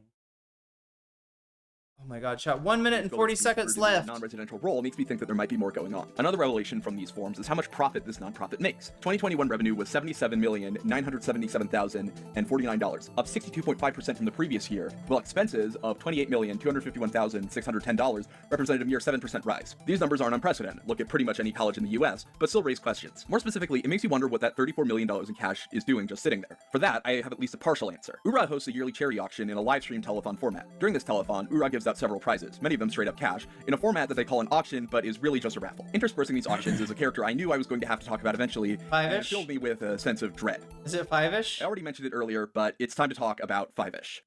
Uh-oh. Five-ish is something else. As alluded to previously, I first heard about Five-ish from the then Cumtown podcast. Five-ish was being discussed. Okay, they talk about Five-ish. Five-ish looks like. It's a giant $5 bill with... it's too bad we don't have time to cover that. Cartoon eyes and giant Mickey Mouse-like limbs. Essentially, he's sort of like the mascot of URA, who goes around to their events and serves as what I think is supposed to be a sort of comic relief character. To quote a friend of mine who was on that episode of the aforementioned podcast, this is like if the Expendables of anti-Semitism came together to make something to make fun of Jews. URA really likes using Five-ish. This isn't a mascot I dug up from years ago or something they tested out in a couple videos. Like, they really love Five-ish. They love Five-ish so much that... Is this a Nazi group? This is a Jewish charity. This is... I mean, I already gave you the warning ahead of time. I was like, this is not like... Groypers didn't come up with this, okay? President Five-ish. The Five-ish car, or Five-ish mobile.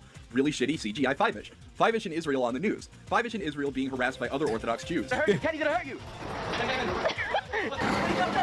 These are filmed and uploaded to the URA channel, by the way. This is not like... Again, this wasn't like a random sighting and then they filmed it and then maybe some like weirdos got their hands on it. Like all of this is uploaded to the URA channel. I showed you one of them already. Okay, I showed you one of them already. I need you to understand. This is URA, the subsidiary under the Cars for Kids, like the funnel for Cars for Kids, is a Jewish charity. Five-ish and his Five-ish family being washed ashore and threatened by the military of Panama, be partially led by a knockout version of the Prince from Frozen. Okay, why don't I start there? Oh shit, chat. Oh shit. What commissioned or produced, I couldn't find exactly if it was done in-house, these animations featuring Five-ish. The intent is children's programming. You're in the thumbnail? Yeah. Mr. Yep. Mr. I never talk. Mr. I never. Asmund never talks about Hassan. Hassan only talks about Asmongold. Boom. Always in the thumbnail, baby. Always. Every damn day. Smorgasbord.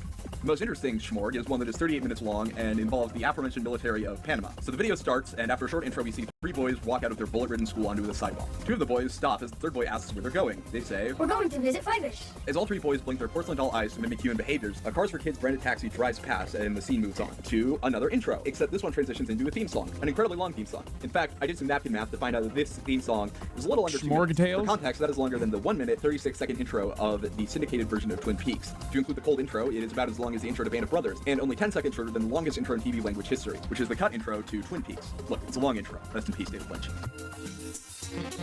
The 3 boys finally arrive at Five-ish's house, where they inform him that they have anxiety that they won't be able to attend the yeshiva, religious school, that they want. It doesn't seem to be an inciting incident, really, or a stated reason that these boys are nervous. Nevertheless, Five-ish regales them with the story of when my friends and I were really scared. Now, even though this sounds like Five-ish is about to tell these whiny kids about his time in prison, that is unfortunately not the direction it goes. Five-ish is dropped off at the airport, does his Catskills material. Wait. You forgot your change. Change? What do you mean change? I need a change? Well, I mean, everybody could use a little bit of change. I'm not saying that, but I mean, how much do I really need to change? No.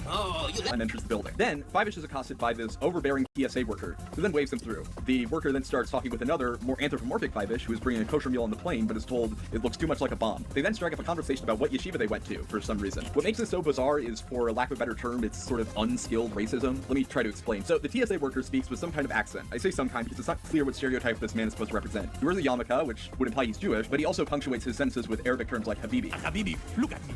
Do I look like a stewardess? His accent is so thick that it could either be No, that's Israeli. No, that's Israeli. That is an Israeli Arab Jew. Like, that's what it's not that confusing when you are a little bit more in tune with what's going on. Kind of approximation of Arabic. I say this because there's another Five-ish sketch showing an Arab terrorist going through security without issue. I think this man is supposed to be an overbearing Arab who accosts Five-ish, who wants to bring a kosher meal on, but then they forgot and decided to add in some dialogue that makes him seem Israeli. After this, the Five-ishes get on their flight with El Al, the largest Israeli airliner, which then promptly crashes into the ocean because of engine breakage. For everyone.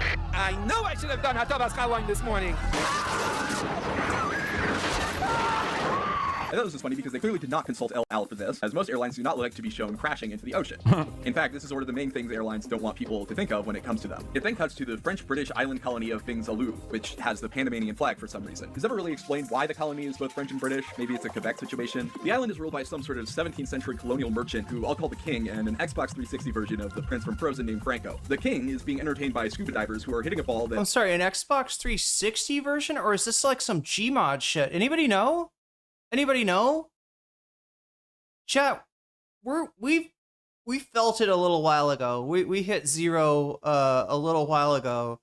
Certainly not in viewers, certainly not in energy, certainly not in spirit, but yeah, in time. So I am raiding you into Redolent Thought on Twitch now. Just like so you know, usually what happens when I raid Redolent Thought is that there is a plugin Redolent Thought has that automatically plays, I don't know, the last like clip that got made, or some clip, the most embarrassing clip, chat. It has really good AI that finds the most embarrassing clip, the most ridiculous clip, a clip from a long time ago, me expressing views I no longer hold, me endorsing content creators that I no longer endorse. You might see like some, I don't know, like Heffels, blazing going on. Who fucking knows, chat? I might be shouting out Demon Mama for all I know. But it's always an embarrassing clip. I don't think Redolent can really help that. So we're going to raid in. You're going to see an embarrassing clip of me. Please don't think too badly about me. And please do clip videos if you watch me on Twitch. That's a request for you, all right? If you know how to clip. It's apparently a very rare skill. Very few people can do it. I'm going to shout out my Patreon because that's what I always do at the end of my stream. The rest of you are going to be you're going to be rated into yeah, you just did get rated in. Actually, fuck. Let's shout out the Patreon once again, and like I don't even know, should I put the music, should I hear what kind of embarrassing shit is going on over there? Okay, so we rated in 39 of us at least. Losers Lounge. Wait, that sounds like, oh no, I don't know if that's copyrighted music. I don't know. Like I keep on forgetting Twitch streamers. They don't live by the same rules as us YouTube streamers. We gotta mute that before we get but yeah, I'm gonna shout out my Patreons right now. All right, shouts out go to Near Pergos. Shouts out to JMB. Shouts out to Emily French. Shouts out to Big Al of the Cake Mix and the Cake Remix. And now for an embarrassing clip of NCC on Redolent Thought. You know, it wouldn't be Redolent Thought raid if I didn't get embarrassed. Shouts out to JMB, shouts out to Emily French, shouts out to Big Al of the Cake Mix and the Cake Remix. Shouts out to Daraful, shouts out to Joel Siverud. Wait, I've got oh, people are saying something. Check the clip closet. Oh no, it's me talking about ContraPoints. Let's see. Maybe this is recent. Something corrupt like a electoral system when the, you know, yeah, clip me when I have a participation could make the outcome slightly better, I think is what she's trying to get across here. Are you fucking serious? Is it gonna stop right here? Did somebody clip me sounding like I support ContraPoints? Did somebody, holy shit. Did somebody 2 nights ago, I think. Clip me in a way Your opinion. as to imply I support Contra? Wait, hi, yep, it's my birthday. Oh no. Oh no. Happy 27? birthday. That's so embarrassing. That's worse than I thought. Crap. We are, does someone clip me in a way as to imply I support Contra? Oh no. Oh. Thank you. Thanks. Let's, there we go. I'm 27, blah, blah, blah. Oh no! What is going on now? Family being washed ashore and threatened by the military panic. Partially led by a knockout version of the Prince. It's 5-ish! Oh my god! Oh shit, chat. Oh shit. Oh, was this like 2 days ago? Produced. I couldn't find exactly if it was done in-house. These animations featuring 5-ish. The intent is children's programming. You're in the thumbnail? Oh my god. Oh my god. Yep. Mr. I never talk. Mr. I never. Okay. Never talks about Hassan. Well, it's a Hassan. We're watching a Hassan clip. That part is clear. I'm happy with that. It's just like this always happens, chat. And I never think it's gonna be like that is like a. I don't know. Like, so take your pick, chat. It's smart. Take your pick. Okay, Until take your I start pick. getting gray hairs, I'm gonna keep lying. NCC is either a supporter of ContraPoints, right? If you believe the first clip, or she's a vile anti-Semite that looks at like at Orthodox Jews as something to make fun of. I don't know, chat. We got the 5-ish clip. We got the ContraPoints clip. I just can't win. Every time, like, this is the thing, chat. This is why I only run right into Redolent when there's nobody else on. I'm just like, god damn, it's not, you can't blame Redolent. You can't blame Redolent, but don't be surprised if like nobody from that community comes over, because that's not great. Yes, it's zero time. I know. Was it clear what was going on there to the people on YouTube? Right, that's a Twitch raid. You raid your community into somebody on Twitch.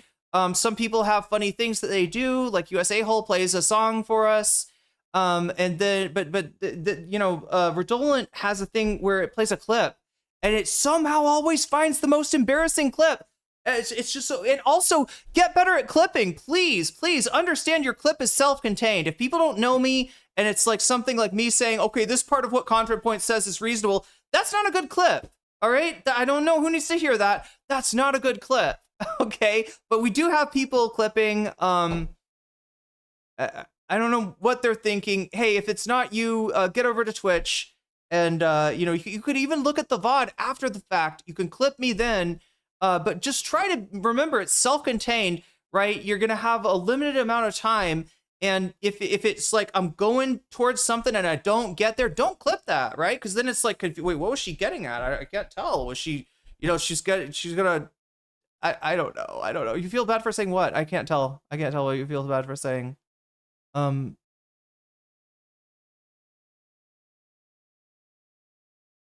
I didn't show it on stream, right? I'm dual streaming. Does everybody know that I dual stream?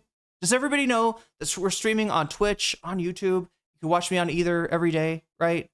And Twitch is a very interactive thing. So you don't just end the stream, you hit the raid button, you choose another streamer, a streamer that you know, a streamer that's on the left. I got that. But then I chose a streamer who has got just a lot going on in the stream. And one of the things that's going on is that when when you raid in, it takes a random, people make clips on Twitch, right? When you raid in, it shows a random clip, right? And the clips, you know, like you know about Hassan with the clips, right? Do we all understand the issue with clips, right? Do we all understand that you could probably clip Hassan in a way to make him sound anti-Semitic? You could probably clip me in a way to make me sound that way. Now, I don't think that people are doing this in a pernicious, like malicious sort of manner to me. I think maybe people are, one, having fun, possibly, or two, they just don't know how to clip. And they need to spend a little time practicing, okay? That's all. So Christian Strand, if you don't understand, then there's probably other people out there that don't understand either. I just make the assumption that people know a little bit about streaming and, you know, kind of how that goes. But anyway, chat, we're at the end of the stream today.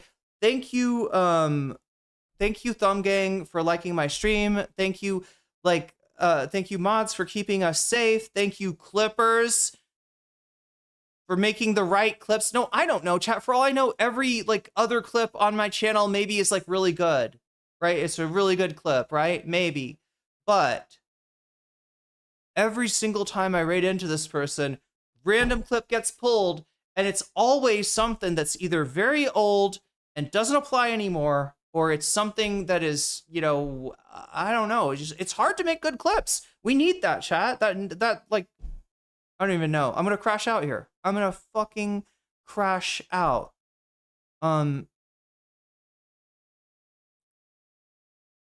Because I'm explaining something that's extremely online. And the Twitch people have all raided out. So we only have YouTubers left. And yeah, it's I guess understandable for YouTube people not to know what's going on in Twitch. I'm just gonna have to do a Twitch only stream, chat. There we go, chat. Twitch is getting the bonus stream today, all right?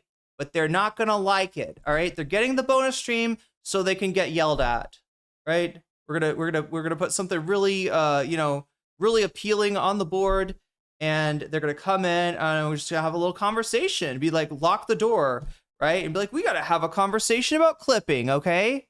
We got to have a little conversation. Let's take a look at some of these clips, right? And oh, look, the person that made this clip is in chat. Let's embarrass them. No, something like, I don't know, chat. I don't know how much I'm going to commit to that. But that is just like, it's so frustrating, right? Because, you know, raiding is a tradition on Twitch. And whenever I hit redolent thoughts, you know, whenever I raid into redolent thought, it always ends with just a really fucked up clip where it's like, Demon Mama is great. She's an awesome content creator. You should go over and I'm literally shouting out somebody that had credible, you know, accusations about, you know, a minor being inappropriately talked to by her fucking partner. Okay. Right. We don't talk about Demon Mama much anymore. That's why, right? Say Keffels is so amazing. She's done a lot for trans people. Yeah, she did a lot to hurt trans people. I don't know, right? Do you know what I mean? If you get an old clip, it's gonna sound weird. If you get a new clip, it's gonna be just an issue where, like, you know, it's. I just gotta be more succinct. I don't know, chat. I'm fucking crashing out. I am fucking crashing out here, and I gotta address this in some way. I haven't personally, well, I'm not yelling at YouTubers, for sure, YouTube audience. I'm expressing my frustration at the thing, a mechanic, a feature on Twitch that is supposed to work for a content creator. It is clips are to package something that you saw on stream that was funny or that was fun or that taught you something or made you feel fuck yeah, right? It's to clip that so you can share it with other people who are not watching the whole live stream, right? Live stream, 4 hours and 30 minutes, right? Clip, 1 minute and 30 seconds max. Probably more like 1 minute, maybe 30 seconds, maybe 20 seconds, maybe 10 seconds, right? It's for you to share the part of the stream that you enjoy. But again, I'm yelling to YouTube about something that Twitch has done or not figured out. I'll stop by the Twitch stream for a tutorial. Good at editing. Well, see, I mean, yeah, take a swing at it, right?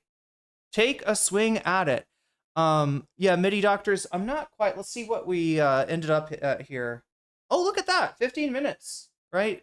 Or really, let's say more like, I don't know, 25 minutes. It was about 30 minutes before the Thai class. We ended up with some extra time. Yeah, if we had gotten, you know, I don't know, 30 minutes higher on the timer, then we would have had a bonus stream tonight of the Persona 2 content that I did not get for you on Friday. But we're gonna have to wait maybe till next Friday for that. Anyway, chat, much love. Everybody take care of yourself and each other. Yeah, if you want to give the Twitch clips a try, feel free to do it. I could do some help on there, but obviously, you know, I'm talking to the YouTube audience, and you know, this is a conversation I should have with the Twitch audience when they are back, and where the just make sure she doesn't come off looking like she supports Contra.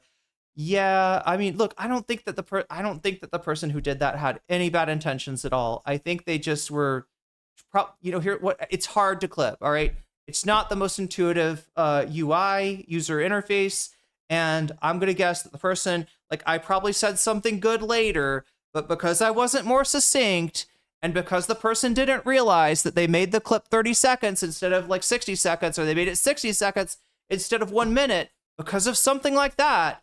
The clip just comes off sounding like it's just me talking about, now this part of what Contra is saying is actually reasonable. I agree with that. Yeah, no, absolutely. But, blah, blah, blah, blah, blah. The but part was the important part. And if you can't fit it all in the clip, it's probably best not to make a clip. You can also delete a clip. Anyway, chat, I'm talking too much. I need to get ready for my Thai class. I will see you again tomorrow. I would say same bat time, same bat channel, but actually, I'll probably see you a little earlier, maybe a lot earlier. I don't know how, so no shade on the clipper. Yeah, I mean, it's impossible to tell. It really, unless the person's clipping me is, I don't know, somebody that hates my guts. You know, Dylan Burns, 1776, right?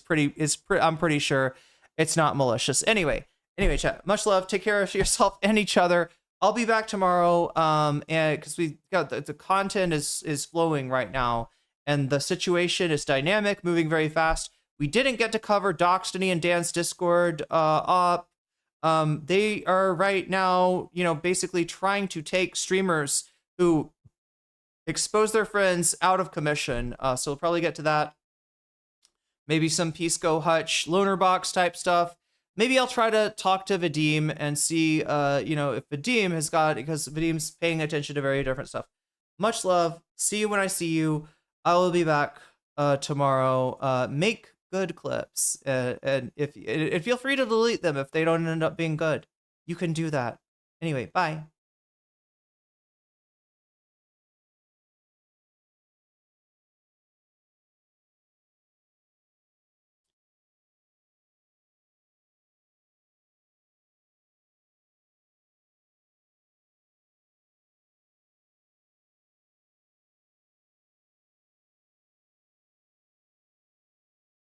I'm out of here, Daddy-O.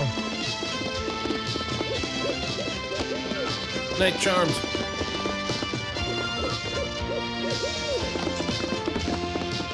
Gamer, get out of my head. You're good. Helps in my line of work.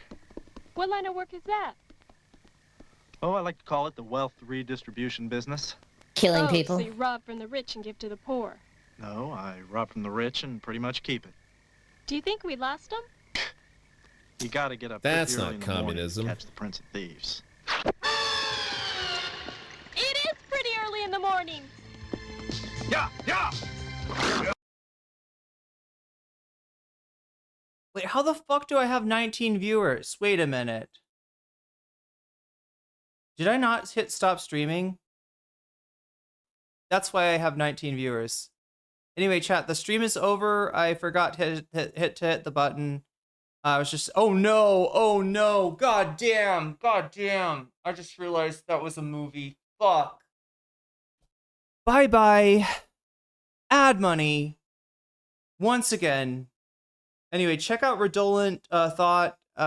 Pretty good streamer, despite the fact that his name is associated with bad things happening.